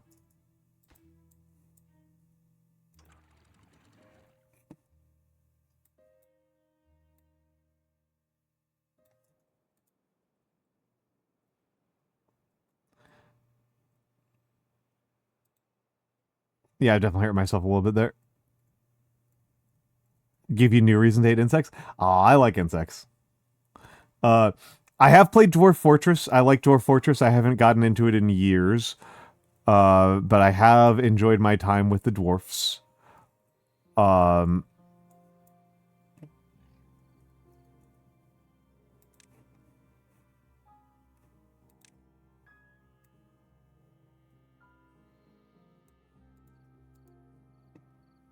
I have enjoyed my time with the dwarfs. I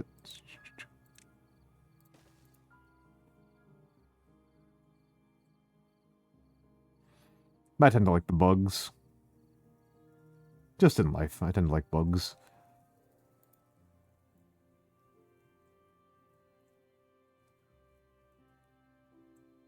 I think we'll be fine on water, but we might have some crop death.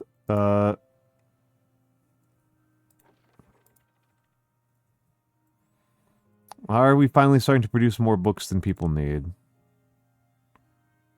Scarecrow. Books are coming up. Contemplation spots are still behind.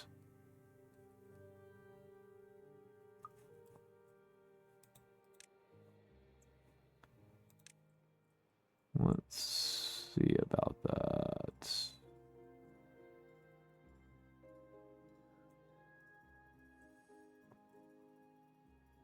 That's funny. I'll do that. I kind of like putting contemplation spots in, like, weird and awkward locations.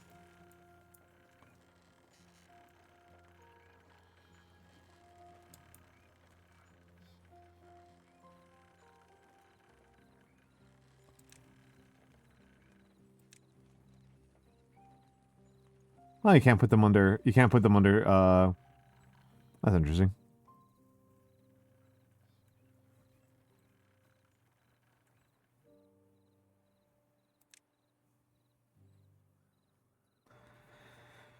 "2D spaghettiing, 3D spaghettiing sounds horrible." See, to me, the thing that stops me from playing Satisfactory is the absence of being able to double barrel the is the inability to double barrel your what do you call that? Your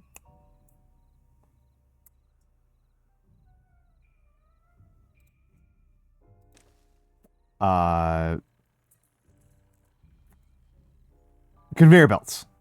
Conveyor belts. Being unable to double up on the conveyor belts. I like the doubling on conveyor belts.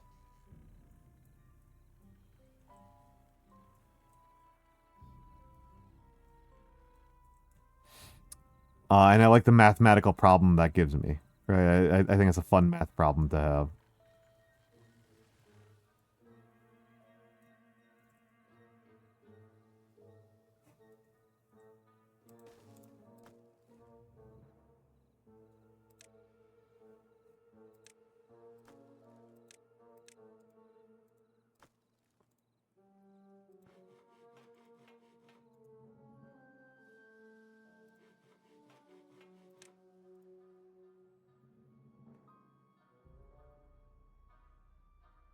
Oh yeah, no, it's being able to do fun stuff with the conveyor belts is such a joy.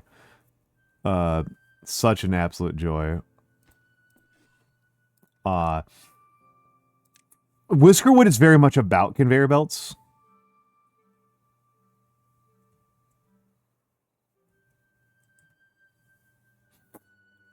So that might be an appealing one for you. Whiskerwood's pretty fantastic in that way. Take a look at Wonders. Good gravy.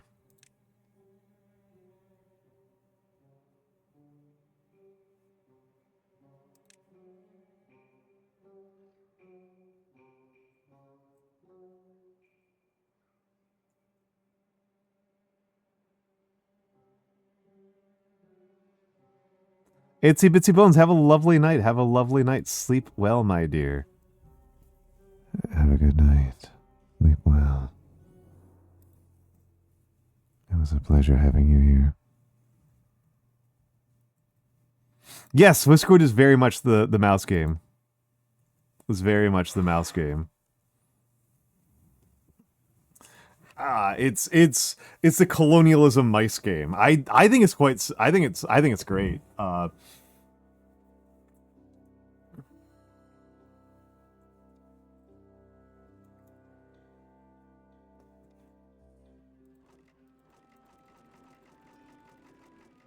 Yeah, just a bunch of flooded warehouses.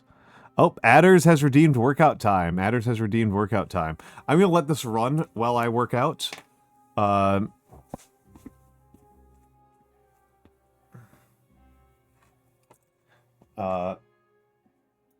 I'm going to do 10 push-ups.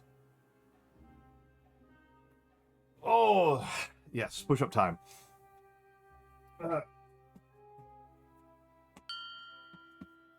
Okay. On the ball. Back is flat.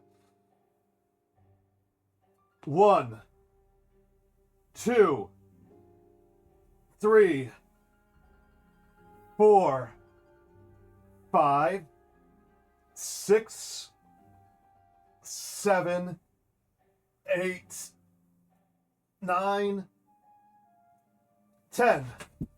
Oh.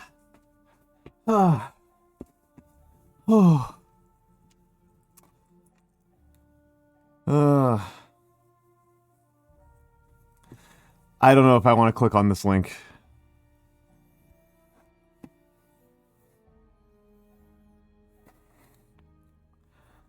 Oh.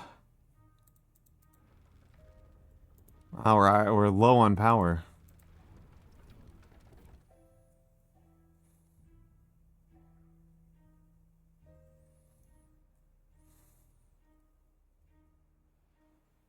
Oh.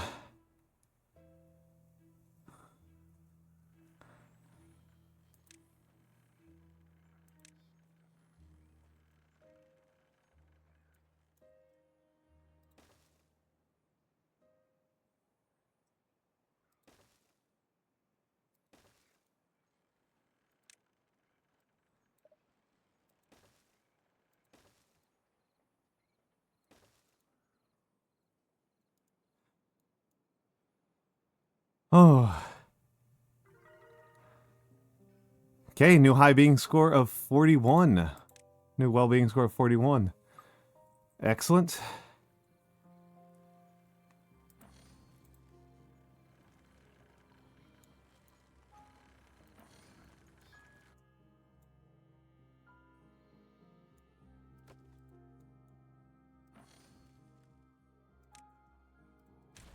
It's a damn shame.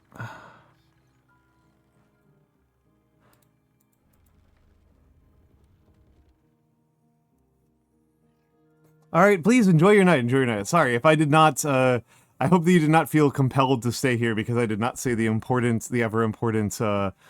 If you need to raid and run line, I apologize if you needed that. But yes, if you need to raid and run, please feel free to do so. Please feel free to do so.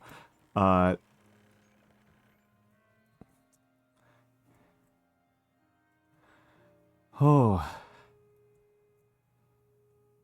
All right, it might be just about time.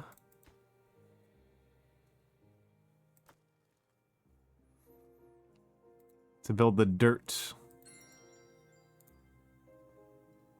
Well, have a good night then. Have a good night then. Thank you for stopping by. Thank you for stopping by.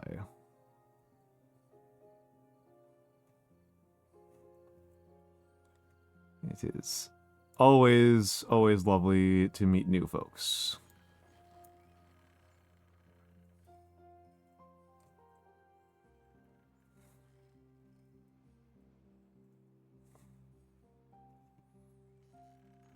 And I hope to see you around again, with further city building adventures.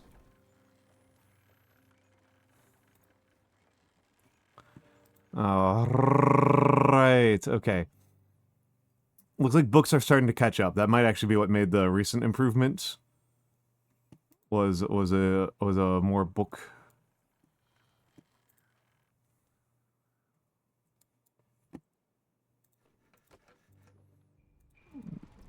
Yeah, need more of these.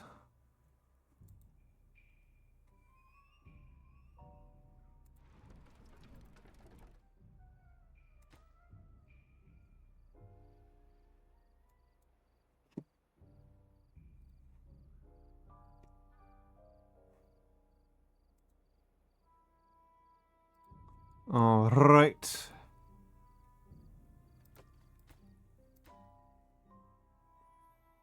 Four days. That's not bad at all. That's not bad at all. Still have 1.2k water left. I'd kind of like to get even more water in. Even more water storage.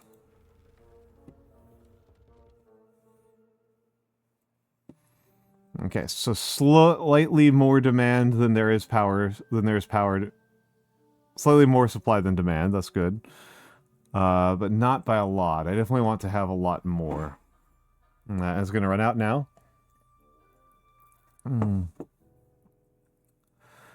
Oh, so yeah.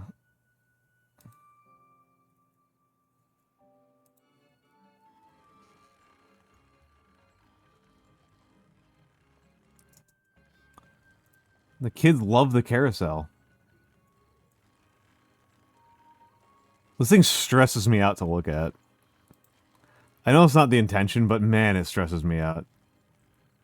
Jeezy Pete's. Only one injured beeve? That's a pretty good rate.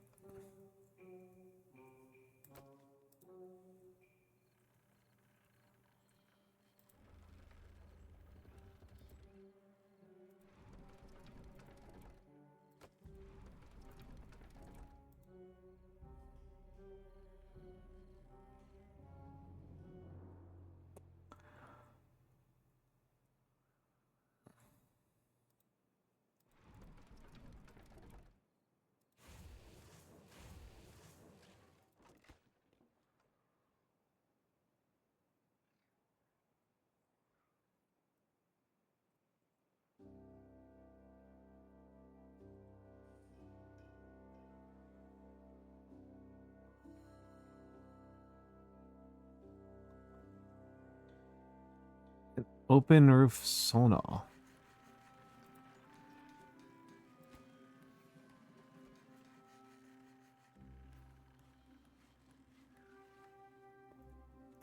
Okay, so it doesn't get used up except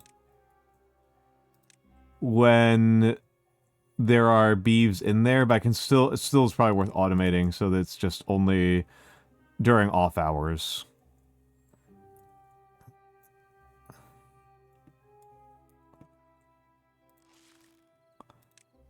Let's demolish that. Yep, 2 days left. What's the depth like?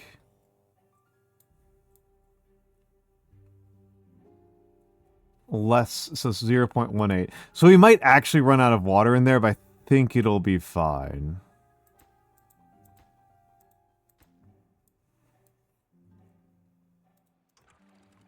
This automation is bad, as an aside. This is bad automation here. But I think we are probably at the point where it's time to be thinking pretty hard about expanding.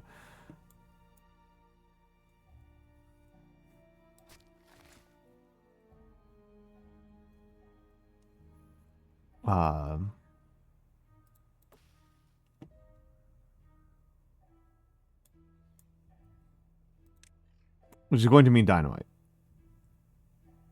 It's going to mean dynamite, it's going to mean tunnels, it's going to mean centrifuges. It's going to mean a lot of stuff. Centrifuge. Is explosive factory in landscaping? Explosive factory is in landscaping. It needs the horsed power. And the centrog fuge also needs the horsed power. The horsey power.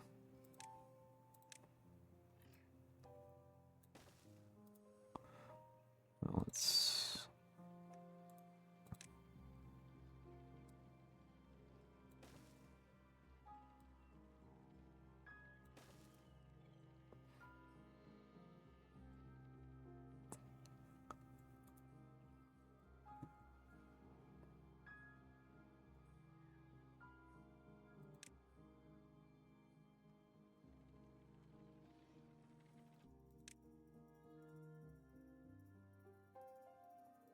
So we need bad water and we need extract. We need bad water and we need extract and we need explosive. Does explosive go in here? Firework does, but explosive does not.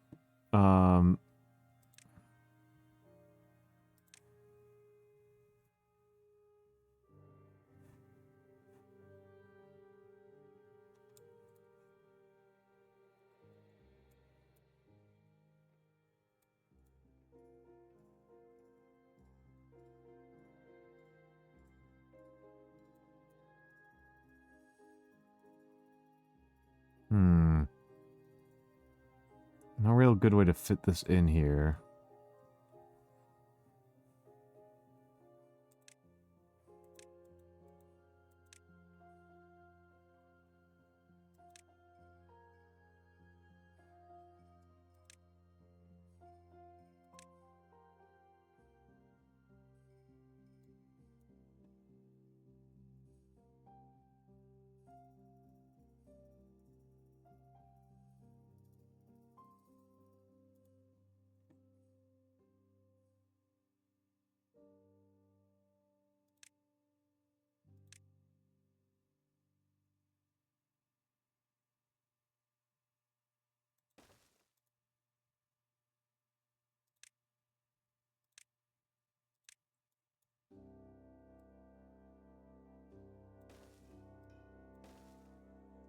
And let's see about...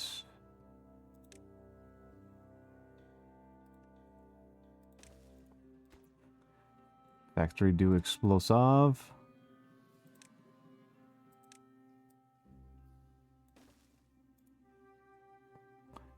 And then...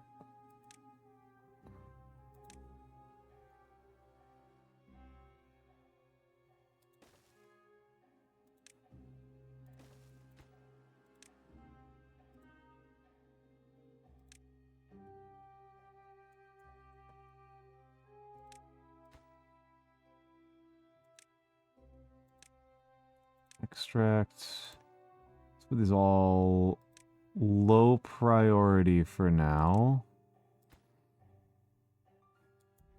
Wait, no shit, that's not gonna work.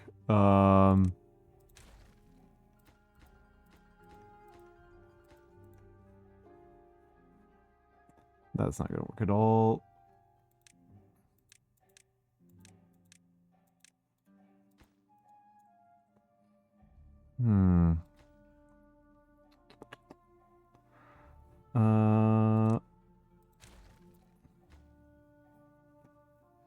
Because I have to do something silly like this. Or more likely like that.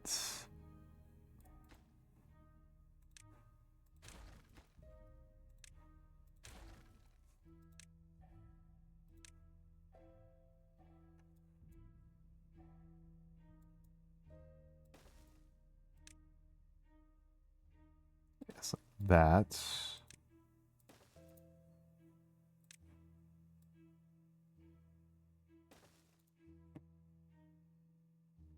And then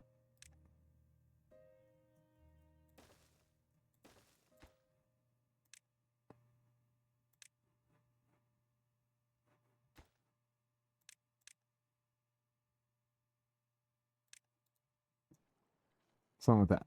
Okay. Okay, that'll get us into actually producing explosives for a change. That'll be nice. That'll be nice.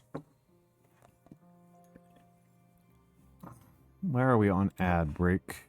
8 minutes. Okay. Okay. We got a minute. We've got a minute.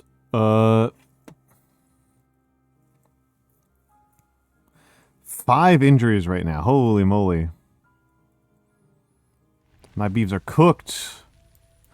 Cycle 25 begins. We are so much slower this time. They're so much slower this time.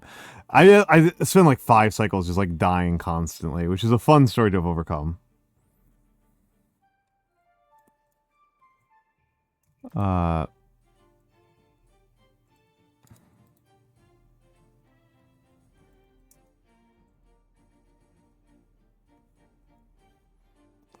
Let's think.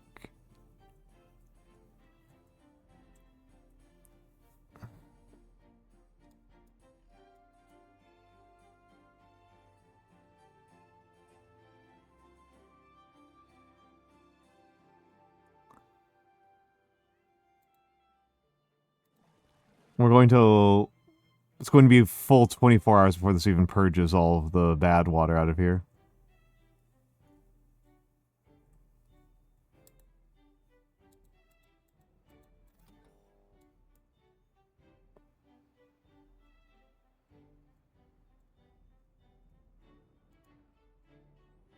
That's pretty harsh.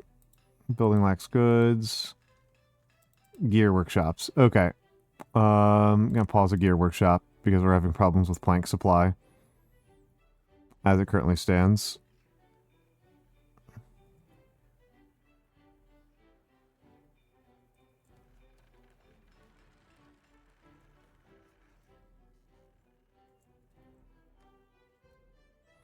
How's power doing in the network? We could use more.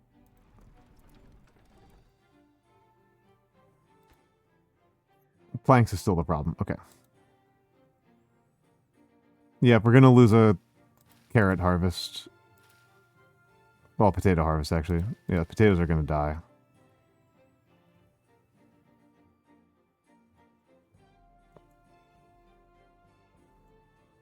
Oh, you're doing is walk around in the game listening to RoboFrogs? Amazing. Amazing.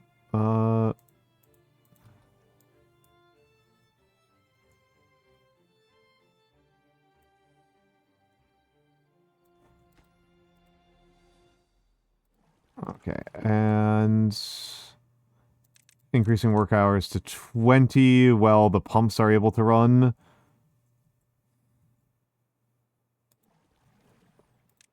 Your medium priority. These guys have to be highest priority. Medium priority.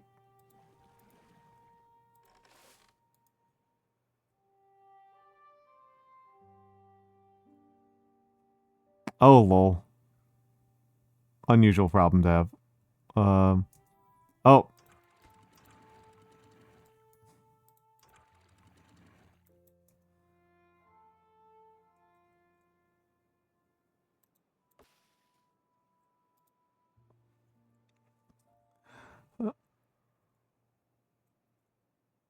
Excellent, excellent, excellent. I'm glad you're having such a nice time. I'm glad you're having such a nice time.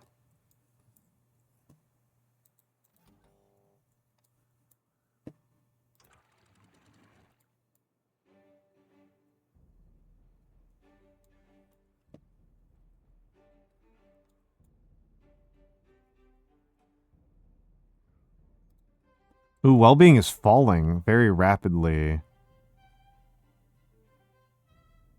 It's from lack of wet fur. Yeah, that makes sense.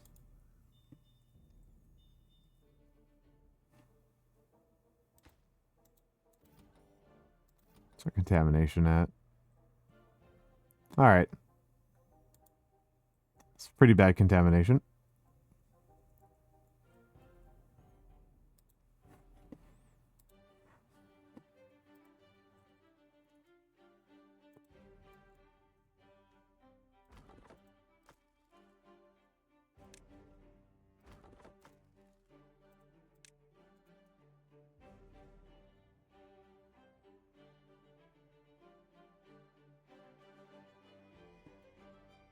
Here's a question. If I put a forester here...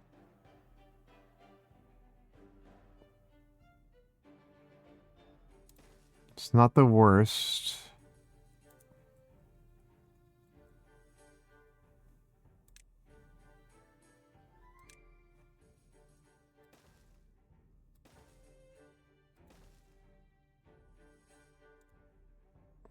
All right, and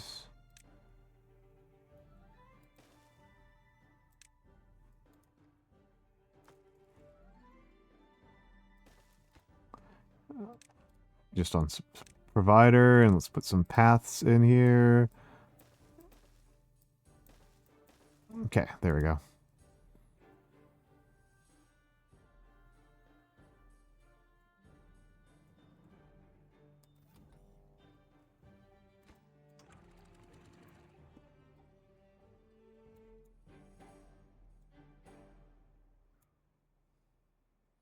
Alright, just gonna keep on letting the reservoir fill up because that's frankly more important. Blocked by bad water. Okay, then that means...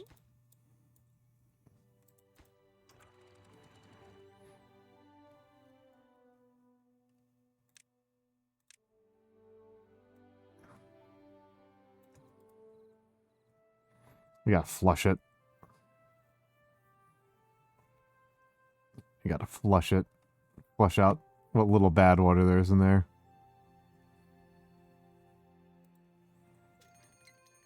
Drought approaching already. Oh, God, I knew it.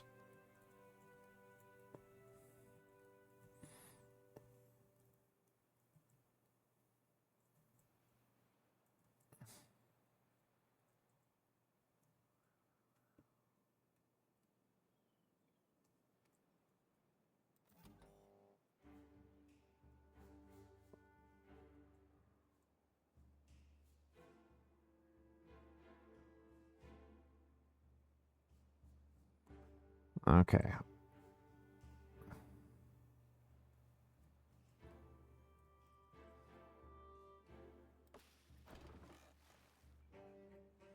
Blocked by bad water still. Annoying. Okay, not blocked by bad water anymore. So I get 48 hours of just pure savings. Just 48 hours of total savings. 1 beaver's on wall. Boo.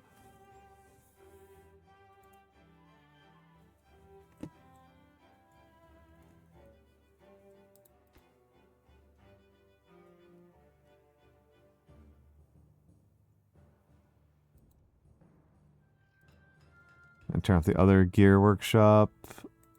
And the wood workshop as well. We just need more plonk.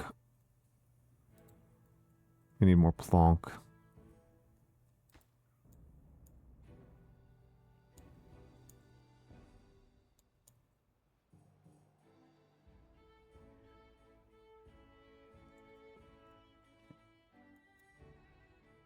Two injured beeve.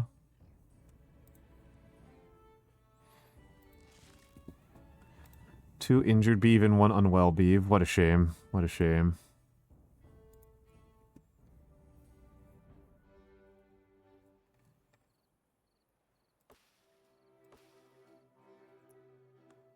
Maple is proving to be an issue.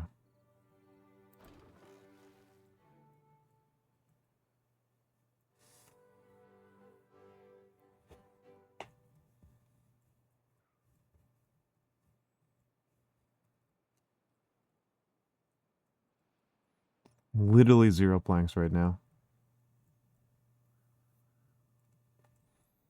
Okay. We're going to be walking into this drought with probably just north of 3k water. So that's good for me.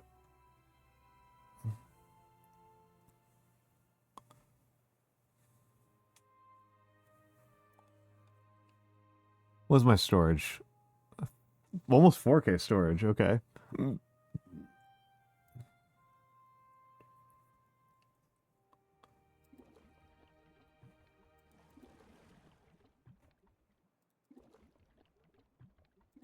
Frankly, you should be the Hmm.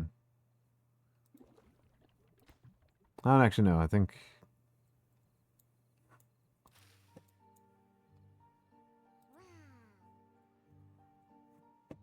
Let's take a look at wonders. Are any of them built without a lot of planks? Nope, they're all built with an enormous amount of planks.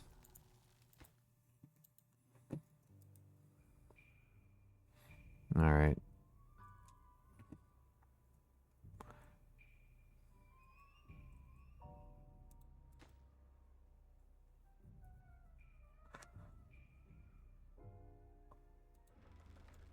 I don't think energy is proving to be a problem, which is nice. It's still a problem I can resolve a little bit better, but so far it's not... I don't think it's the actual issue here.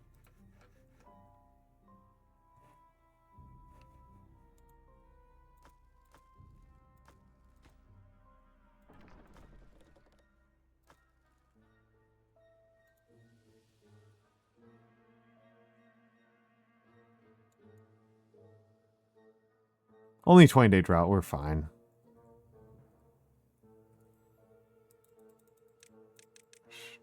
Going back to normal work hours. A dozen people in my circle's talking about turning 30. Oh, okay. Yeah, that just means you're turning 30. It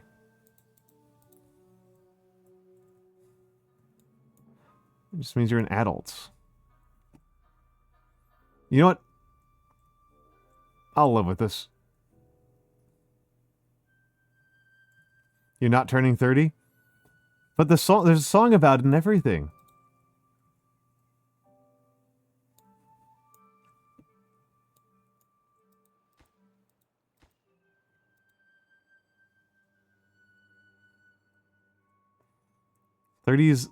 I'm not turning 30, but also I don't have a social circle where everyone's talking about turning 30. I didn't say I had that experience. I had that experience when I was turning 30.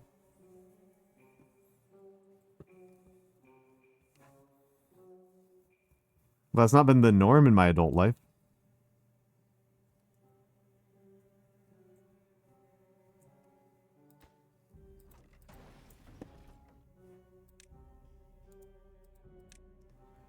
Be explosives, but also pause.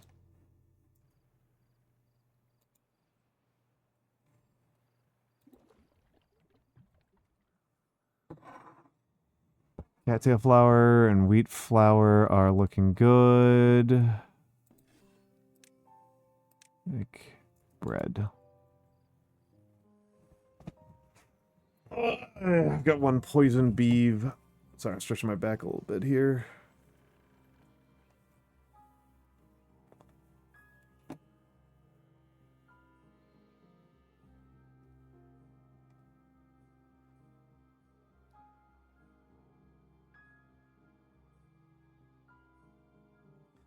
Something using planks at prodigious rate. I don't know what the deal is with that.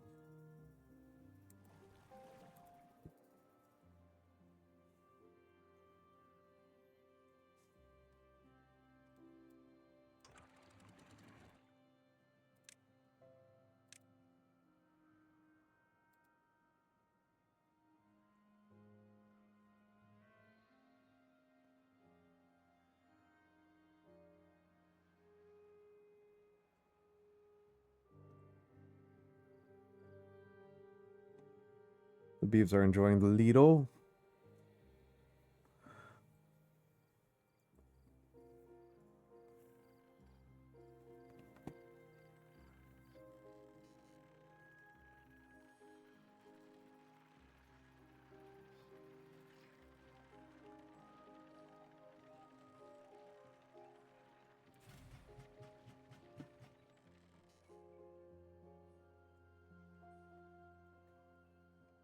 Okay, we can shut off the centrifuge.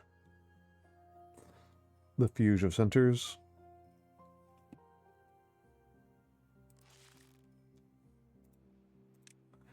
Back to demolishing these thorns.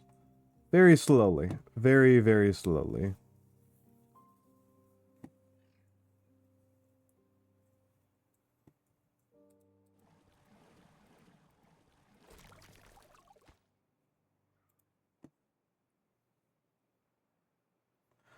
Yeah, so we're doing fine on those fronts, but not a lot to be done until we accomplish some explosive production.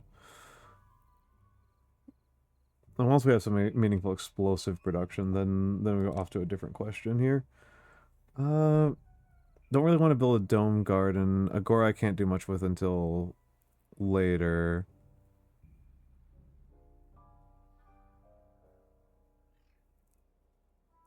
Dance hall... I can afford a dance hall.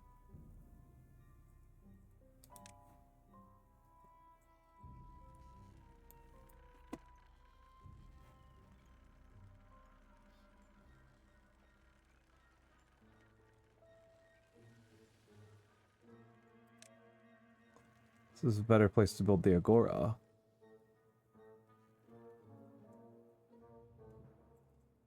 But...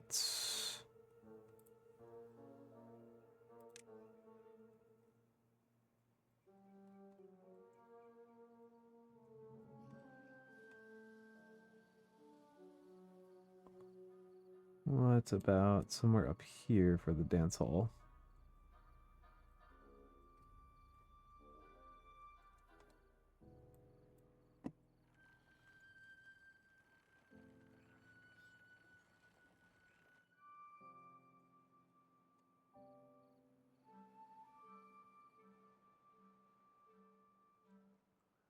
Oh, we're starting to actually... Planks are recovering.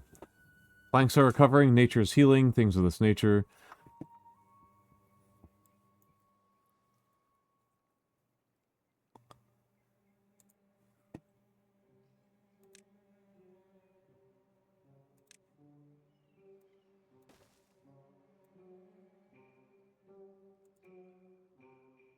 What's the size of a dance hall? Pretty big.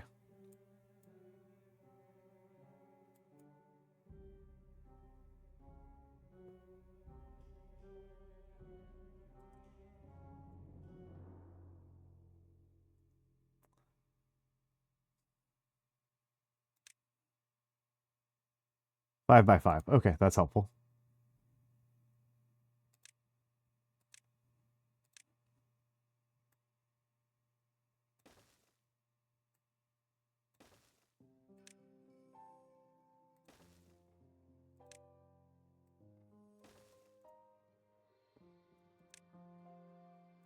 Dance hall.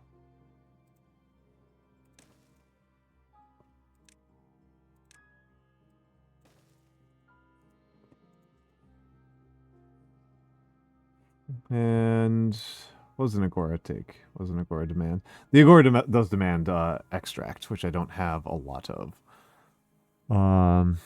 So I'll have to hang tight on that one for a moment.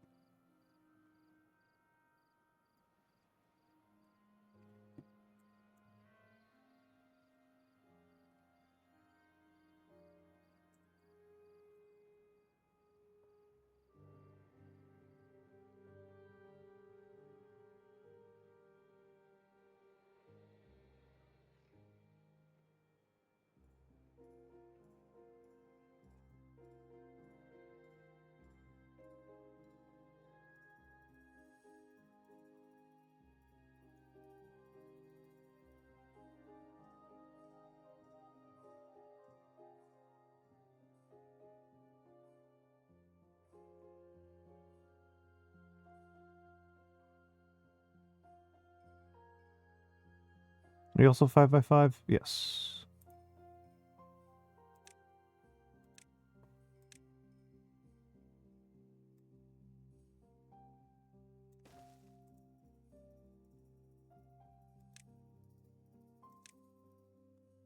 Domed Garden.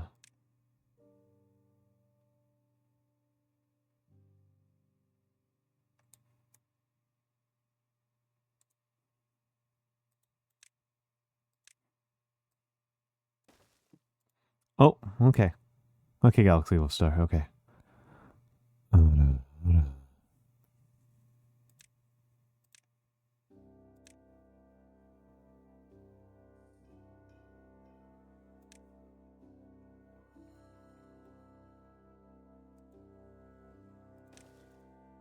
I'm glad that made you feel nice. I'm glad that made you feel nice.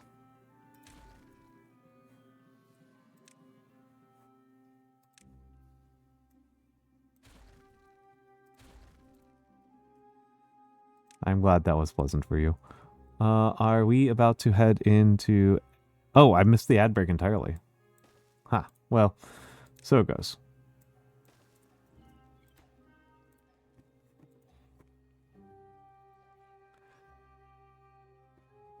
All right. All right, Beeves.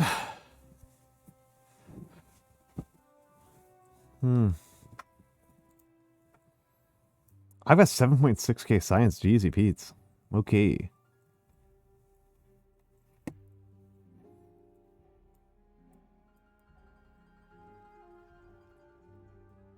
It's quite a lot.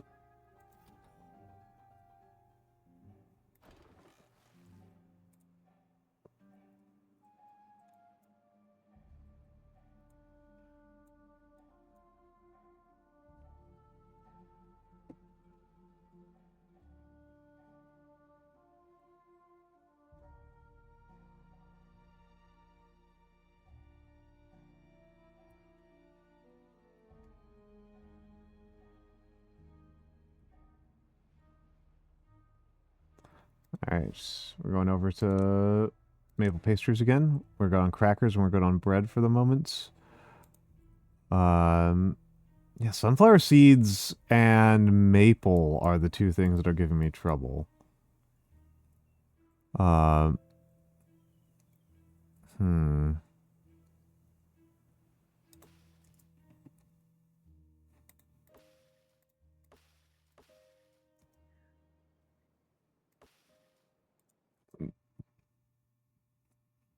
I think... might need to add a few more maple.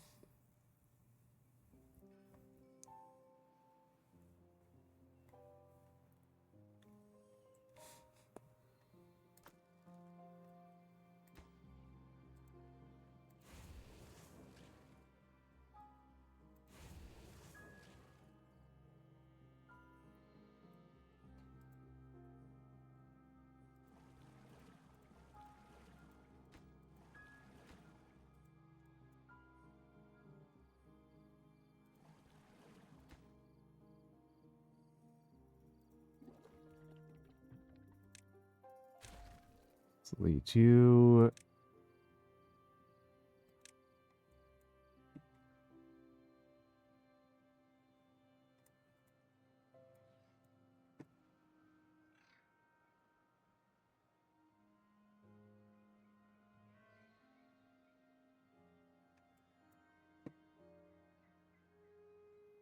Hmm.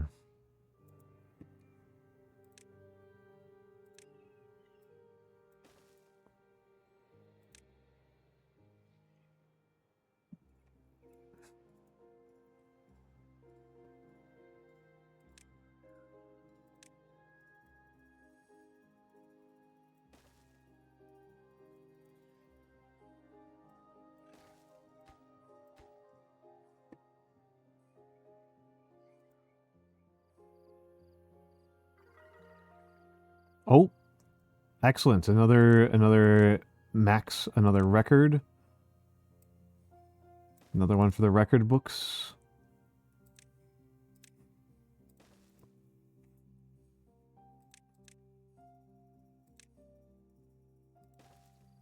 All right, I'll just leave it alone for the moment. 43. 43. We've got 7 idols.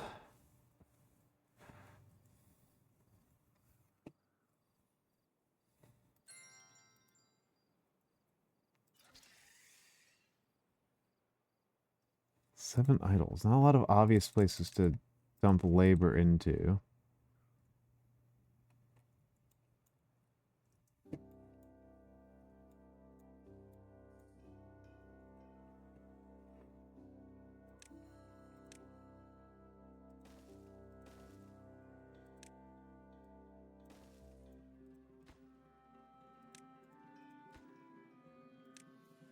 Okay, and I'm still gonna delete this one. But we do need to get more scrap. We need to be thinking about mines. We need to be thinking about mines. We need to be thinking about robots. In no small part, I need to be thinking about robots because the alternative sucks ass, which is putting beavers into the mines.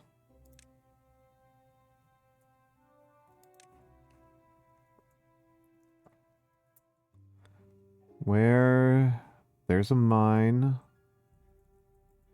location there. There's one over here. One over there. That's so far away.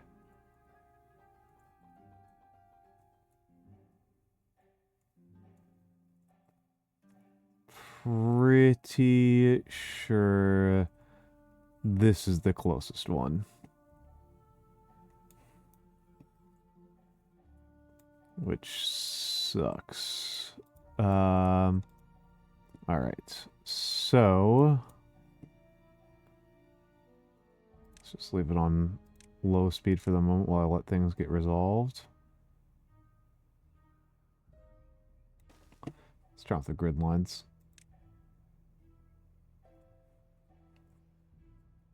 Hold X. Okay.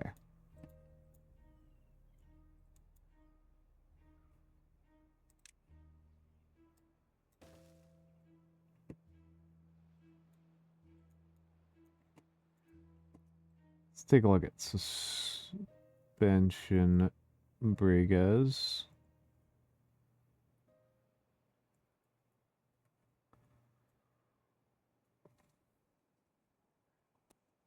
So it's 1 per 4. I think that's actually substantially worse than just using stairs.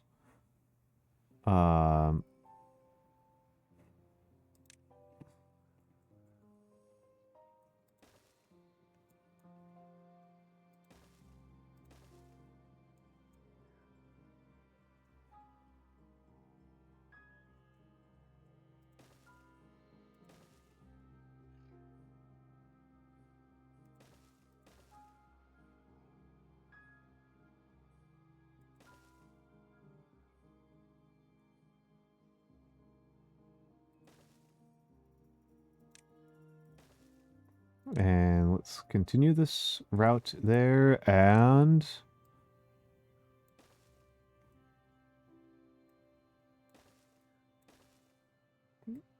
not the highest priority, but worth thinking about. And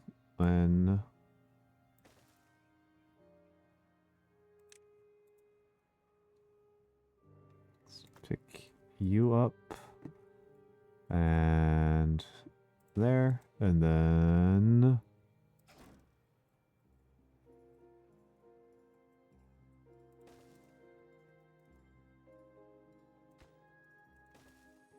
all right.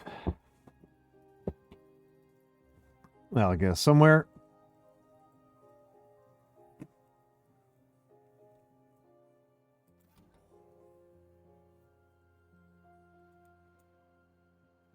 Okay, so let's increase the threshold.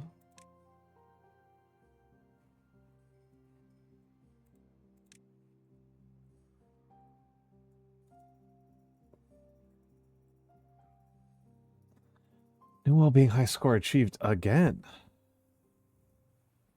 Okay, we got 3.5K in storage right now.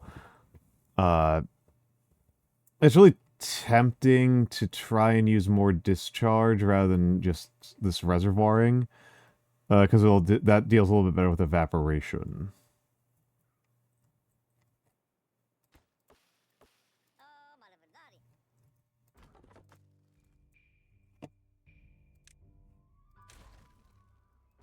Up.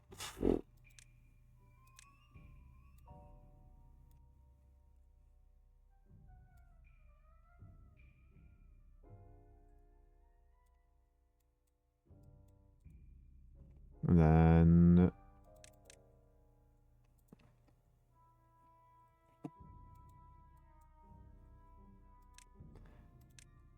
Small pile. Provide log.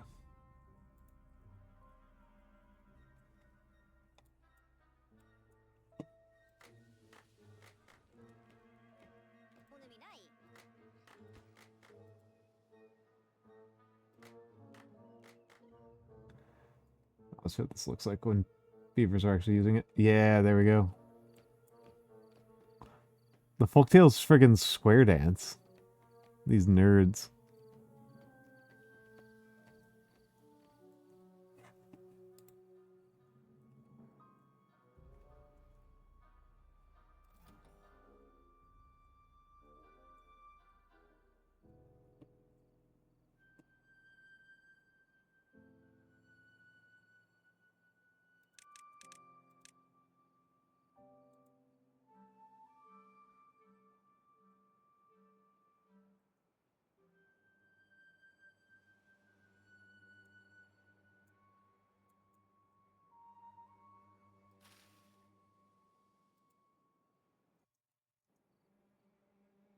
The dance hall might be the thing that has kicked the beavers into extremely good moods.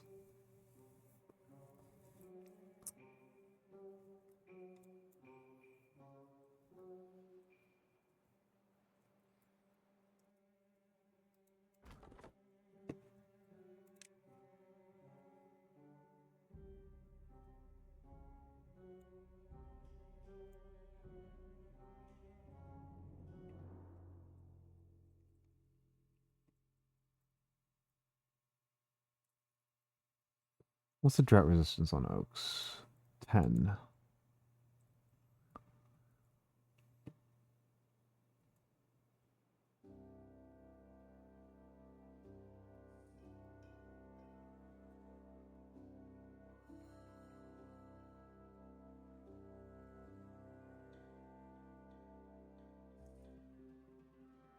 Curious about something here. It's pretty wood intensive, but I'm curious about this.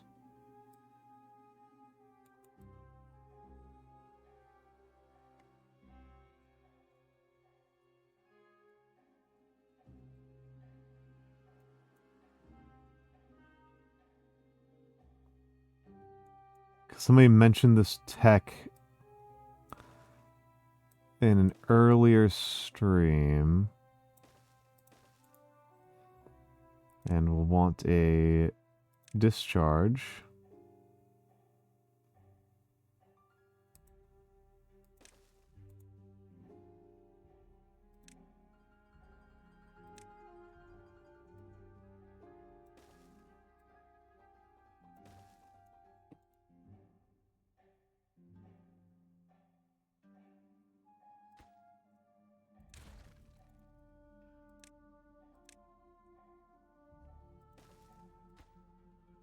Okay, that is connected in there.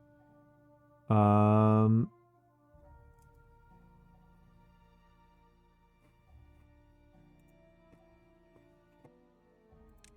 see if I can put a depth sensor right there.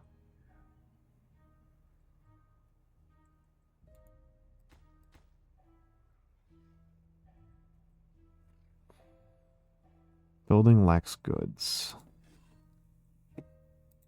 Okay, so we're out of maple. Red. And I guess it's time for cattail flower then. Beaver is contaminated. 47. Wow. Books are doing great on sauna, detailer, and mud pit are what I'm lacking, but those will get there.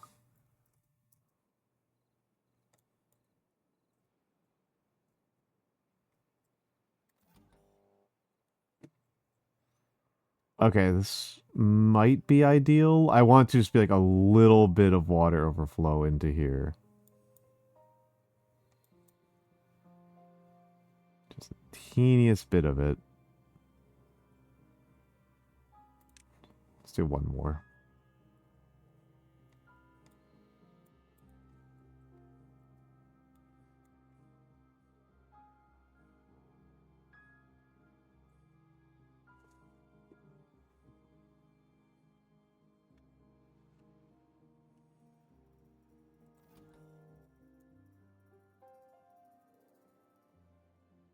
Okay, okay, pretty much perfect as far as I'm concerned. I don't want to really be overflowing. I want to make sure that we've just got enough for these guys.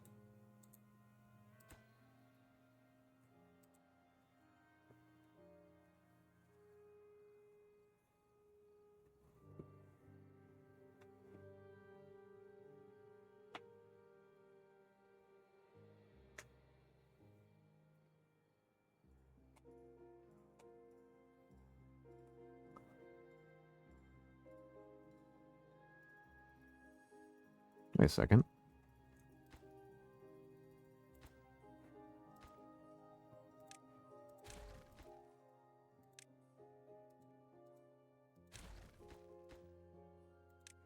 Let's see the corners.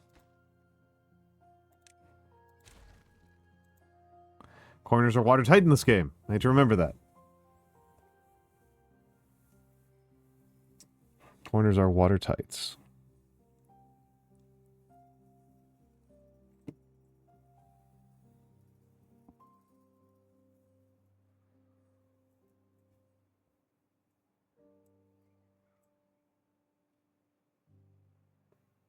Three beeves are injured. Okay.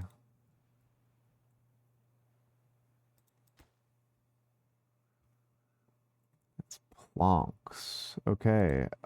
Bad water provider.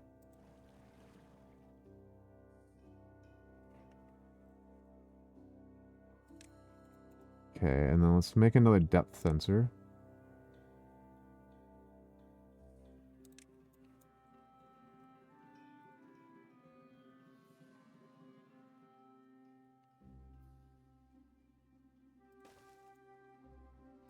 Should be reachable.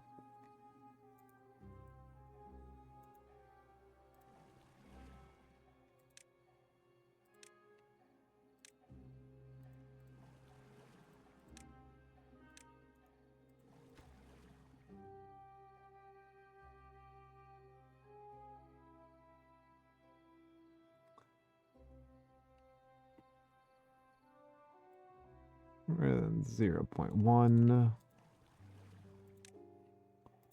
And that sounds good to me.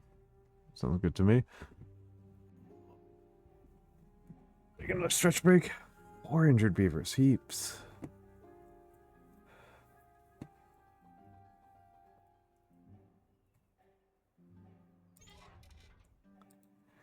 Heaps.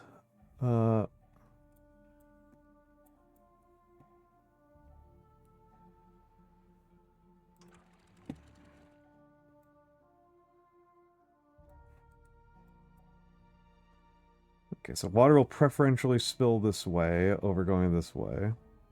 Hello, Michan! Good morning! Good morning, Michan. How are you doing today? How are you doing today? How far off is the... Oh, it's been built. The domed garden has been built.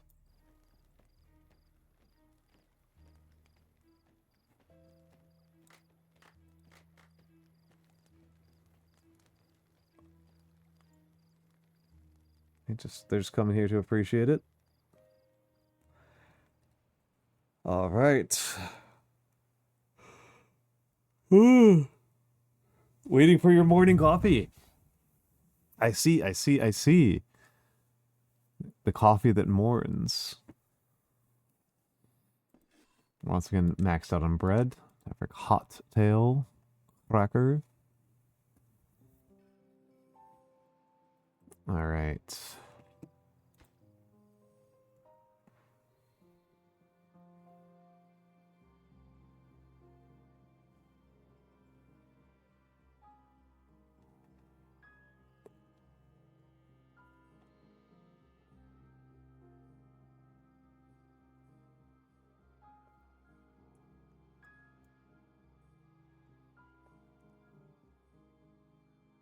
Genuinely curious to see how this is going to work.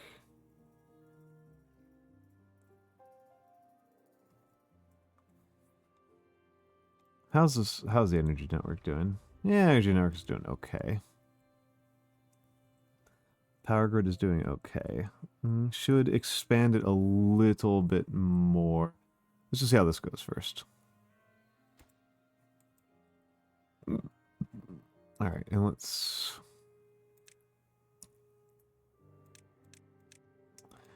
build another gravity battery while I'm thinking about it. So this gravity battery holds 10,000 horsepower, 8,000, 6,000. Alright. Let's just see what happens here.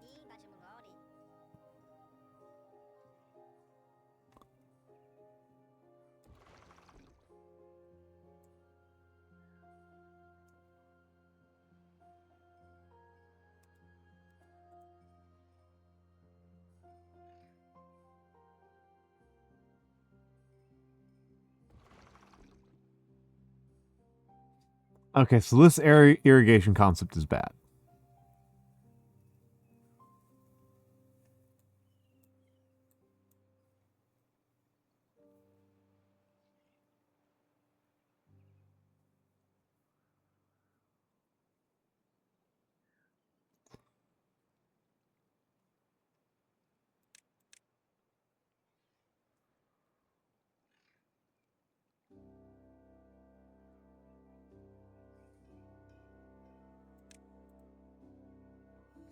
Annoying, but worth knowing.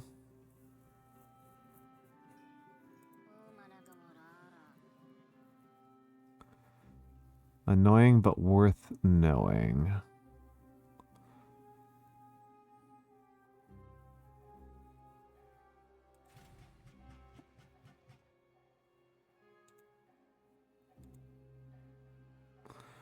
What do I do now?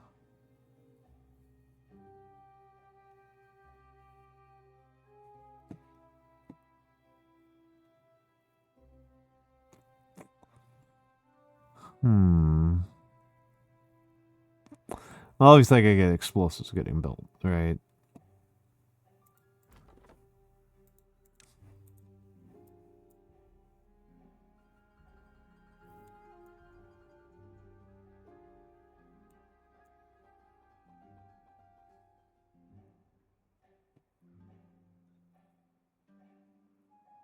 I think Sarah Yoon's plan, Sarah Yoon's preferred method of using tunnels is probably the way to go.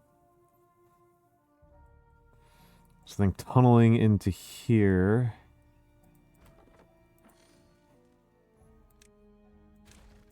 It is highly, highly tempting to... I think I just need to tunnel into here. I don't think I need to level this out particularly. Would make this a little bit more efficient, but like...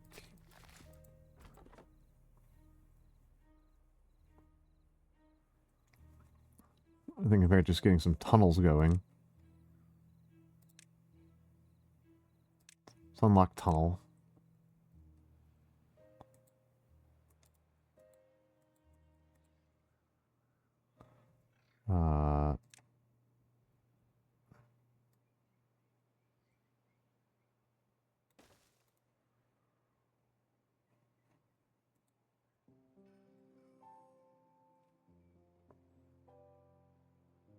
Okay.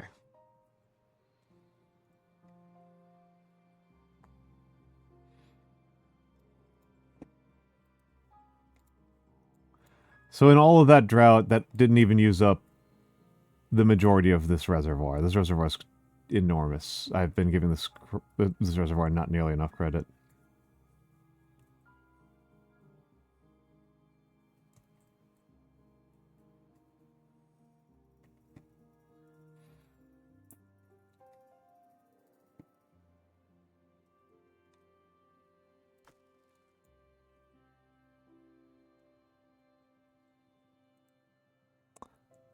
Okay. And we'll need to go into the mines at some point, but I think we're okay for a while.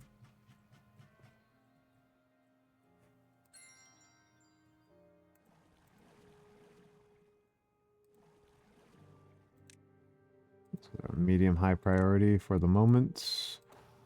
And we'll see how this goes. Cattail crackers are nice and built up. Pastries. Oh, okay, excellent. More places to put maples.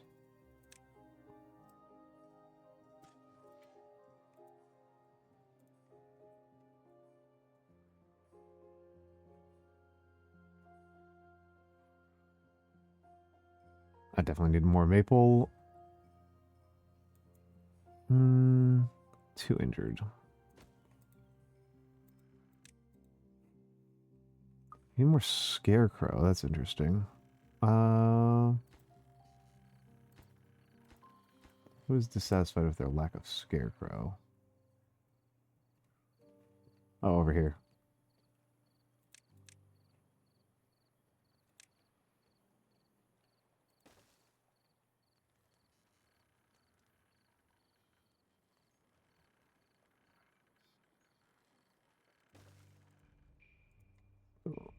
Two more scarecrow. Okay. Okay. It can't be fixed with dynamite. There is no solution. I don't agree with this prognosis, but I understand where you're coming from, Michan.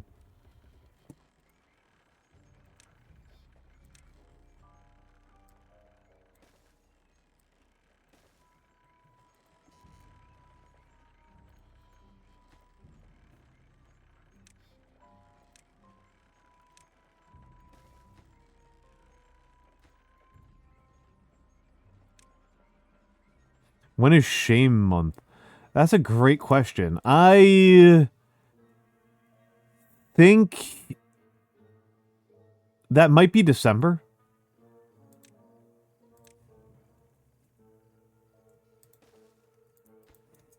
Does that make sense to people? To me, December is the one that makes sense for that.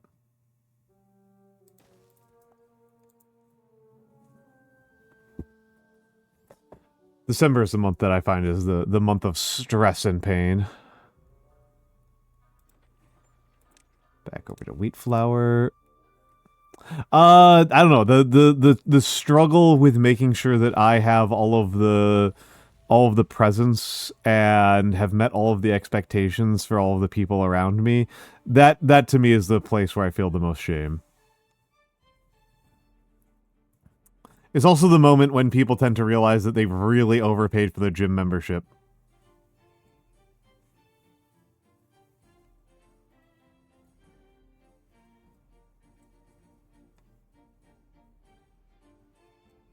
You nominate February? That's understandable. That is understandable.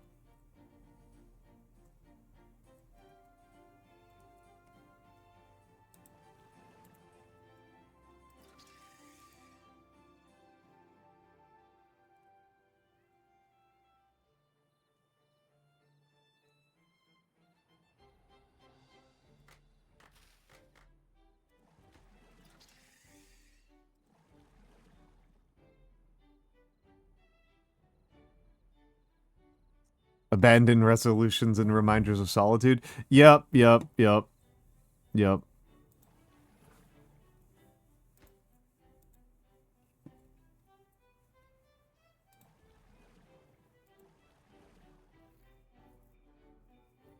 Might be time to get rid of this one.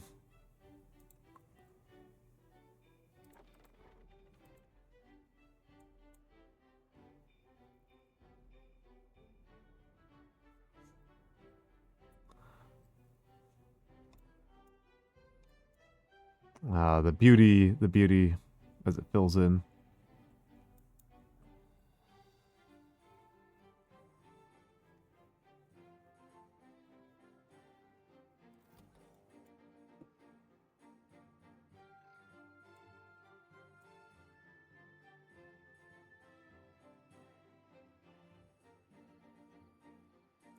I expect this to fill in more aggressively.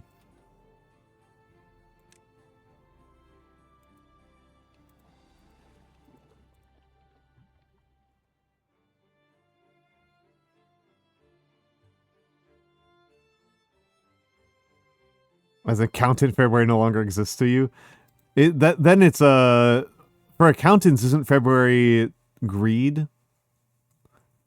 Would you say?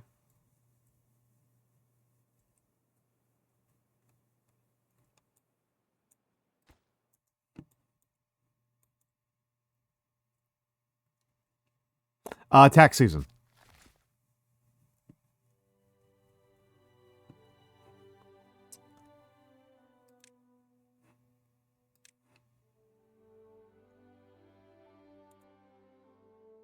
This isn't gonna work. This isn't gonna work. Just try this. This isn't gonna work.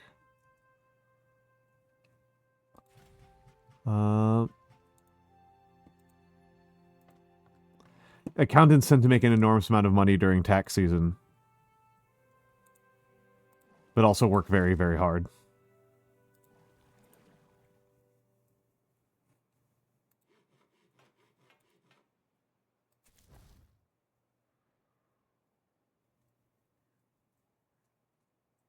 Never even realize when that passes? Oh my goodness.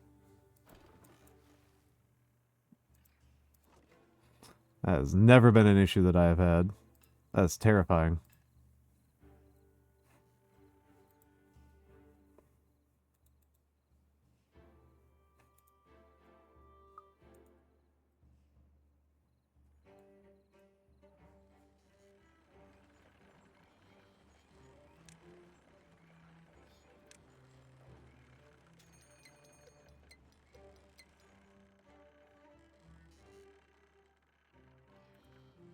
Bad tide approaching? Okay. Okay, we are approaching 4,000 water stored with an absolutely gigantic backfill reservoir.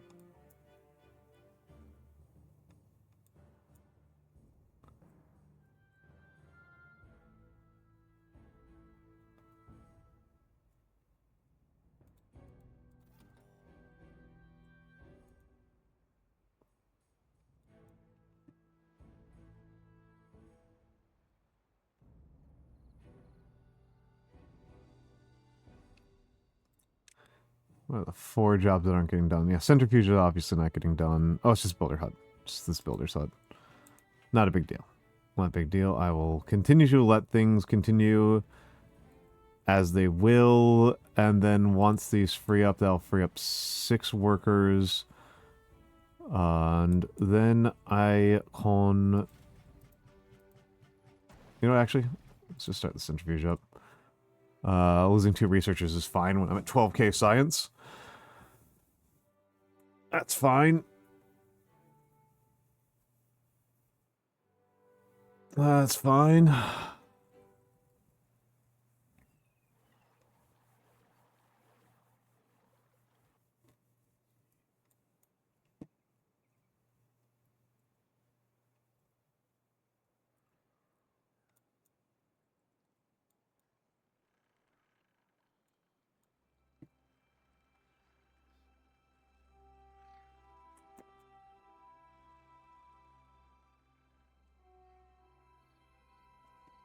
That's cute. That's cute. Wait,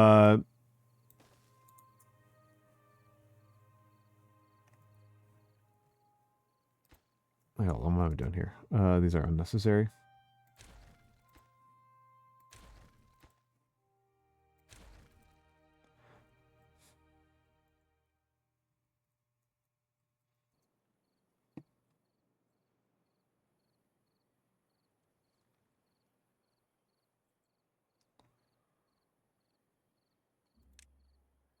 All right.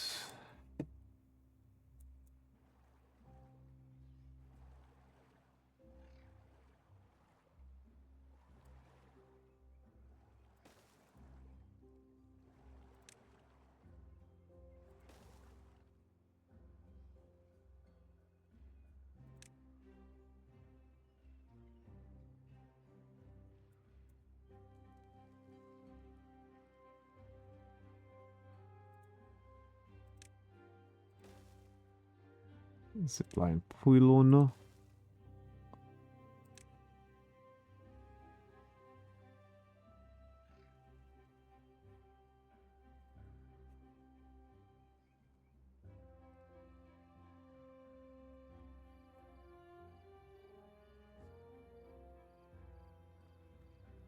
Oh.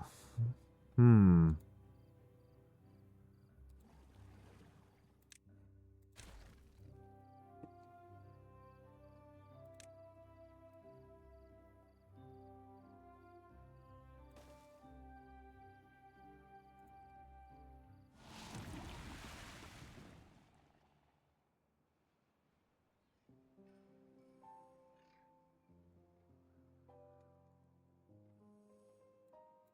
All right.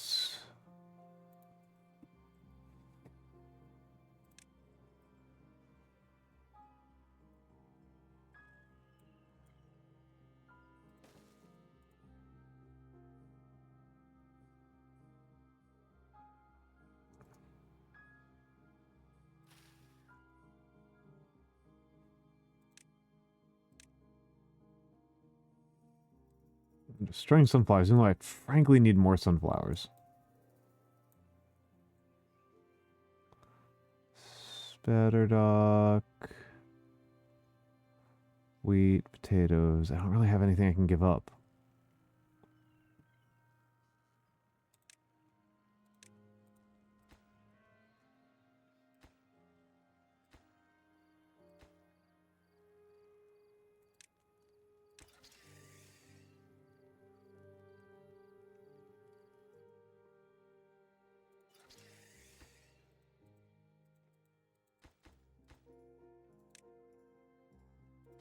Okay, hold on. Then I'm just going to delete that.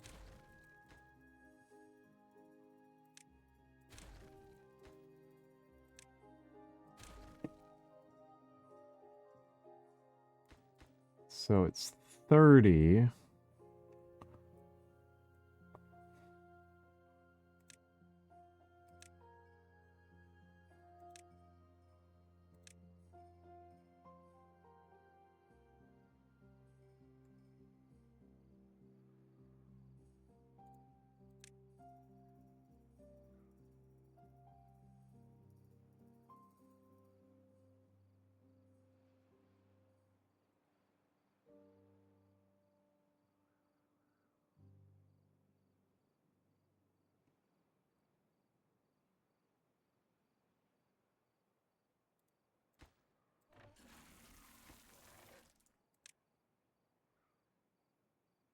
Okay, so there's an angle thing and a distance thing. So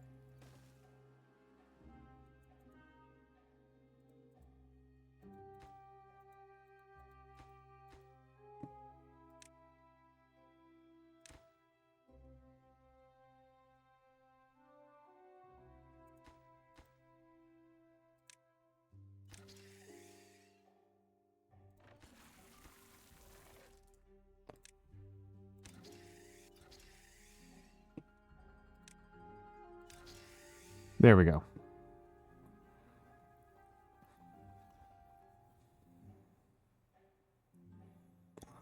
There we go. I did read an article recently about how the UK was trying to like build bat bridges, which is a very cute idea, but apparently they just like did not actually do any science on this.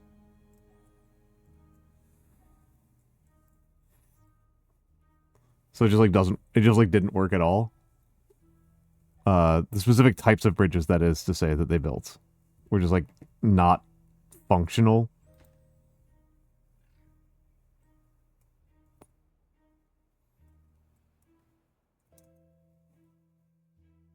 As bat bridges. Okay, hold on. 30 days left in this drought. Okay. So when we're at less than 10 days, when we're at 15 days, I will do something shenanigansy. I'll do something shenanigansy. Okay.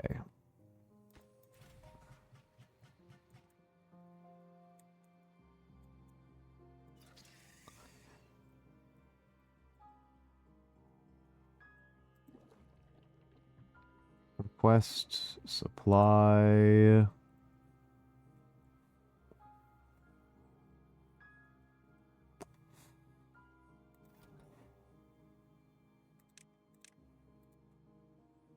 Wait, no, I want that to no, stay there, stay there. Stay there, and we're going to let that. Okay, so bad order diversion is working exactly as parameterized.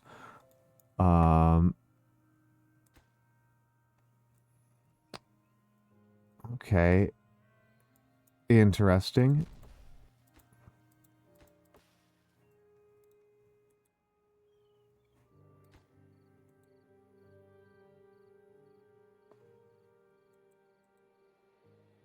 I'm going to try a little bit more tunneling, but I think it might just not be doing what I want it to do.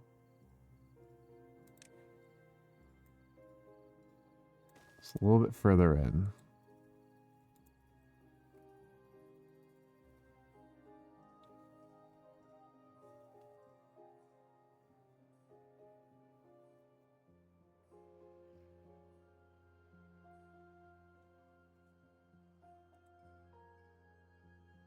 Yeah, so it's filling with water, which is what I do want.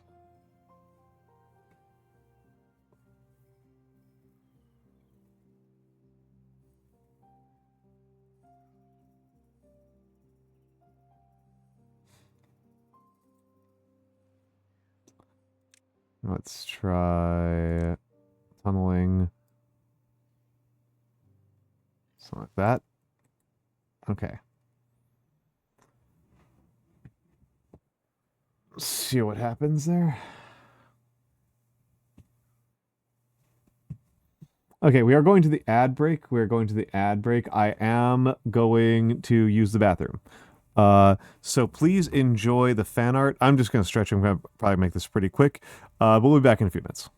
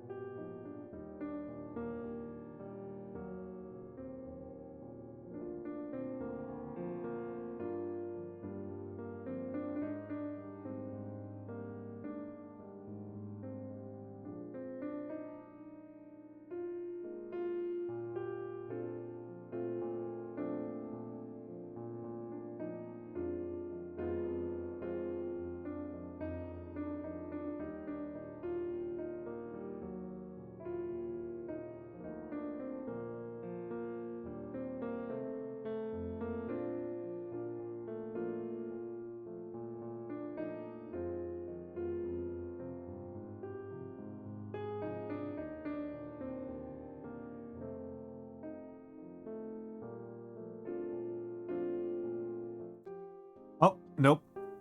Oh, there. Hello. Hello. Hello. Let's get back to it. We have one idle beeve.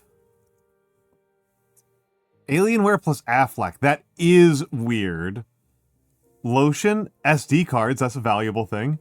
World Cup merch makes sense. A kitty litter box, that makes sense. Sports gambling, boo, and Home Depot. Home Depot, that's interesting. That's actually pretty interesting. That implies to me that there has been some sort of improvement in Twitch's ability to get sponsors. They're getting the Home Depot. You know, a really, really legitimate company.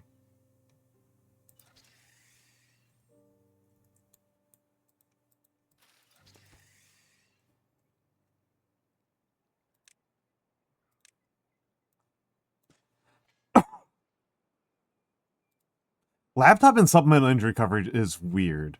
What injury? What injury are the Alienware gamers getting?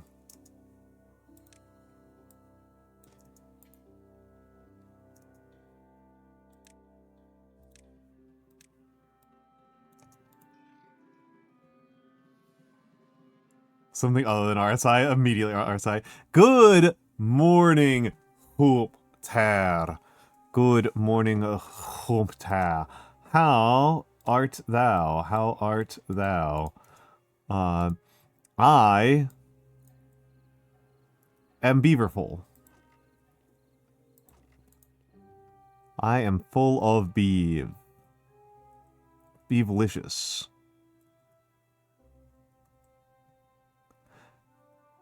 Oh, yeah, Exit West grabbed me extremely hard. Exit West grabbed me super duper hard. It took very, very little time for Exit West to just be like, oh, this is a homeboy. Yeah, he's so good. He's so good. I think it was that passage with the guy who was like, the guy who got teleported into the Australian woman's closet, and he's just like, I am out. Like, that one stuck with me a lot. Is like, oh, this guy can, like, write. Hello, Keith. Hello, Keith. How art thou doing?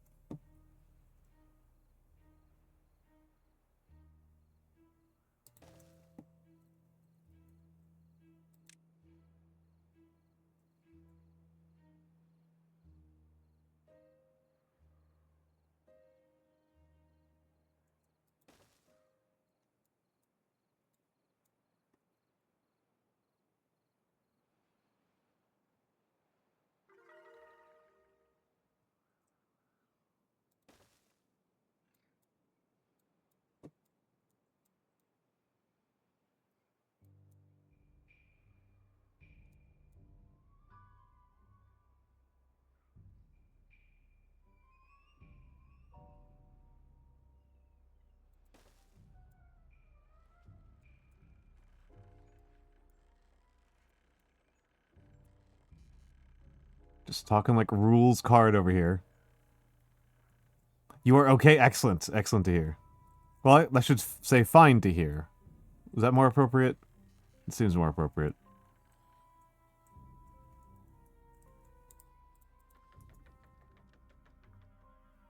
More correct.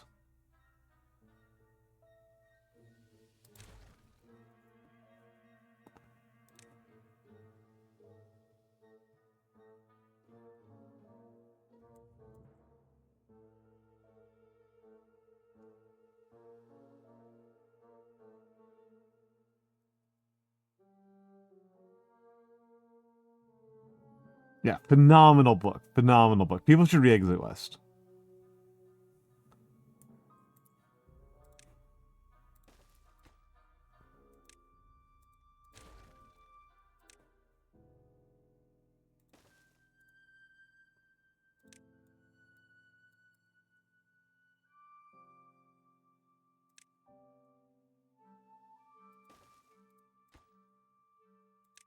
Connection.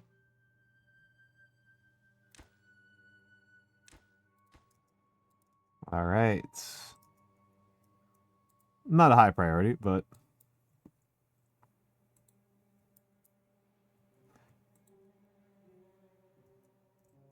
oh, that yeah, okay, that's an impressive endorsement. That's an impressive endorsement.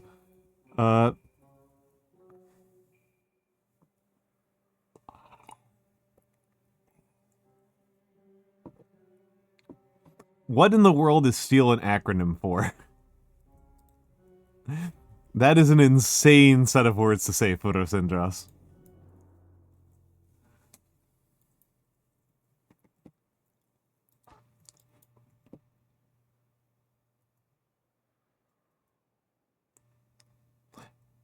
I am reasonably sure it is a much older word than that.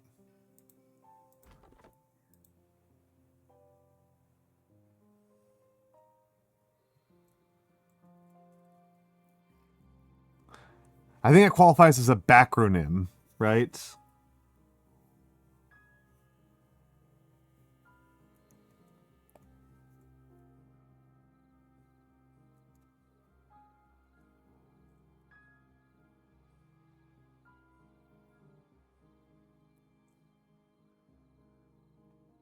Oh, holy crap! I'm over on books. Okay. I have never heard of Seance at Blake Manor. I have never heard this combination of words before in my life.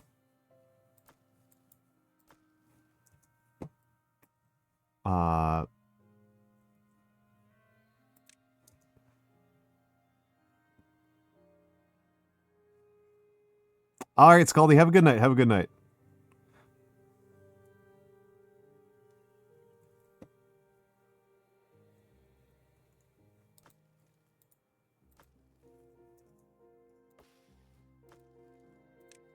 Buckets and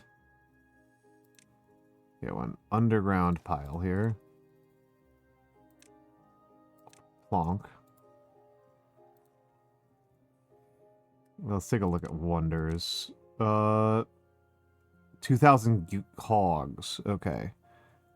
So far off from that one. And 2,000 treated lumber. 1,500 steel block.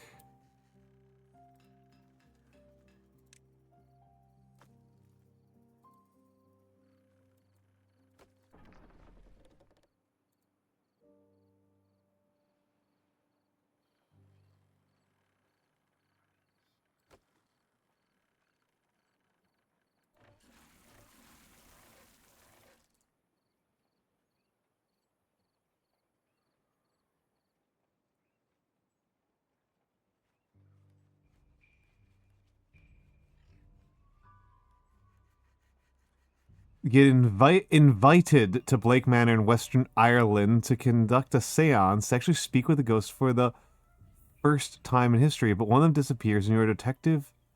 Oh, okay, excellent, excellent, excellent. Agatha Christie whodunit. Excellent. Never heard of this.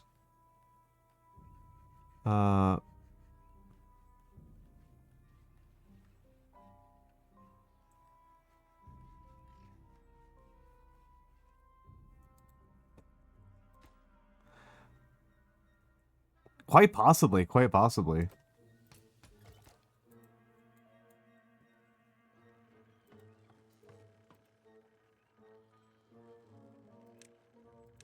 I have completely lost track of what Keith and Furo are trying to say. I don't know what you guys are trying to convey here.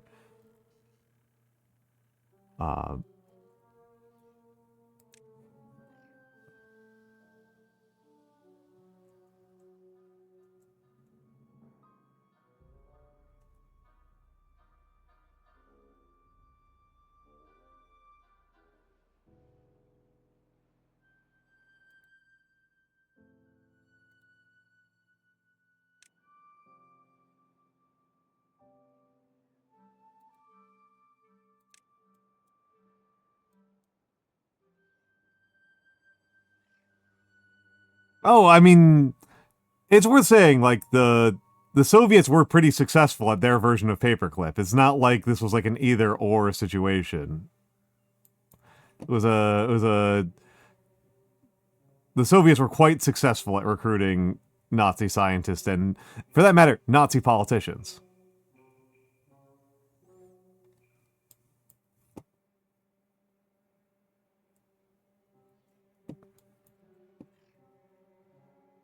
Yeah.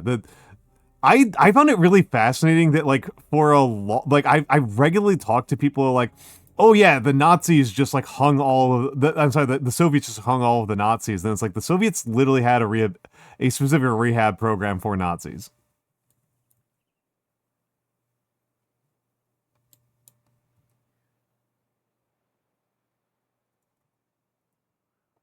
Like, these are not exclusionary.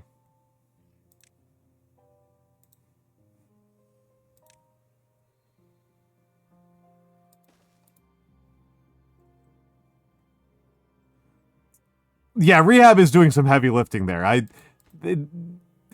By which we mean gave them jobs. Like, paid them to do a job.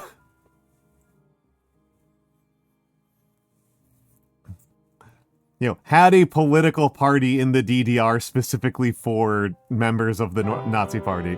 Oh, Evie, hello, Evie, Evie cakes.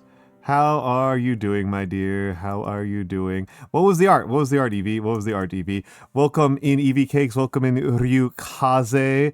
Hello. My name is Almantas VT. I am a former professor of sociology, current VTuber, an old man who loves old things. I do a lot of calligraphy. I do a lot of mini painting. I play my city builders, my silly little city builders. That is my thing. So welcome in. How was the art? How was the art? How was the art? You were kind of commissioned for Lloyd's Fault. I hope that Lloyd's Fault appreciated it. I hope the Lloyd's Fault appreciated it. We are playing Timberborn. Timberborn is a survival city builder. Also, I should say hello to Jocelyn and JJNC. Thank you, in. Lloyd's Fault sounds like a Dark Souls reference. Lloyd's Fault sounds like a significant percentage of the plot line of Tales of Symphonia. I am playing Timberborn. Timberborn is a post-apocalyptic survival city builder where you play as beavers. I have a city full of beavers. They are beaven. It is just before morning, so they're going to wake up and start getting busy.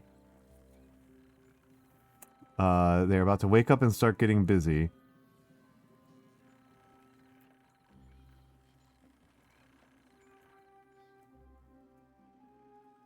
There we go. There's the beavers. They do like to beave. We've got foresters, and I've got farmers. And woodcutters, and constructors, and all sorts of beavers.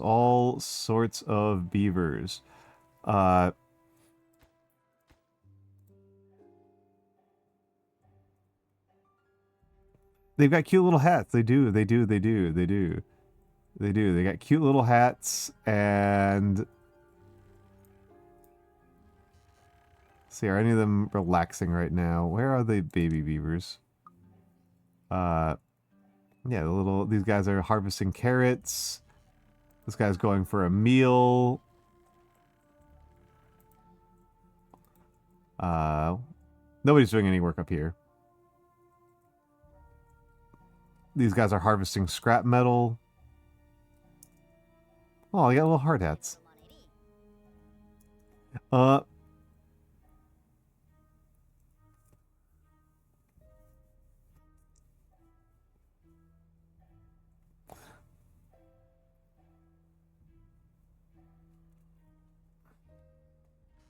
This is our explosives factory over here.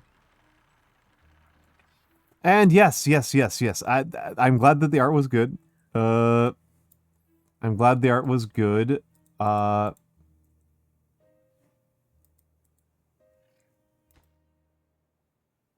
Oh, interesting. Okay, that's too far from a district.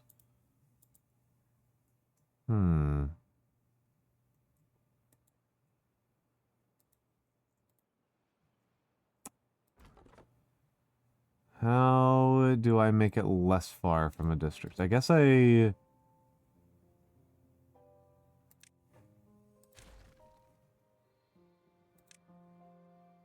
can do something like this.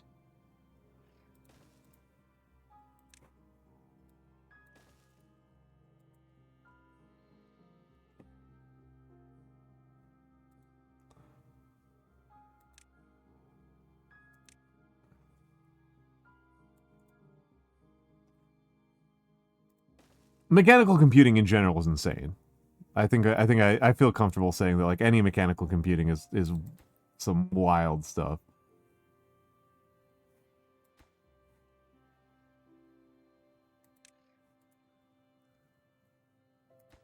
Let's put you down one lower. No, workplace is fine. One lower on construction.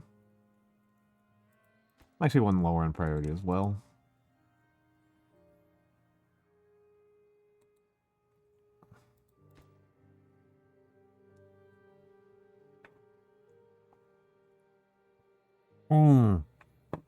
And hello, Arrow. Hello, Arrow. Hello, Arrow. But yes. If you need to raid and run Miss Cakes and any of your rubber ducks, please feel free to do so. We are just vibing out and enjoying the beeves. We are enjoying the beeves, and that is what I am about. We are enjoying the bees. We were having a bit of a discussion about the Soviet Union, I suppose.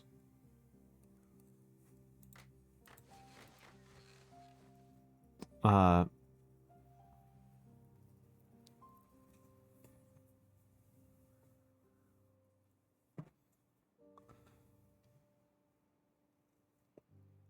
of an interesting choice.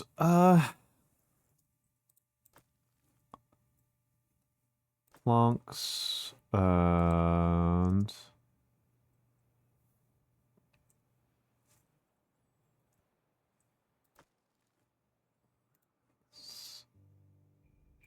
empty you because that's a really inconvenient location.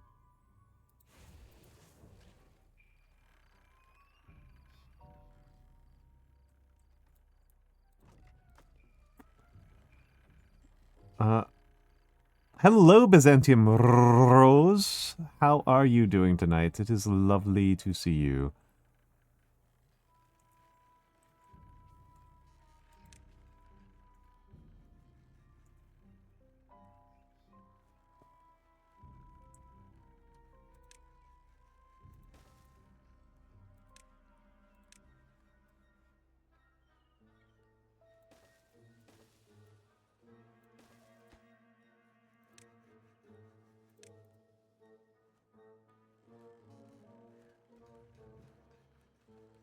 It is lovely to have you here. Well, right. It's okay. It's okay, Galaxy Wolfstar. It's okay. It's just normal.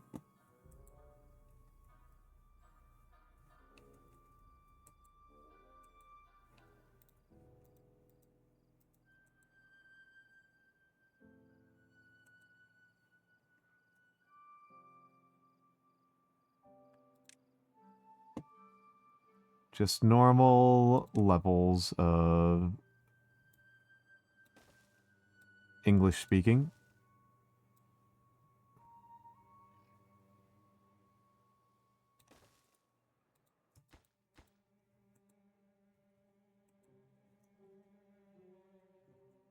I'll clear those.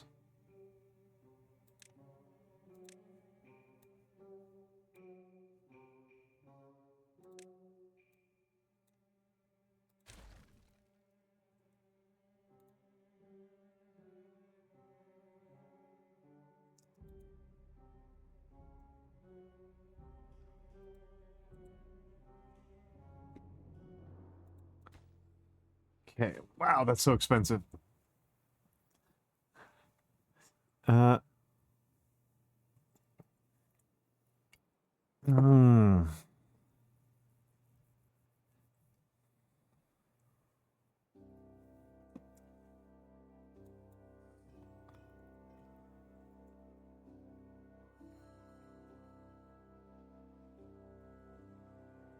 No obsequious loquacious pedantry here. I don't know. I think I speak English pretty normal. I think I'm a pretty typical English speaker. Just a guy.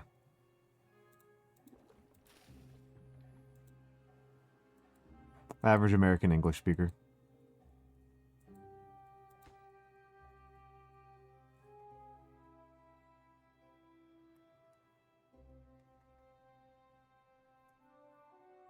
Hello, Soul Creeper. Yeah.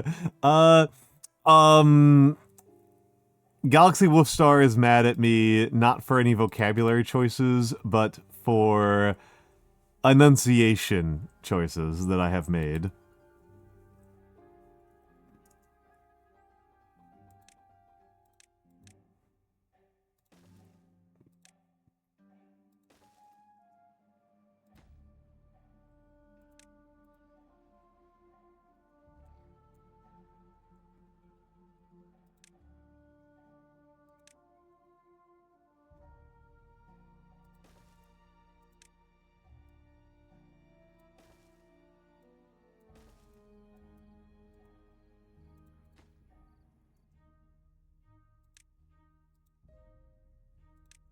I don't think anybody's objected to my vocabulary choices tonight.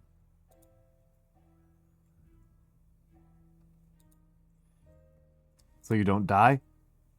Yeah. Yeah, just some friendly disagreement between me and Galaxy Wolfstar over how to pronounce certain words.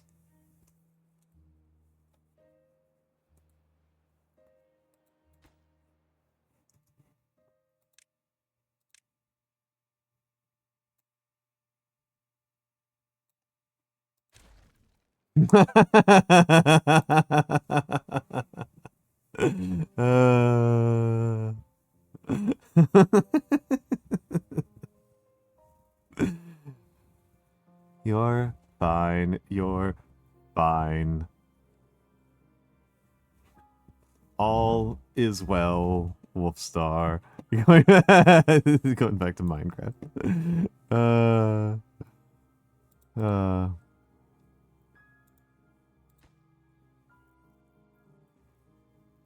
Yeah, this is taking forever to build because it's just like far away from everything.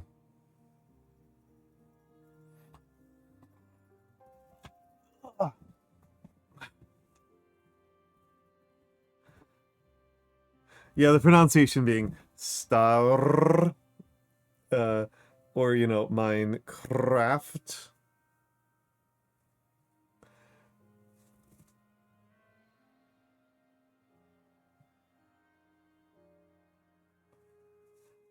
I have thought that a million times, Pseudosindros. I actually thought it was crying Fujo.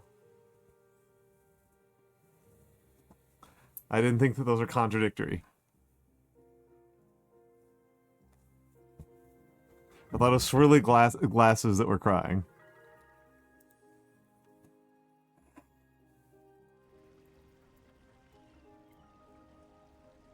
Oh, nice. That thing's nice.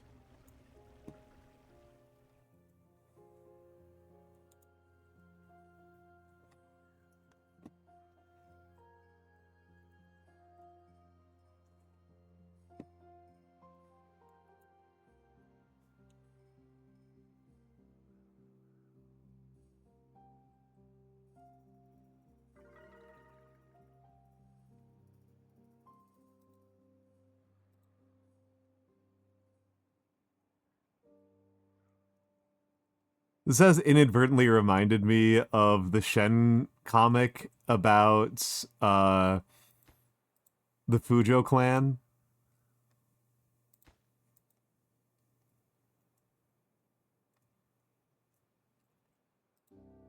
And being willing to die for yaoi. I don't know, I thought it was... It's on my mind a little bit. Okay, so it's time for the Agora.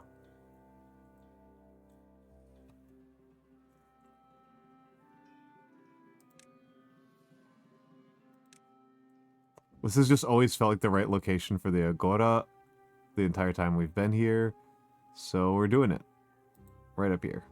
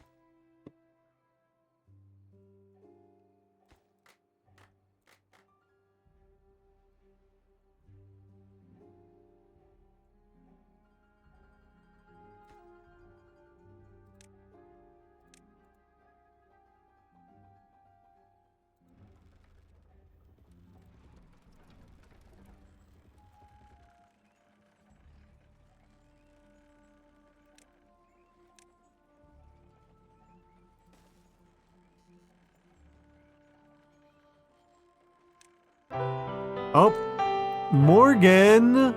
Morgan! Hello, Morgan! Hello, Morgan!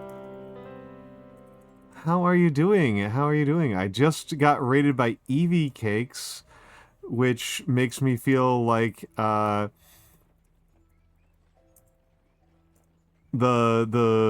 Guns of Icarus fandom has been supporting me quite kindly. Guns of Icarus, I should say networking, has been supporting me quite kindly. How is Vampire Crawlers? I have not played it. I have not played Vampire Crawlers.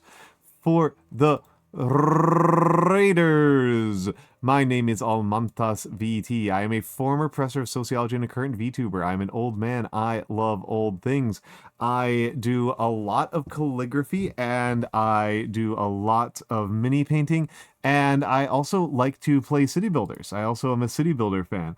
I am playing one of my favorites, which is Timberborn. Timberborn is a silly little city builder about being beavers. It is about being beavers and beaving. And we are... That is the deal. We are beavers. It is beavin' time. This is a nightmare of a map. We have nearly died. We have successfully died. We have completely died several times. We have nearly died many more times. And so I am currently, oh, I take a crack of the neck. Oh, you got affiliates. Congratulations on achieving affiliates. Congratulations. Congratulations on affiliates. I tend to treat my affiliate anniversary more seriously than my actual streamer anniversary. I need to figure out what I'm doing for my affiliate anniversary this coming year, because there may be reason to do something a little bit different. Need to figure out something that's going on there. I say it very non-ominously. Played Slay the Spire 2 and Megabonk and tried out more... Excellent! Excellent! I'm glad... I hope that you had a lovely time. I hope you had a lovely time. What's the roguelike that I like the most? Into the Breach is definitely the one I'm the best at. Of the roguelikes. I'm not sure which one I like the most. Not confident about which one I think is in fact the best. But in any event, I'm glad that you stopped by. I'm glad to have you here. Yeah, Into the Breach is the one I'm definitely the best at. Again, not sure which one I like the most. I'm not sure like quite what the boundary is between a game that's just highly randomized and when it's actually just like a roguelike. Roguelite, I should say. Because the only actual true roguelike I have played is NetHack.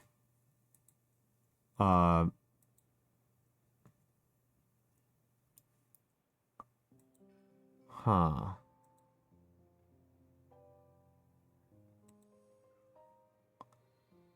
Hmm.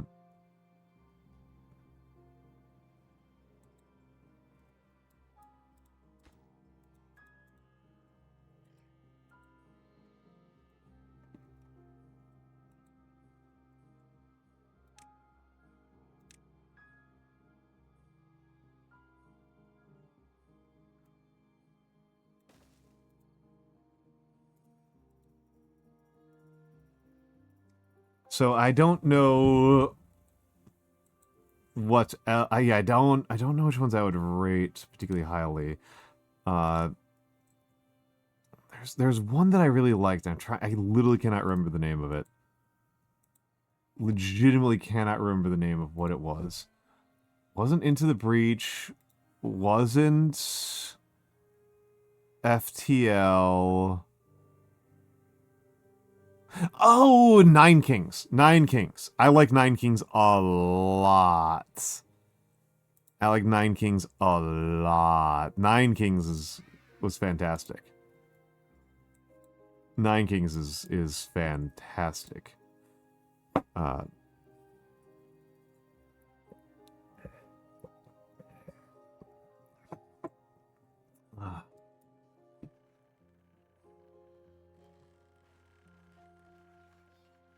Nine Kings, yeah. Yeah, Nine Kings is Nine Kings is a like roguelike auto battler city builder. It's a lot of things happening at the same time. it's a lot of things happening at the same time. The demo is fully playable. So like yeah, you can just check out the demo without having to buy the game.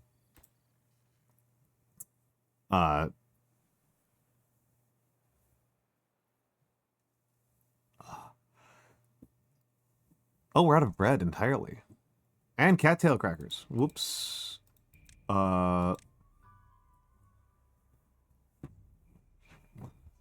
Whoops. We can work on that. We can work on that. Mm.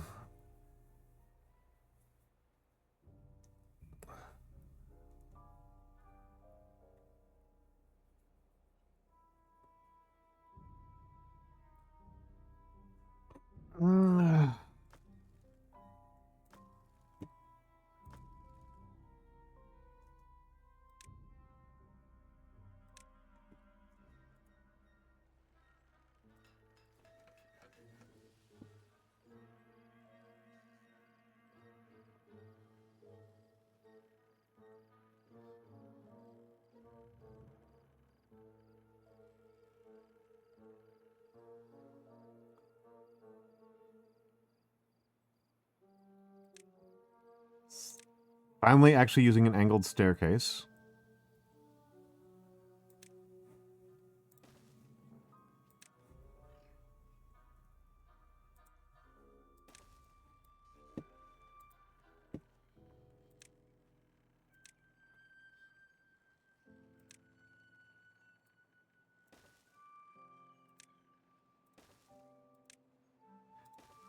Yeah, Nine Kings is something is wild. Nine Kings is something I consider Nine Kings very special.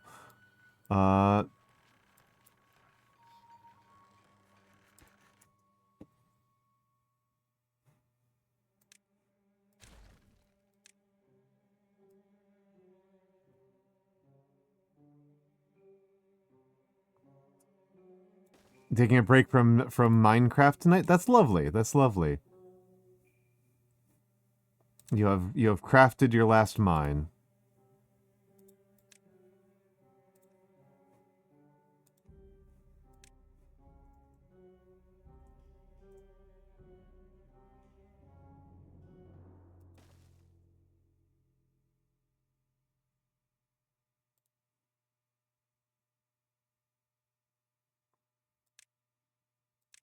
The mines will go undug from now on. You will be mindless.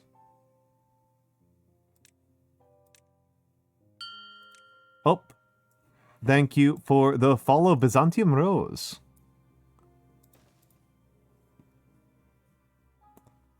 Thank you for the follow.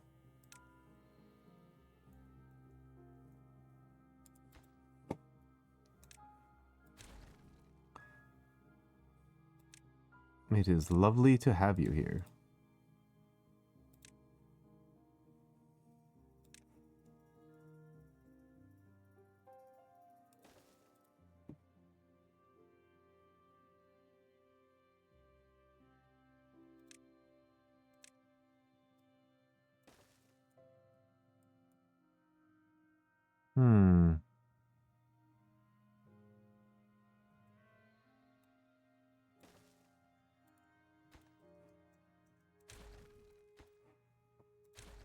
Expanding our little shantytown, our little seaside shantytown.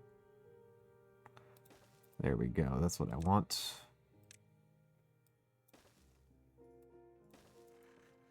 Okay.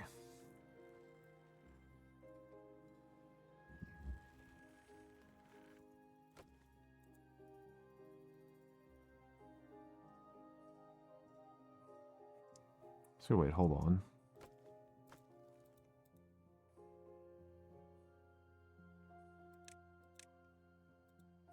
Hold on a second here. I don't think I need to build this. Or this. Oh, I know I do need to build this. I do need to build this. Yeah, I do need to build that. The alternatives... I don't strictly need to build it, but it'd be really annoying to not. Hello, Sybil. Hello. How are you doing, dear? How are you doing, my friend? How are you doing? Ah. I am beavin' it. We are beavin'. We are in Bevan. Okay, hold on.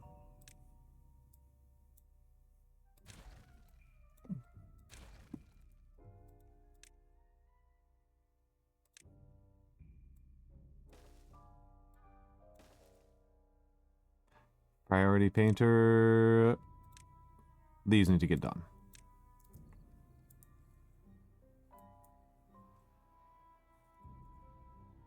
Sleepy and disappointed. I think I know what you're disappointed about. I'm sorry. You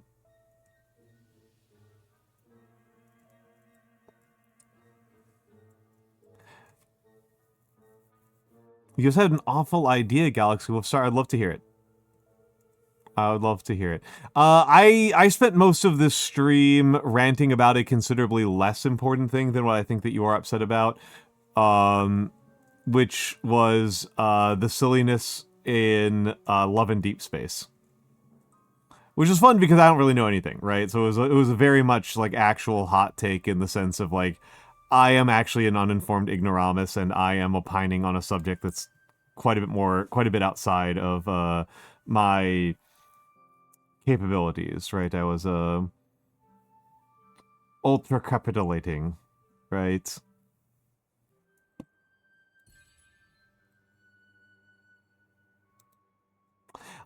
So I haven't either. The nature of the rant was pretty uninterested in the actual facts of the matter, so to speak. There was a major controversy. There was a major... So basically the Love and Deepspace fans got super pissed off and they ranted and raved at the company, and then the company bent the knee and gave them what they wanted, which was mostly... There were two natures to the complaints, one of which I think is something that's, like, not that horrifying or embarrassing to talk about, which is that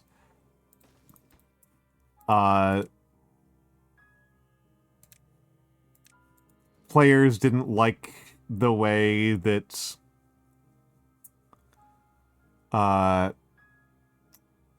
the company was prioritizing new content over maintaining and developing older content. You know, typical complaint about developer resource allocation nonsense. But then it also took on like a pretty homophobic tenor, and made a lot of people mad. And the part of it that wound up being kind of interesting to me is that the missive that the company for lads put out. Yes, Sybil, yes. Yes. The apology, what they put out was just like incredibly like, we take responsibility for everything, we're so sorry, please don't kill us apology.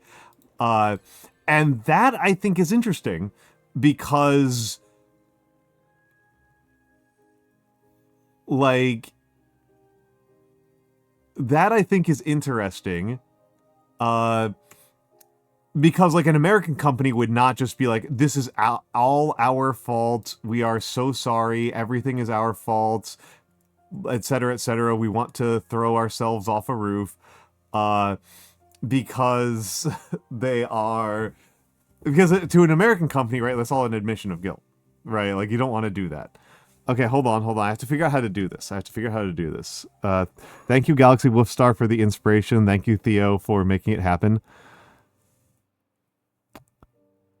That's quite hard. That's quite difficult. Oh, that was quite fun. That was fun. That was like a weird purring sound.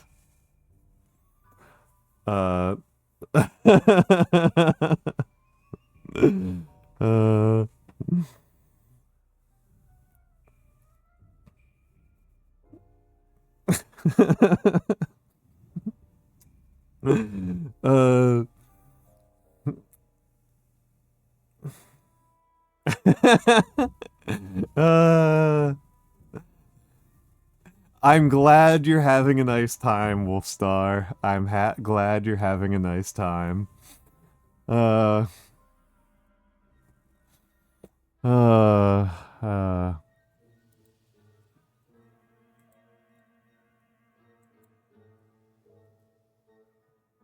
It was Theo. Theo redeemed it.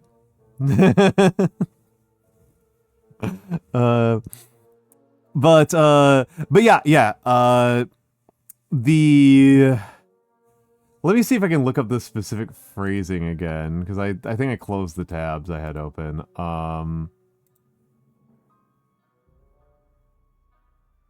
Whatever. To a treasure you cannot possess. Yes,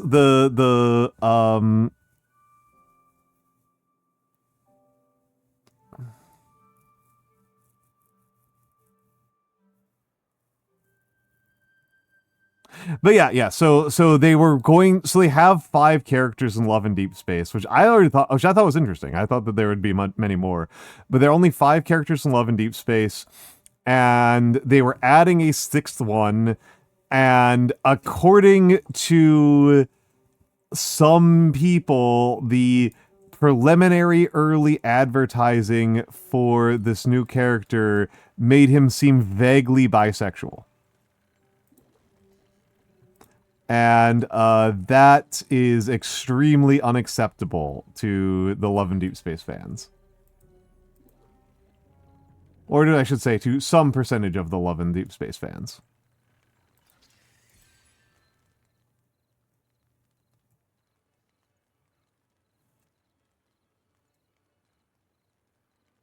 Nobody's using the Agora.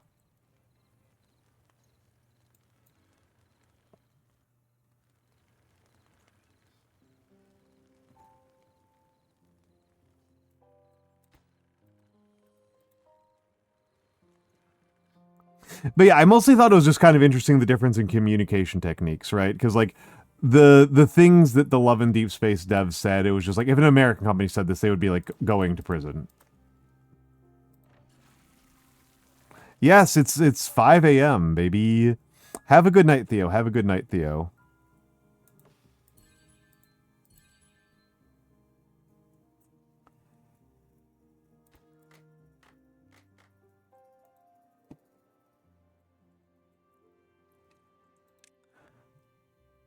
Brazier of bonding, sauna.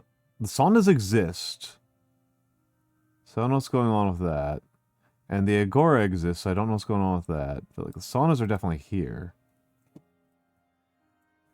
So I just need to turn off the automation.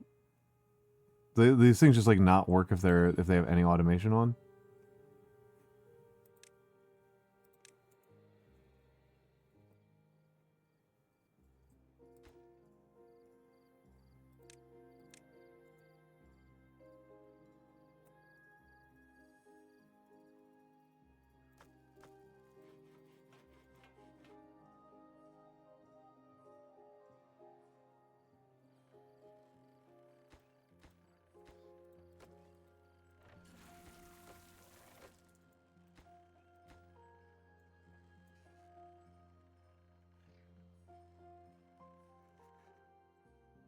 How's Power Grid doing? Power Grid's doing fantastically.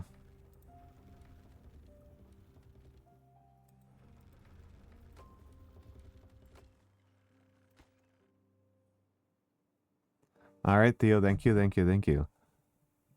Let's see if I can do it again.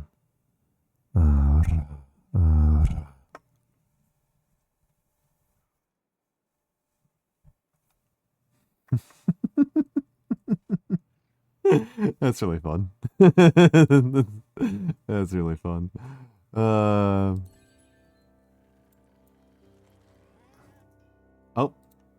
the Agora is full.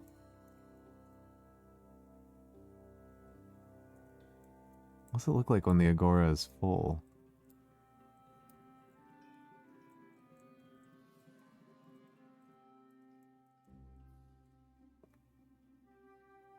They're having like a fun little debate. I like this. I like this. They're vibing. They're chatting.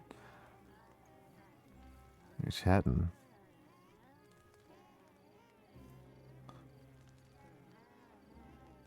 It's like it can take 12 years to make the second half of a two-part album. Incredible. Incredible. I'm assuming this is a very specific reference. I just don't understand.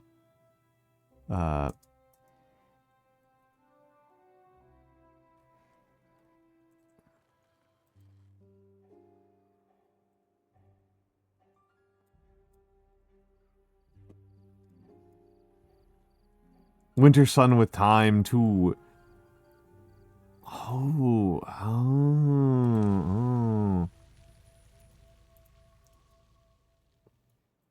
Okay, these got built. So 0.9.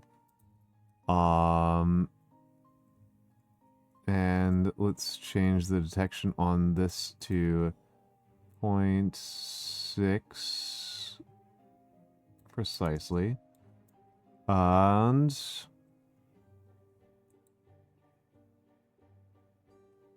that sounds very proggy to me. I do like prog, but I'm not familiar with the specific reference.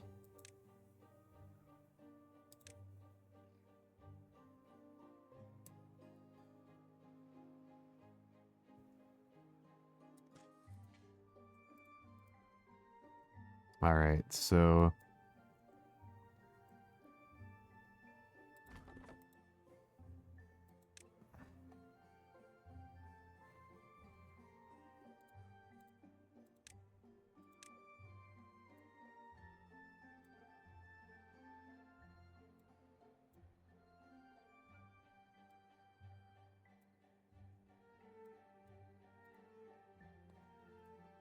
Mellow Death. Oh, I love Mellow Death. I should know who's responsible for this one. Morgan Starblade. I am lazy about keeping up with like any kind of actual news, so this just sounds like something I'm supposed to know about, but I just don't.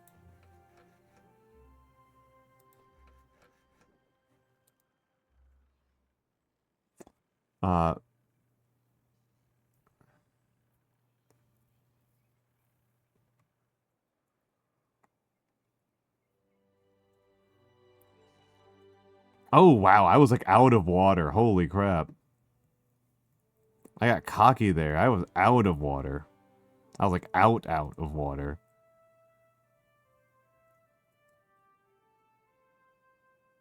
Oh, 2012. No wonder. I'm too old. That's a problem here. I'm too boomer.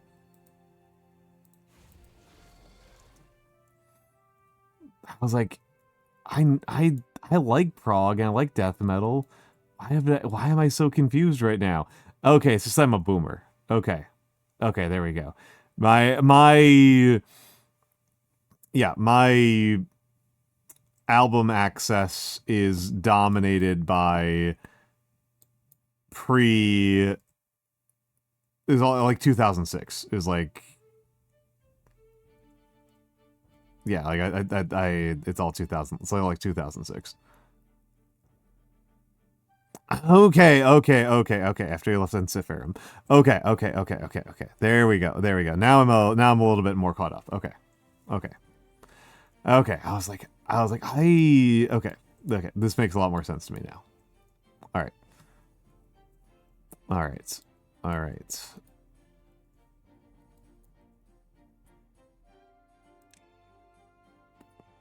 How am I gonna get power over there?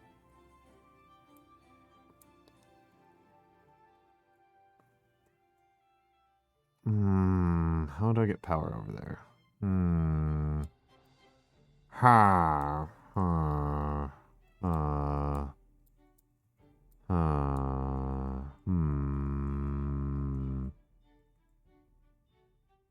Maybe we should just end there. Figuring out how to get the power hooked up to here is really annoying. Not impossible, just annoying.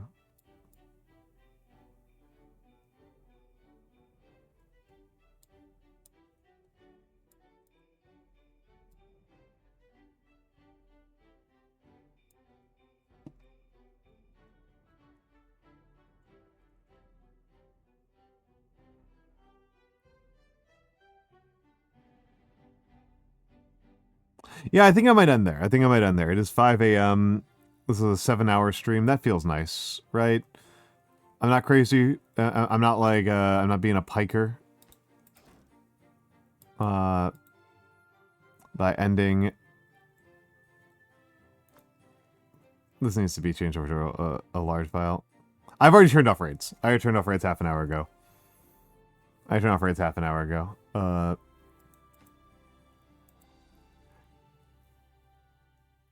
Because I could tell. That it was going to be time sooner rather than later. Oh, damn it. Okay. Sorry, just...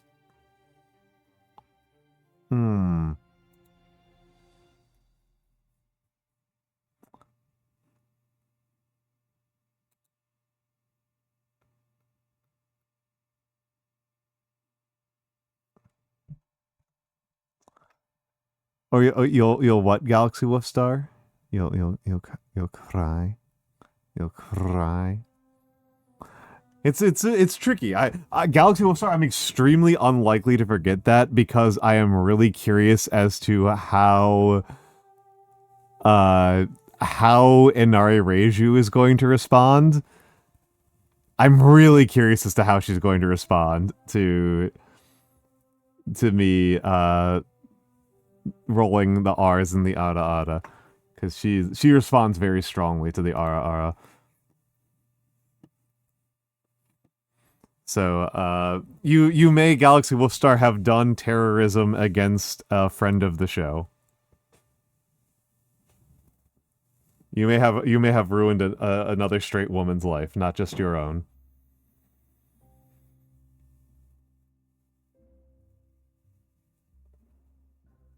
Yes, your brain. You're very brilliant and big brain.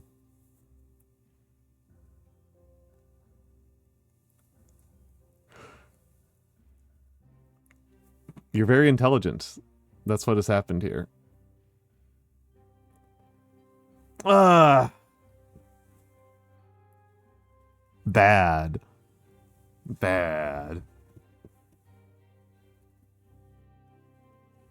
You're bad and you know it.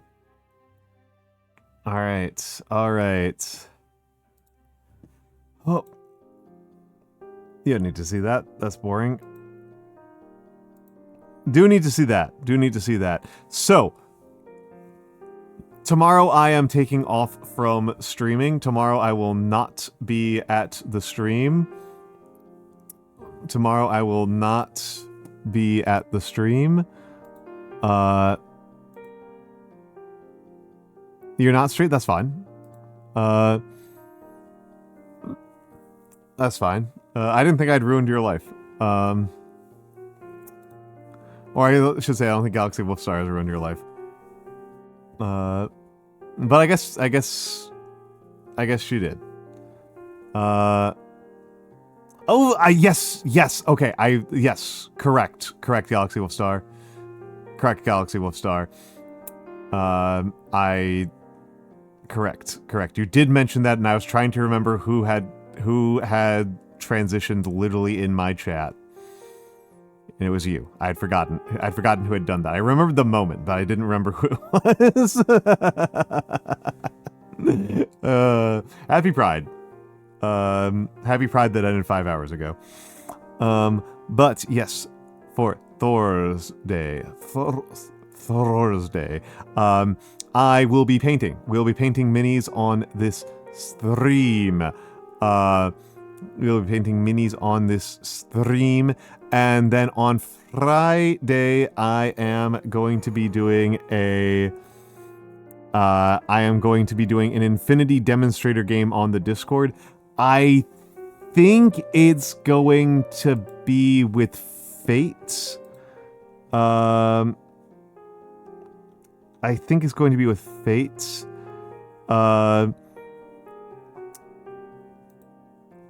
It did sound like there were two people who were down to clown. Both Fate and Sharkray, I think, were kind of down to clown, but I think Fate wanted first dibs on doing Infinity propaganda.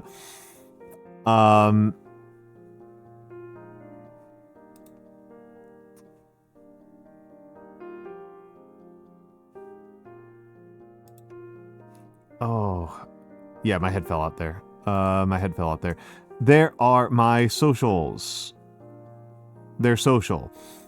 I sometimes post reviews on Goodreads. I technically have a Twitter and a Blue Sky. And I post... Oh, hold on a second here. We're going to snooze.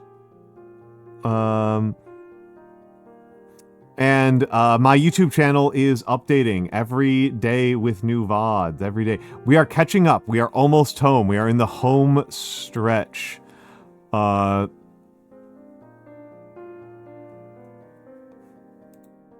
We are in the home stretch.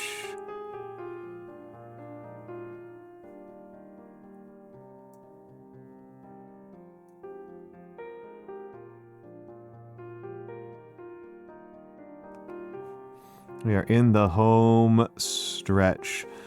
Who do I raid now?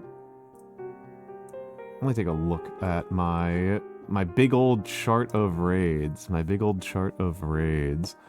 I am probably going to have a good night.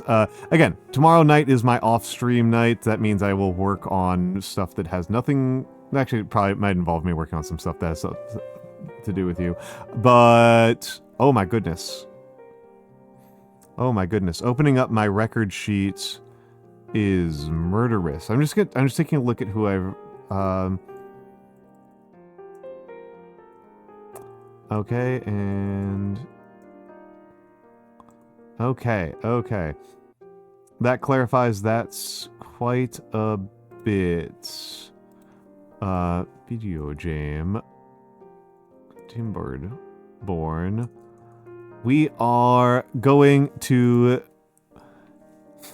Sorry, Galaxy Wolfstar, I am going to make your life horrible here.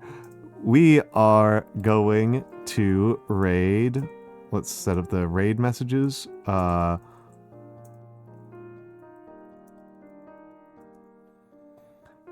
Geezers and beavers.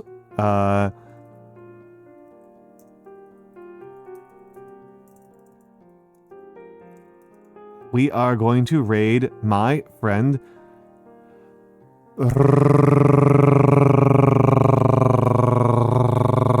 Renese. That was me showing off. That was me showing off. I like Renese. She is doing art. She is doing art. Appreciate the art. Appreciate her. Enjoy it. It should be nice and relaxing. Farewell. Auf Wiedersehen. See you in 30-something hours.